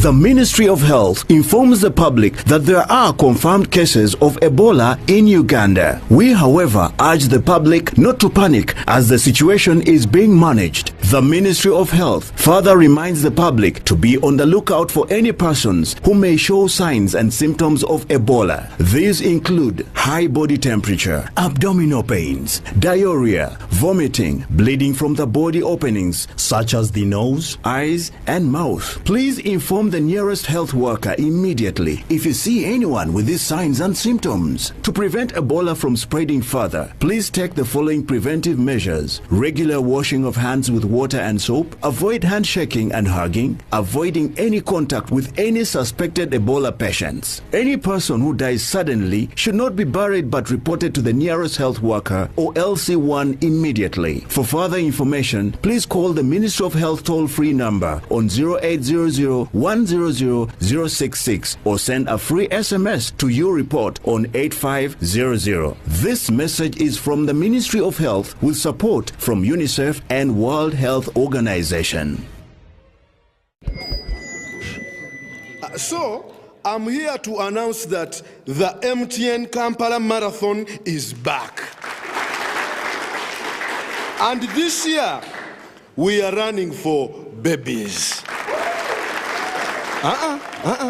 To be clear, I am not talking about a baby.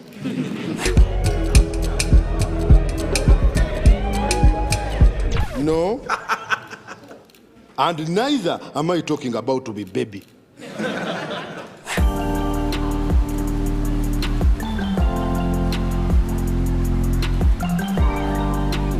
I am talking about these small dollars. Run for babies in the MTN Kampala Marathon on Sunday, 20th November 2022. Dial *165 *77# or use the Momo app to register.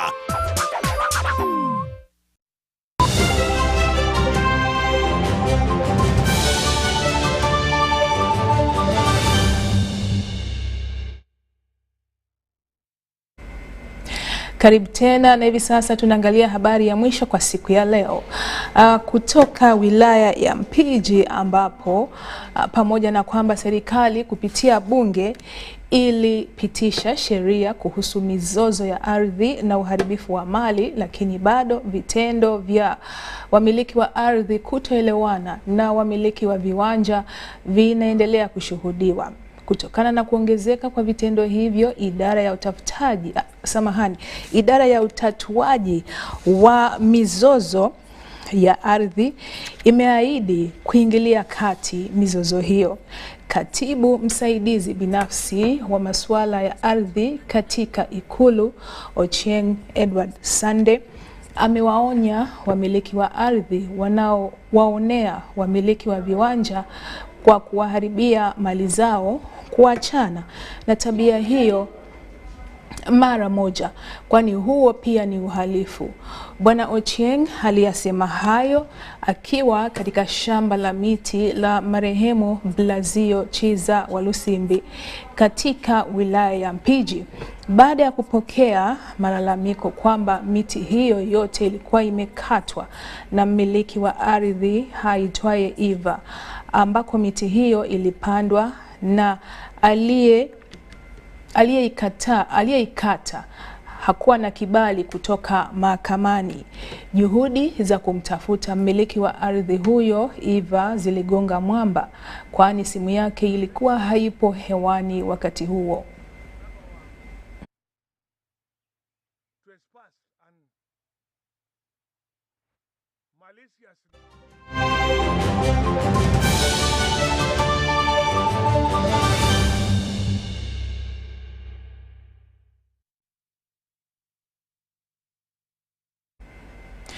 Na hadi hapo mtazamaji wa UBC TV, ndo hayo tu ambayo tulikuwa tumekuandalia siku ya leo, lakini anayekuja hivi sasa na taarifa kuhusiana na utabiri wa hali ya hewa ni Kutesa Mile. Kwangu mimi nasema shukrani.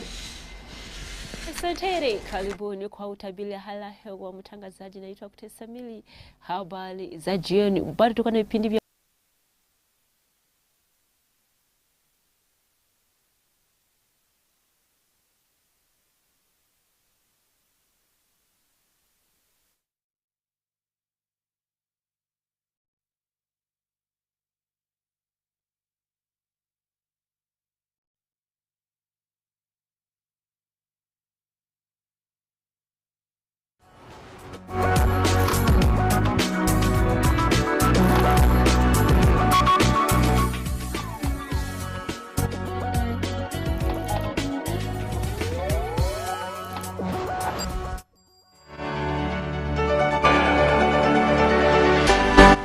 UBC, inspiring Uganda.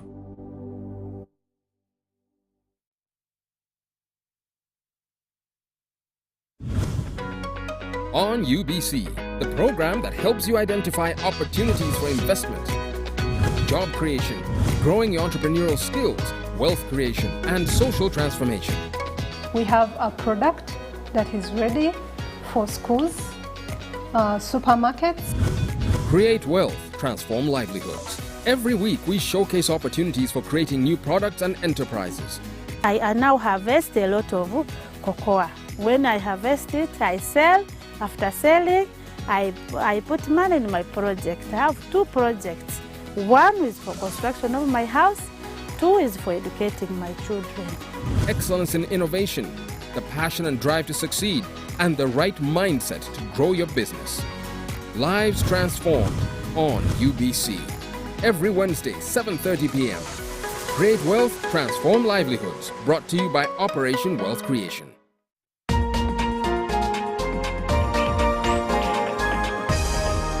This week on UBC.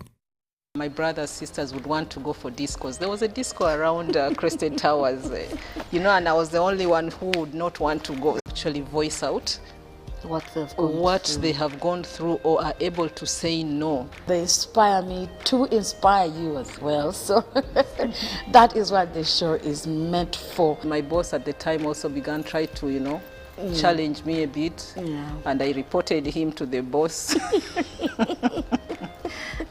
Some people fear to do that. They're like, if I report, I came and reported to the MD. I don't know whether it was being naive or being childish or what, but that saved me. No, but it saved you. It saved me.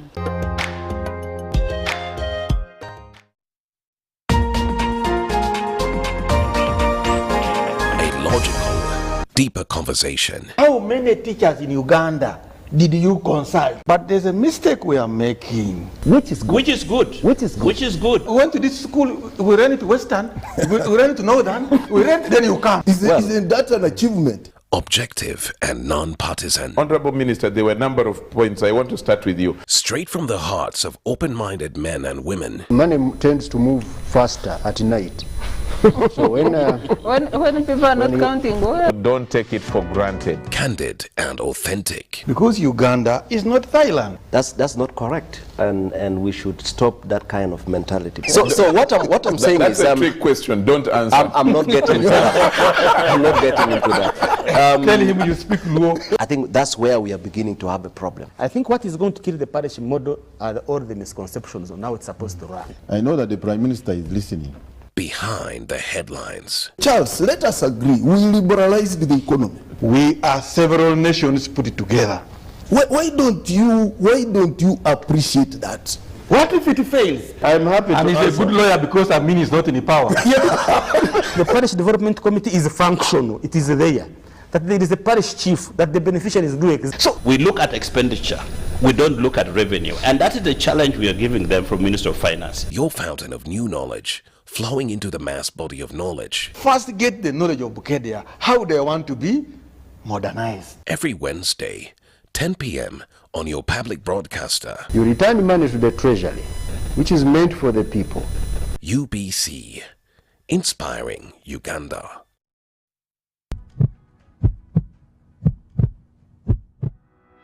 U Health Chat is a show that covers a variety of health topics to help people take control of their health.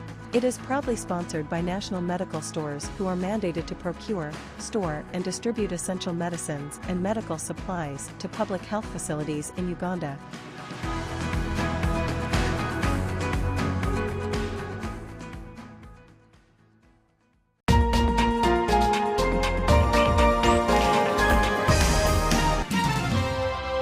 It takes courage, passion, practical engagement, career interest, vision, targets who want to create a thriving economic empire.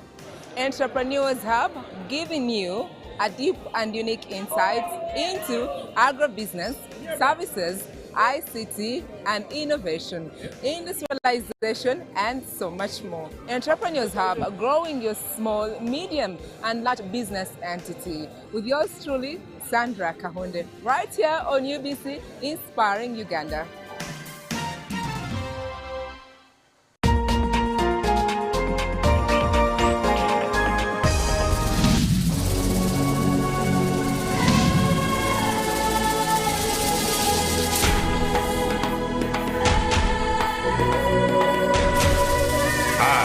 The quest, giver of life, Alpha without Omega. I am Africa. Hail to Uganda, the Pearl of Africa, a land with the world's most beautiful, captivating features. Hills, mountains, and valleys, the enigmatic animal species in the wild. A land where Africa is condensed into one small country with authentic endowments of nature and perfect safari. Uganda, the Pearl of Africa, is without the crowds with abundant primates, wildlife and stunning scenery. Uganda, the Pearl of Africa, takes you beyond the guidebooks, the known features, and gives you the insights unmatched. Keep it UBC TV, where we inspire Uganda with authentic beauty and nature of our motherland. Uganda, the Pearl of Africa. Discover the fountain.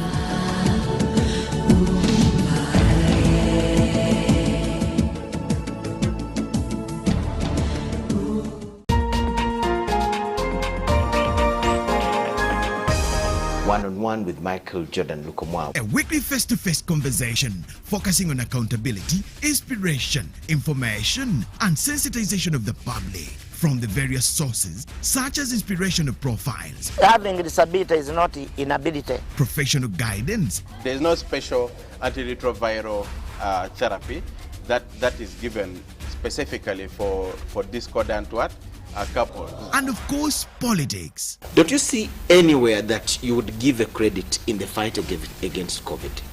My role as the owner of the country is not to, be preoccupied by giving credit to my server. We have said that if we are to talk to General Museveni, there must be certain conditions in place. Is it true that you paid 5 million shillings to MPs that voted for Anita Mong and Tayebo? That is laughable. Why would we pay when we have nominated them as SEC? Every party has been represented in Uganda's parliament for 10 years. We only by one MP, you yourself and my daughter, Susan. Every Friday 9 p.m. it's One-on-One with Michael Jordan Lukomwa on UBC TV, inspiring Uganda.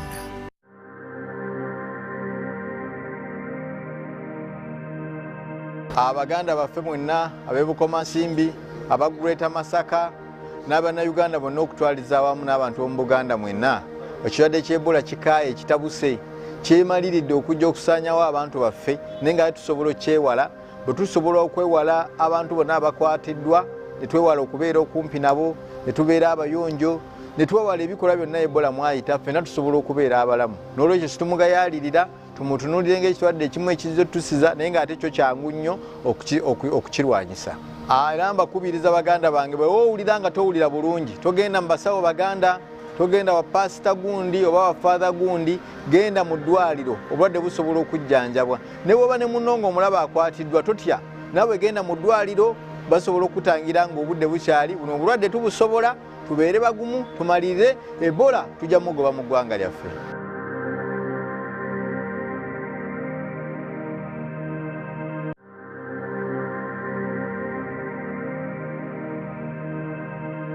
Mukimanyi bulungi nti Ebola asusse. Nze ng'omubaka wa Bukoto Central, Engineer Richard Sebamala, njagala obbagamba nti kino ekintu muleke kizanyisa. Mukimanyi bulungi nti temuli basawo. Ate gwe atali musawo saagala weefuule mugezi nnyo okebezesa Ebola eriiso. Ya ono talina ono ayina. Abasawo batugambye nti Ebola waali.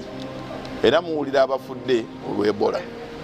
Era muwulira nti mu Kampala kumpi tuwezezza abantu 50. Tekikoma ku ekyo. Muwulira n'okuwulira nti babagamba mubeere bayonjo. Munaabe mu ngalo, mwewa amabanga n'ebirala ebiringa ng'ebyo temukwata ku bantu abafudde Ebola ate bw'owulira nti owulira obulamu nga teweewulira bulungi ennyingo zikuluma mutwe musujja biki funa wookola ki woogenda bakukebere mu bwangu kubanga Ebola asobola okuwona singa oba omukebedde mangu. N'olw'ensonga eyo abantu bange aba Bukoto Central, abantu banna Masaka ne banna Kampala we tuwangalira, tewali nsonga lwaki obulwadde buno tetubwewala kubanga bulwadde obukukwata ng'olaba ng'eriiso olikanudde si musujja tojja kuba weebase enkuba ensiri ekulume. Buno obulwadde bukwata olaba era bakubuulidde ekyokukola. Tulwane tubwewale tuleme busaasaanya ate tuleme kutambula kugenda mu ezo districts zirimu Ebola.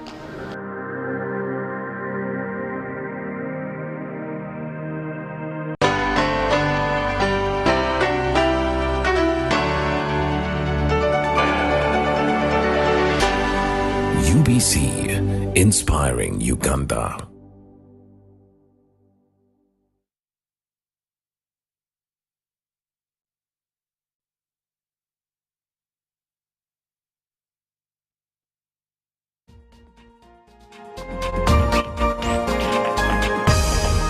Up next on UBC, brought to you by Keep the Lights On. Use Airtel Money to pay for all your Yaka bills conveniently. Open the My Airtel app to buy Yaka units. Airtel Money, simple, secure, borderless.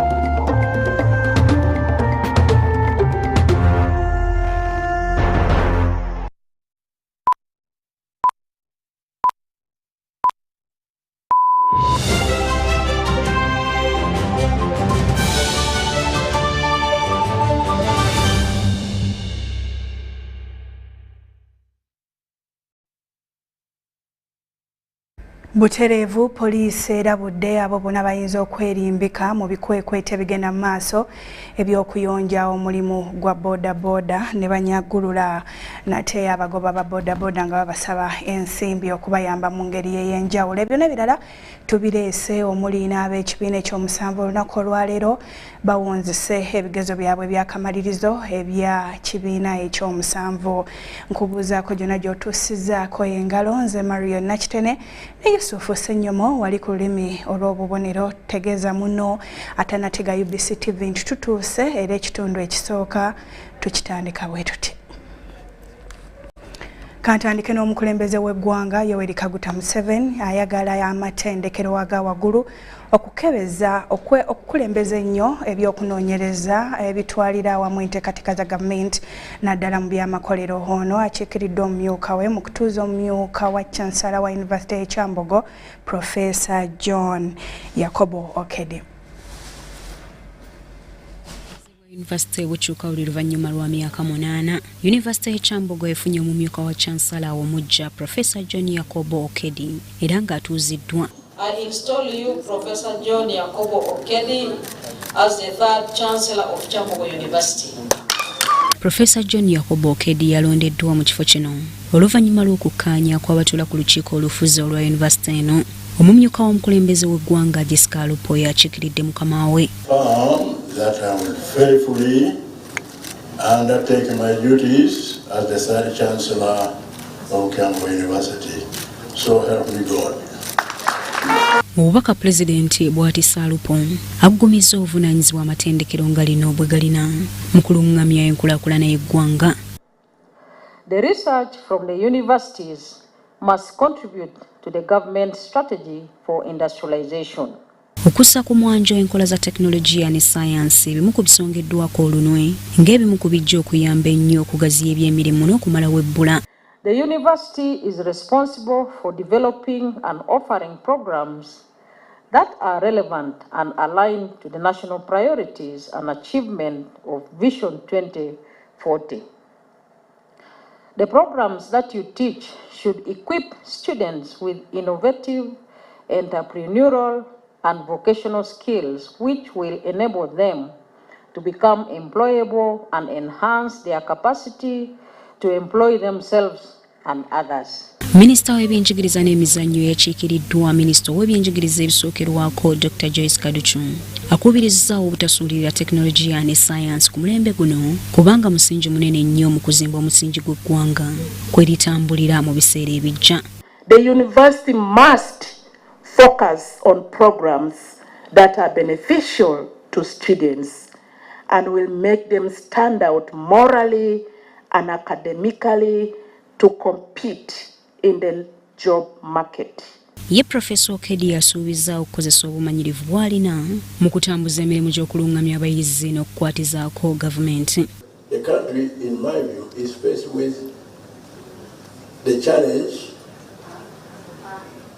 of streamlining higher education so that our higher education is effective, is meaningful to the society, to the communities where we live.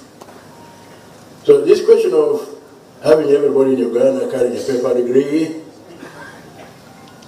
in my view, is a very serious falsification which we need to attend to. Ssentebe w'akakiiko akafuzi aka Yunivasite y'e Kyambogo Mary Great Nakabugo alina essuubi mu bukulembeze bwa yunivasite eyo. Look forward to working with you to further strengthen engagement and collaboration and to create an even more unified implementation of the university's mandate. Professor John Yakobo Okedde yeegatta ku Yunivasite y'e Kyambogo mu mwaka gwa 2005 era ng'aweerezzaako mu bifo ebitali bimu okutuusa kati lwatuuziddwa ng'omumyuka wa Chancellor. Nze Shaidat Nassaku ne Lydia Kyomukama mu Kampala. Kakati yo poliisi erabudde abagoba ba bodaboda okwegendereza amalindirizi agayinza okubajjako ensimbi mu lukujjukujju mu kiseera ng'ebikwekweto bino bigenda mu maaso nga beerimbika mulimu gwa poliisi. Okulabula kuno kukoleddwa omwogezi wa poliisi mu Kampala n'emiriraano Patrick Onyango bw'abadde attaanya ku biragiro ebijja mu kiwandiiko ekyaweereddwa omuduumizi wa poliisi mu Kampala n'emiriraano.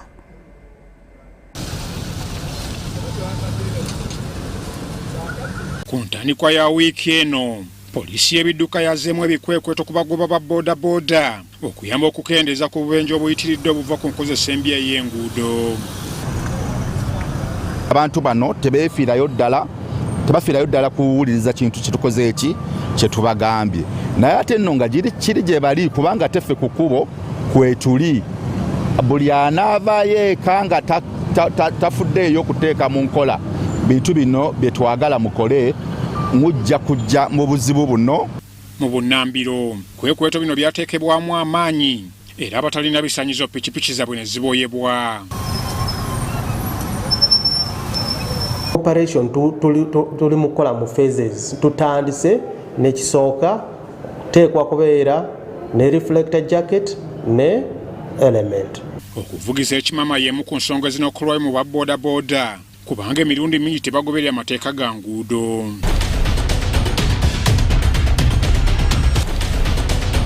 Bamiti by'ebimu ku bisanyizo eby'enkizo mugoba wa boodabooda byalina okuba nabyo kw'ossa n'ebidduka okubeera mu mbeera ennungi.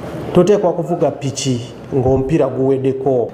Toteekwa okusitula abasabaze babiri. N'ekirala oteekwa kubeera ne element. Kubanga element kuyamba nnyo singa waliwo akabenje n'oggwa n'okona omutwe wansi.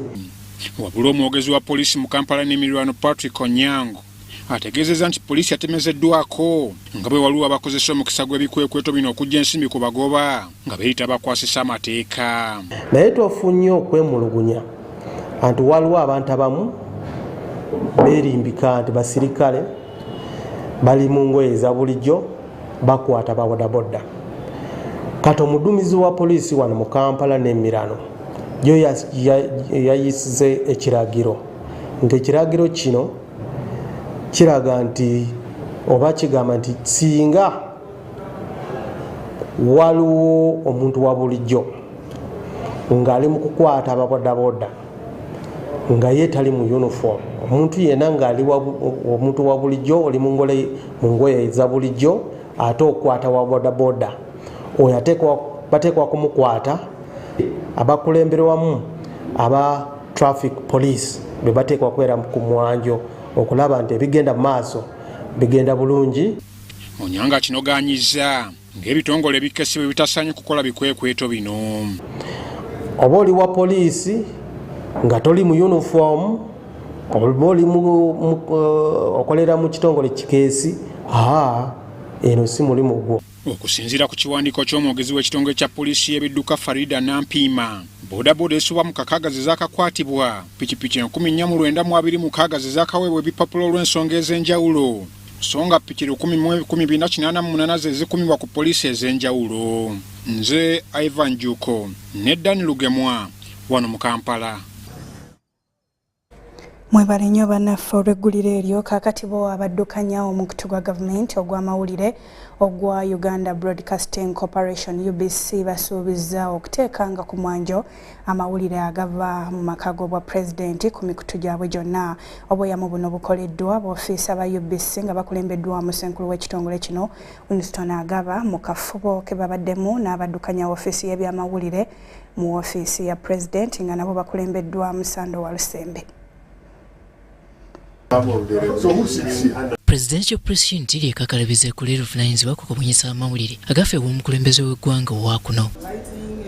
Bano abaakazibwako erya PPU be bavunaanyizibwa ku kukwata ebifaananyi, obutambi, amaloboozi so n'okuwandiika obubaka obw'emirimu egyonna egikolebwa omukulembeze w'eggwanga ng'oluvannyuma bagabana n'emikutu gy'amawulire egitali gimu egya kuno n'ebweru w'eggwanga. Ofiisi eno we tutereka ebintu byonna ebikwatiddwa mu vidiyo ekifaananyi ekitambula we tubitereka ku butambi buno, naye kati nga kuno kwonna kuliko ebintu ebikwatiddwa omukulembeze w'eggwanga byabadde akola okuva lwe yajja mu buyinza. Keronga Stephen akoze ne PPU okuviira ddala mu mwaka ogw'2025. Presidential unit is almost like a mini media house that is basically tasked with the publishing presidential news and the features articles, you see.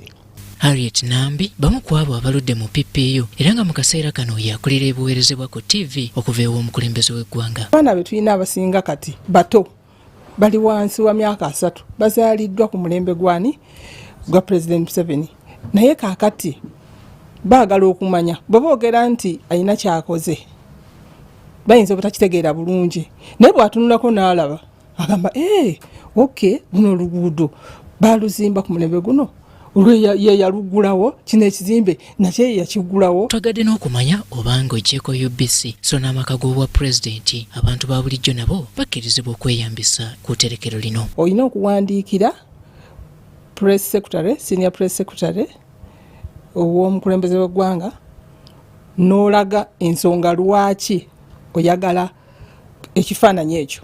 Kakati ye bw'asayiningako ne batuwa wano ebbaluwa fene tukakolera ku bwereere. Ekakalabiza ekkulu erya PPU kuva dda nga lisangibwa ku kitebe ekikulu eky'omukulu gw'amawulire ogwa gavumenti ku UBC era nga leero omuwandiisi omukulu w'omukulembeze w'eggwanga avunaanyizibwa ku nsonga z'ebyamawulire Sanda Walusimbi aganyiwaddeko ku kitebe kino. Of course in every institution you have the challenges but of course there are always solutions to them. There are solutions which we are going to look into to make sure that the unit is functioning efficiently. Nga tanaba kulambula ono asoose kwevumba akafubo n'abakulira UBC nga bano bakulembeddwamu Ssenkulu waayo Winston Agaba. Ennima ennungi 4 acre model. So ebyo byonna be bagenyi baffe be tulina okulaba nti tutereeze ensonga tuweereza abantu obubaka obuzimba eggwanga. Okusinziira ku Sanda Walusimbi obugenyi buno buluubirira okulaba butya obubaka obuva w'omukulembeze w'eggwanga bwe bunyisibwamu okubona wonna mu butuufu bwabwo era mu bwangu. We're looking at the presidency here and how best we can showcase the president's agenda. Media plays a very key role in doing that, and our job is to make sure that the team works efficiently, effectively, within of course the limited resources that we have. Javuddeko aba PPU bali basaale nnyo mu biseera COVID-19 byeyagoyezaamu eggwanga anti bano baazibwa omuwata gw'ebyempuliziganya wakati wa bannansi n'omukulembeze w'eggwanga olw'okuba nti be bokka abaali bavunaanyizibwa ku kukwata okwogera kw'omukulembeze w'eggwanga butereevu nga kuno kwayitanga ku mayengo ga UBC nayo eyagabanangako n'abalala. Nze Robert Nyango wano mu Kampala.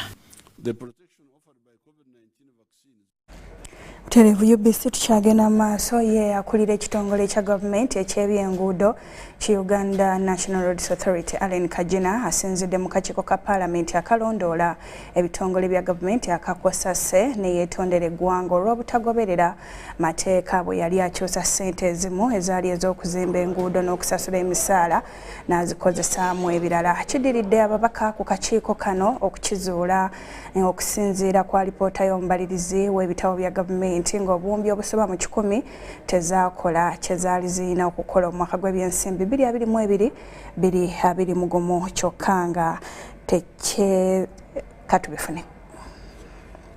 Akakiiko ka Paalamenti akalondoola ebitongole bya gavumenti akakosase katandise okwekennenya engeri ekitongole ky'ebyenguudo ekya UNRA gye kyatambuzaamu emirimu n'engeri gye kyasaasaanyaamu ssente mu mwaka gw'ebyensimbi ogwa 2020 okusinziira ku alipoota y'omubalirizi w'ebitabo bya gavumenti. Okusinziira ku alipoota eyo waliwo obuwumbi 124 n'obukadde 3 ezaali ez'okuzimba enguudo kyokka zino abakulu mu UNRA baazikyusa ne bazikozesa ebirala nga tebafunye lukusa. According to Auditor General's report, funds were allocated to other projects, not for the projects of that financial year in question. When we find ourselves especially towards the end of the financial year, that we have projects which have run out of their money that was allocated in the year and are likely to incur interest on the one hand, and on the second hand we have other projects which for various reasons were slow moving during the year and have money on them. The first thing we do is to apply the law that allows us reallocation. Because the sample gave 124 billion. You have only given us for 58 billion. If there are other letters also to grant the allocation, please submit. Because what we expect is over 500 billion, because the sample which gave 124 billion, first of all, for the sample itself, the letter is not matching with the figure. Oluvannyuma lw'okuteekebwa ku nninga okunnyonnyola ku nsonga eno, akulira UNRA Allen Kajina yeetondedde bannansi bwakkiriza nti kituufu baakola ensobi okukyusa ssente zino nga tebagoberedde etteeka. Because we breached Article 22. Section 22, sorry. One honorable member asked, do I take responsibility? I have to. I am an accounting officer. Something went wrong and I am responsible. Omubalirizi w'ebitabo bya gavumenti era yakizuula nti UNRA mu biwandiiko byayo eraga nti yasaasaanya obuwumbi 98 ku misaala gy'abakozi omwaka ogwo, kyokka bwe yanoonyereza yakizuula nga ku zino baasaasaanyako obuwumbi 93 bwokka, ekiwuniikiriza ababaka nga beebuuza obuwumbi 5 gye bwalaga. Oba okubaga kuyikuba ddala mu Parliament netuyali mu Ministry ya Finance ebiwandiiko ffe betulingizaako nga ne mu Ministry ya Finance Minister tabakkirizangako okukyusa ssente ezo, kati bano beefuula bannantagambwako. Etteeka ligamba nti bw'oba wakujja ssente ku kampuni kuziteeka mu kampuni endala olina okufuna olukusa, kati okusinziira ku ba UNRA bo tebasabangako olukusa. Akakiiko kakyagenda mu maaso n'okusisinkana abakulu mu UNRA ku nsonga ez'enjawulo nga bwe zirambikibwa mu alipoota y'omubalirizi w'ebitabo bya gavumenti ey'omwaka gw'ebyensimbi 2020-2021. Shamim Naiga ne Gloria Gutabingi, Parliament. Ebyo nga tubitadde wabbali bo abakulembeze ba disitulikiti y'e Kassanda batandise okutalaaga ebyalo njukunju nga basomesa abantu ku kirwadde ekya Ebola naddala okubakunga okuleka abasawo bakole ogwabwe. Kino kiddiridde gye buvuddeko abantu okuziikula omuntu eyali afudde Ebola ekyaleetawo obulabe kubanga abamu ku bantu abo baafa nga n'abalala kigambibwa nti balwadde. Abakulembeze ba disitulikiti y'e Kassanda batandise okutalaaga ebyalo njukunju nga basomesa abantu ku kirwadde ky'Ebola naddala okubakunga okuleka abasawo bakole ogwabwe. Kiddiridde gye buvuddeko abantu okuziikula omuntu yali afudde Ebola ekyaleetawo obulabe kubanga abamu ku bantu abo baafa nga n'abalala kigambibwa nti balwala. Omubaka wa pulezidenti e Kassanda Fobe Namulindwa agamba nti yadde byonna bikolebwa naye okumatiza abantu okumanya eby'ekirwadde ky'Ebola kikulu nnyo. Tunyikize okusomesa abantu bano tubategeeze lwaki omuntu aziikibwa mu mbeera eyo singa bululi we twamanyiira, era tubategeeze lwaki twetaagisa okuba nga tukkiriza omuntu ono ne tumuwa enziika eyo eri dignified mu kiseera kino kubanga waliwo ki ekirwadde, kubanga ne we tunaateekayo abasirikale tekigasa navudde malwaliro gaffe amalala nga supporters nga kati Butandika yasindise wana abasawo batuyambako naye twesanze nga abasawo bano ate tebajja mu meetings kubanga psychosocial saawa zino engeri gy'otunulira ekikandwa abantu ennaku zino balina stigma nene eri mu bantu baffe, so twagala okugezaako okulaba nga tukola ki tugirwanisa. Kyova olaba twetaagisa okustrengtheninga pileni ya psychosocial kuba ebyo bintu bwebityo bye bivaamu okubanga ate tufuna obutabangiko mu maka. Namulindwa agamba nti abantu balina endowooza ez'enjawulo era nga singa baba tebasomeseddwa n'okujjukizibwa buli kiseera bayinza okufuna obuzibu. Wano era alabudde abasawo mu malwaliro ag'obwannannyini nti bwe baweebwa ebikozesebwa beewala okubitunda nga nakwatibwako wakuvunaanibwa. Ekyo bakikola mu bukyamu era ngambye aba tiimu yaffe ya intelligence ne crime intelligence batuyambeko tube nga twa-identifyinga abantu abo tujja mu facility ne tusanga nga ebintu bye twakuwadde ate mugenze mu maaso bitunda then awo gujja kuba musango kubanga mbadde mutukaabira mugamba temuyinaki bikozesebwa ate kati babibawadde ate mugenze mu maaso kukola ki okubitunda. So abali mu muzoogo njagala bakole ki balekeraawo.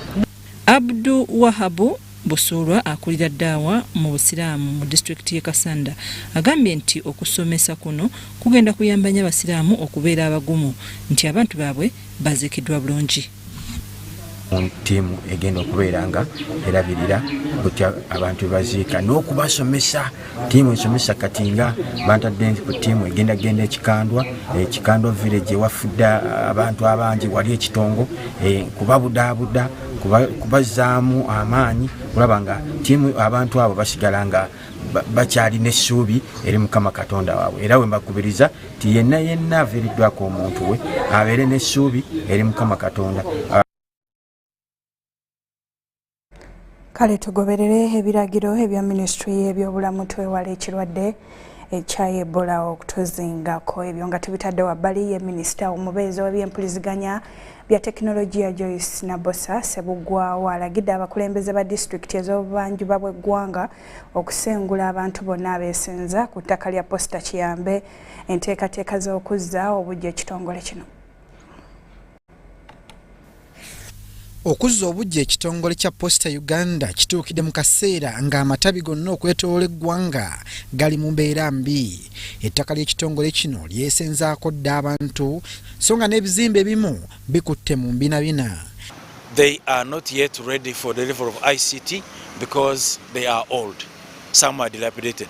So the primary objective is how to transform them, obviously renovate them. Atulete ba surveyor beerule ensalo kubanga bamu babadde bagamba nti ttaka lyabwe naye tubagambye baleete documents zaabwe n'ekirala twerule ettaka eryo okusinziira ku kyapa kitulina ekya post office kuba tulina ekyapa. Kati Ministry y'empuliziganya eya tekinologiya ICT balambula emirimu gya Posta okwekenneenya engeri gye basobola okugizza obujja. Ebifo okubyongera okubiddaabiriza kubanga biddugala bikadde biddugala tebirabika bulungi n'ebweru nawe tewalabika bulungi awo wonna weetaaga okuddaabiriza. Tulina okulaba nti bwe tuba tumaze okuddaabiriza ebizimbe ebyo tuteekamu ebyokukozesa eby'omulembe mu tekinologiya ono kati aliwo. So one of the objectives is to see how do these pieces of infrastructure be customized or transformed to deliver ICT services. By ICT services, I mean government automating its delivery of services. Government yakukwatagana ne kampuni ez'obwannannyini okutuusa Posta ku mutindo n'okutuuka ku muntu wa wansi. Tuteekawo ba safe border twamala okukola nabo endagaano e Kampala bali ready okukolagana ne Posta okuba nti batuyambako okutambuza emigugu egy'abantu okutuukira ddala ku maka g'abantu. Tujja kuteekawo tugenda kugulawo tugenda kufuna ba agents abo mu buli kyalo. Kati Minisita Sebuggwawo alagidde abakulembeze wonna awali Posta basengule abantu bonna abeesenza ku ttaka. Do you have plans? Don't you have plans? You have plans where you can tell those people to go and do their businesses there. But what we want as the post office is to make sure that our land is free for our projects. Make sure that your people vacate our place so that we can carry out our work. Abakulembeze beemulugunya ku ttaka lya gavumenti eritaliiko byapa kye bagamba nti kikalubya emirimu gyabwe egy'okulitaasa. In terms of titling the land, it would have been better if government would say all government land is titled without incurring a lot of costs. But you find we have big chunks of land and a number of them, but many don't have titles. So people are easy to find it easy to come and encroach on it. Part of the land had already been encroached on and even titled by the encroachers. Posta ngeziddwa bujja esuubirwa okutumbula omutindo gw'obuweereza naddala okutta abaalina okukola ebigezo bino omwaka oguwedde 2021 wabula olw'okukosebwa ssenyiga walumima mawuggwe COVID-19 tebasobola kukola olw'omuggalo mu masomero ogwamala emyaka 2.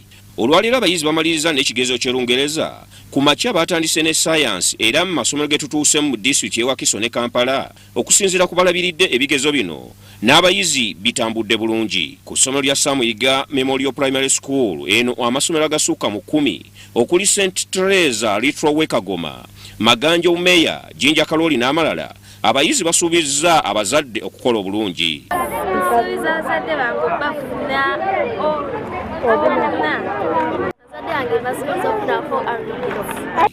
Ate ku ssomo lya King Fahad Islamic Primary School e Busega eno olumaliriza ebigezo abayizi basoose ku Ssabadduwa okwebaza Allah abasobozesezza okumaliriza ebigezo byabwe n'abazadde wamu n'abasomesa okubabeererawo.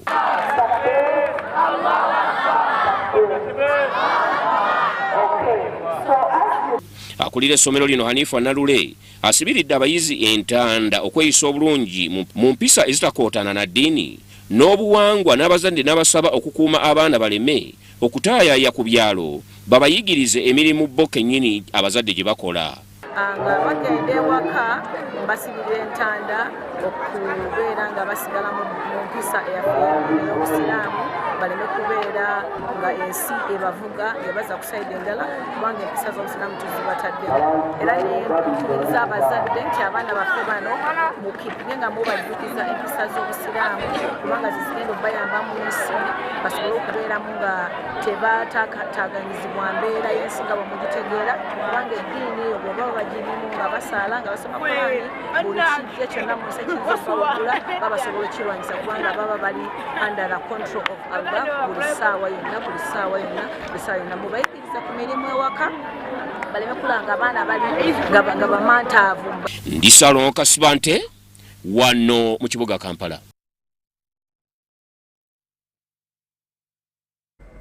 Abiri mu musanvu zeekutudde ku ssaawa emu ey'akawungeezi kanfune ku lwendo lw'amazzi nkomewo n'ekitundu ekyokubiri nkusaba tosego kati komawo.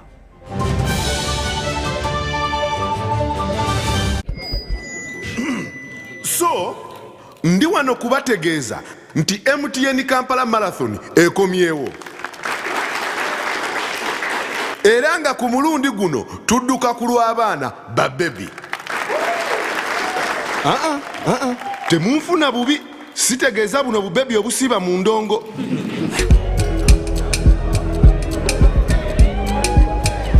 No. Ate era sitegeeza bino bibebi ebirya ssente.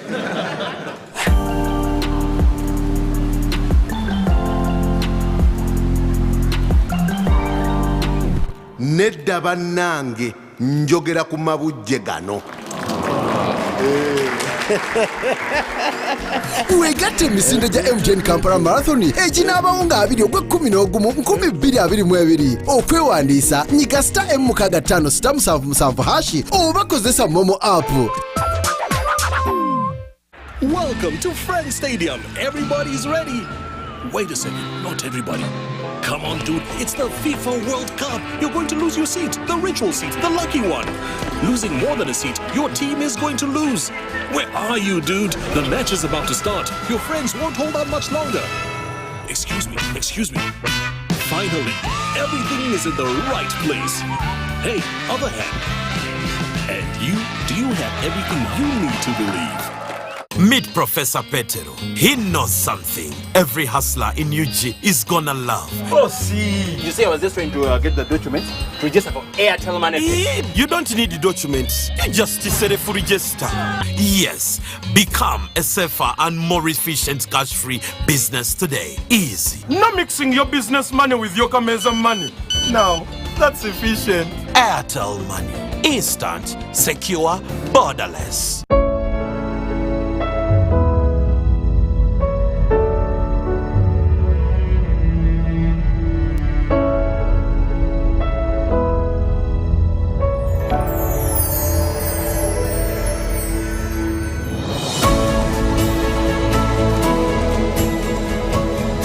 A good school doesn't tolerate violence against children.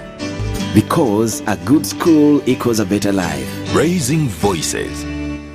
Get connected today with the My Airtel 4G smartphone, the most affordable smartphone in Uganda. You get to enjoy free 1 GB for 1 whole year. My Airtel 4G smartphone, your best value for money. Visit the nearest Airtel outlet today and get one at only 250,000 Uganda shillings. Airtel, the smartphone network.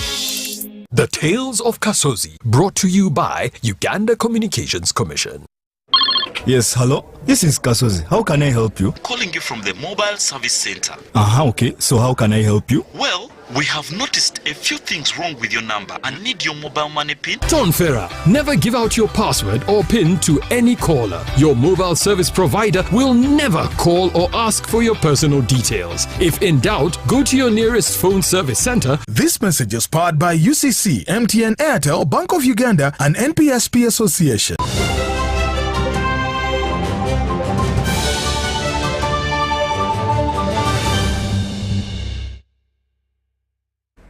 Twesiima okuba ng'okyatambula naffe wano ku UBC TV.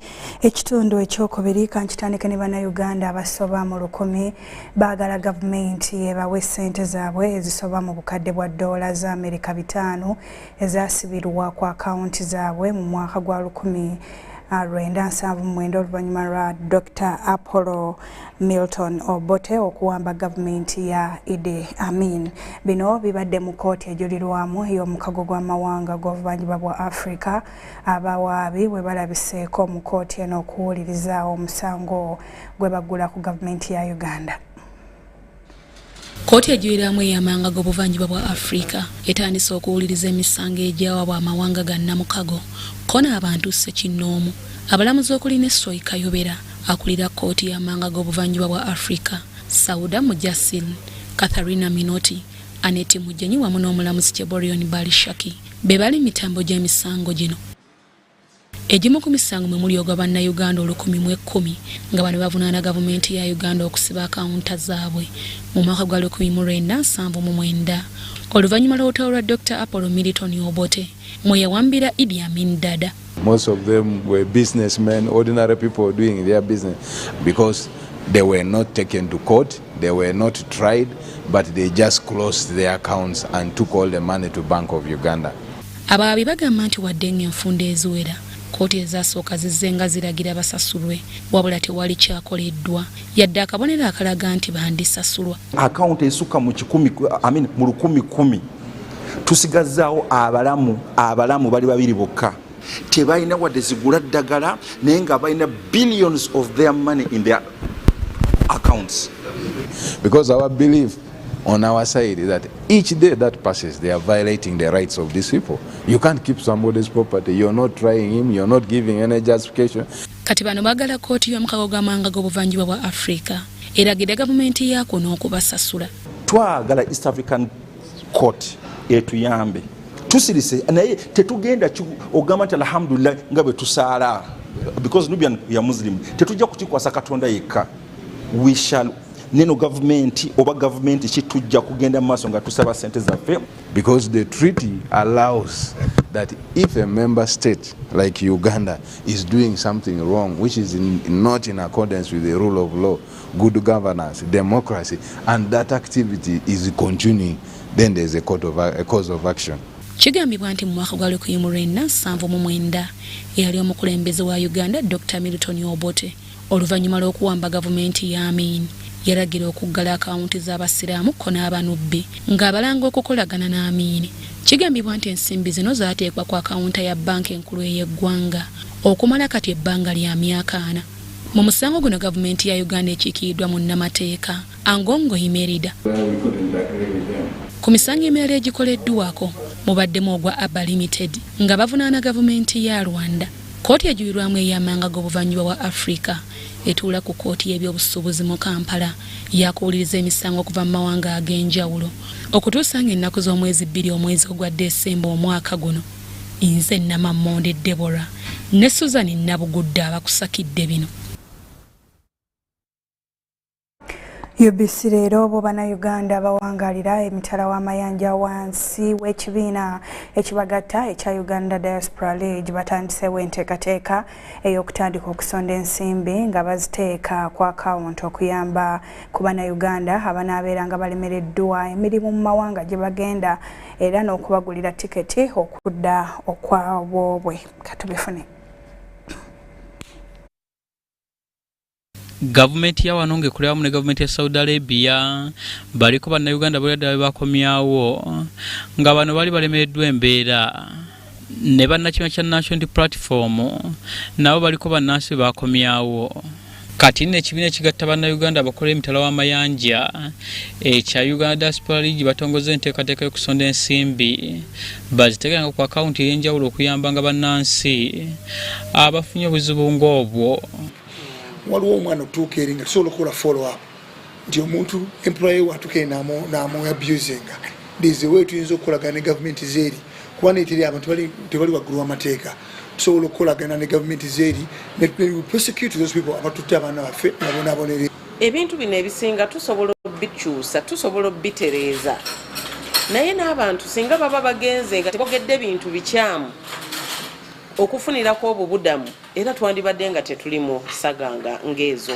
Amyuka akulira ekibiina kino John Machola ategeeza nga bagenda okutambula amawanga ag'enjawulo okubunyisa enkola eno bannayuganda bali ebweru basobole okugitegeera nti abantu baffe buli omu aba safe tufollowinga abantu baffe buli nsi yonna erimu ekibiina ekiri organized kati naffe abali wana abalala twagala kulaba nti buli nsi tukwata register eyo ne tuteekamu abantu baffe bonna. Kimoli Moses omu ku bakulu mu kibiina kino agamba nti enfunda nyingi ekividdeko bannayuganda okubonabonera ebweru kwe kubula okwegatta n'okukolera awamu.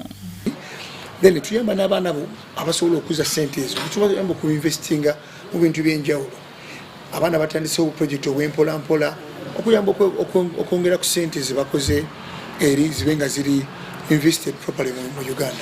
Bano basabye gavumenti ya kuno okubeegattako okusobola okubunyisa enjiri eno okusobola okugyawo ekifaananyi ekyongedde okulabikira mu bannayuganda abakola emitala w'amayanja. Joseph Muyingo wano mu Kampala. Ate bo ab'ebyokwerinda nga bakolera wamu n'ekitongole ky'amasannyalaze ekya Uganda Electricity Transmission Company Limited bakutte loole ya scrap ekubyeko ebyuma by'amasannyalaze mu disitulikiti y'e Iganga. Bino ebisinga bibadde byuma ebyasigalira ku layini y'amasannyalaze eva e Bujagali okudda e Tororo. Bano batemezeddwako abaagaliza eggwanga okugenda mu maaso. Katubirabe.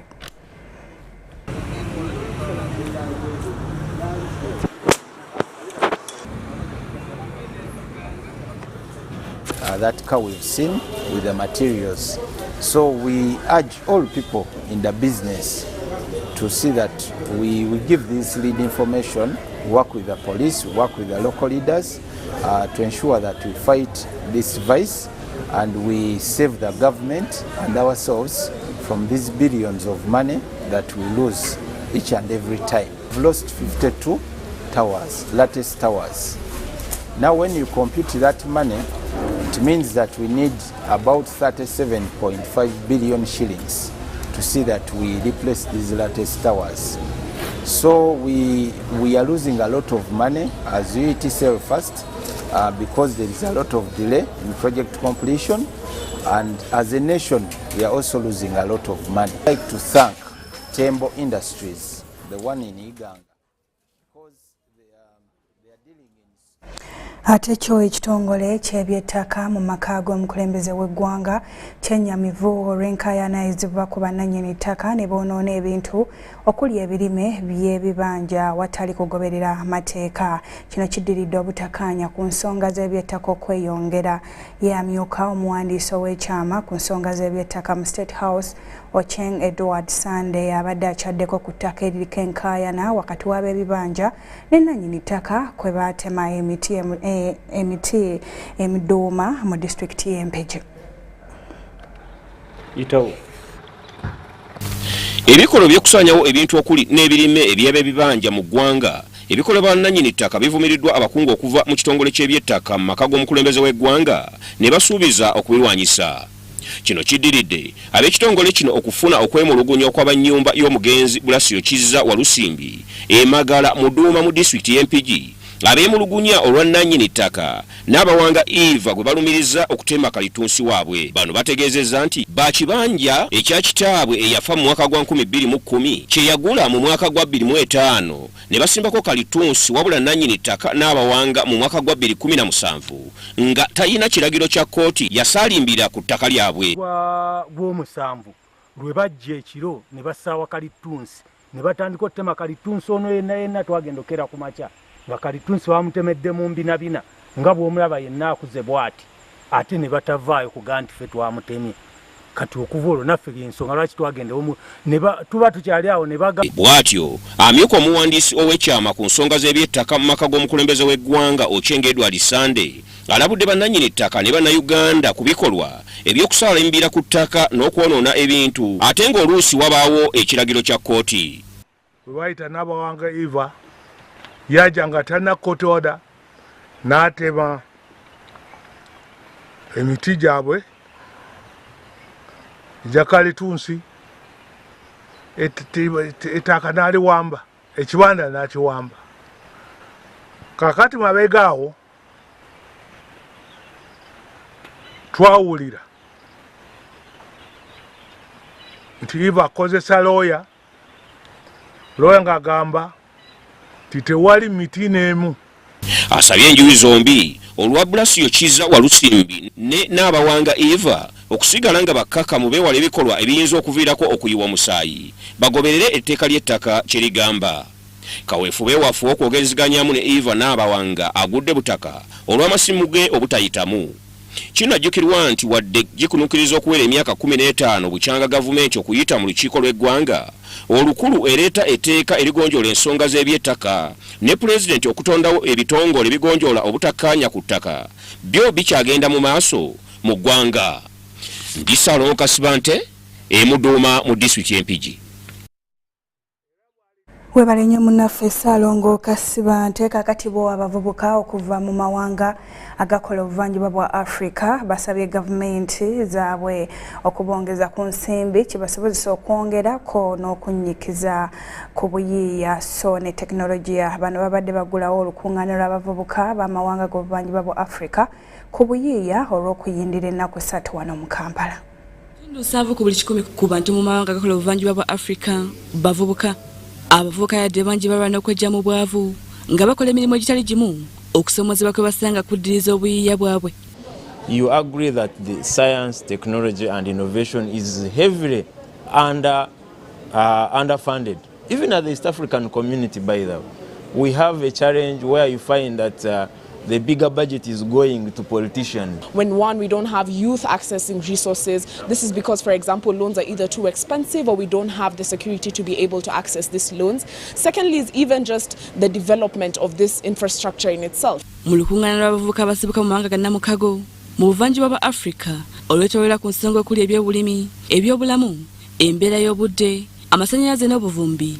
Abakugu bawadde abavubuka amagezi ku ngeri y'okuyingiramu mu mirimu gino. We are here promoting sprouting out of personal initiatives that cannot even be patented. But we want to formalize innovations. As an entry point, we go for an already existing innovations and we look backwards. How did they originate? Can we improve them by improving first the skills and the focus of the innovators? The more we come together, the more we create a bigger market for all our citizens. You know, goods in Uganda can be sold in the Republic of South Sudan. They can as well be sold in Tanzania.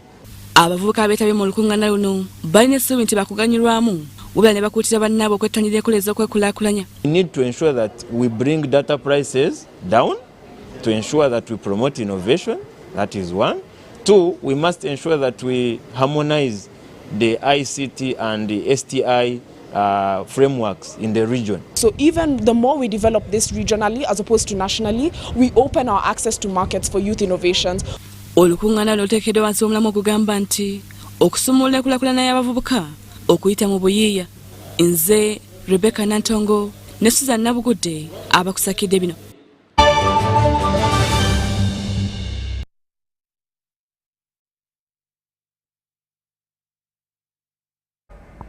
Weewaawo badde mulabi mulungi owa UBC leero webale kututega okutuusa kati n'olunaku olw'enkya ku ssaawa emu yennyini y'akawungeezi kola bw'otyo era otemye ne kwabadde tategedde nti ku ssaawa emu yennyini tubeerawo wano ku UBC TV nga tukutuusaako ebifudde mu bitundu by'eggwanga eby'enjawulo. Olwakadde ago ge nsobodde okutuusaako nze Maria Nakitene ne munange Yusufu Ssenyomo wali ku lulimi olw'obubonero atakuumira mpeera ku nkuumire weeraba.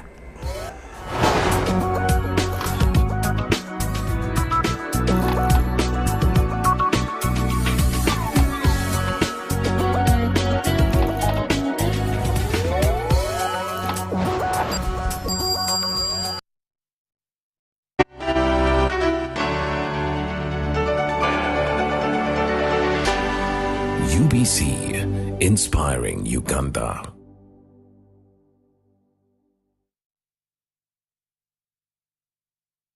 That's right. The Voice is coming to a city near you. From the 21st of October to the 10th of November, you get a chance to showcase your talent. Prepare a 1-minute MP4 video of yourself singing and upload it to thevoice.africa to register. Make sure you have a valid Airtel number, and if you're shortlisted, you will be contacted to come in for the live auditions. Well, don't just stand there, let's go! Music your passion, Africa your stage. The Voice Africa, connected by Airtel. Welcome to the Living Room Stadium. It's the FIFA World Cup. The match is about to start. Food and drink ready. There's no space left for anyone. Come on, get your lucky chair. Take your usual spot. Even the puppy has one. It's preparation time. You can feel the tension in the air. And do you have everything you need to believe? Meet Professor Petero. He knows something every hustler in UG is gonna love. Oh, see. You say I was just trying to get the documents to register for Airtel Money.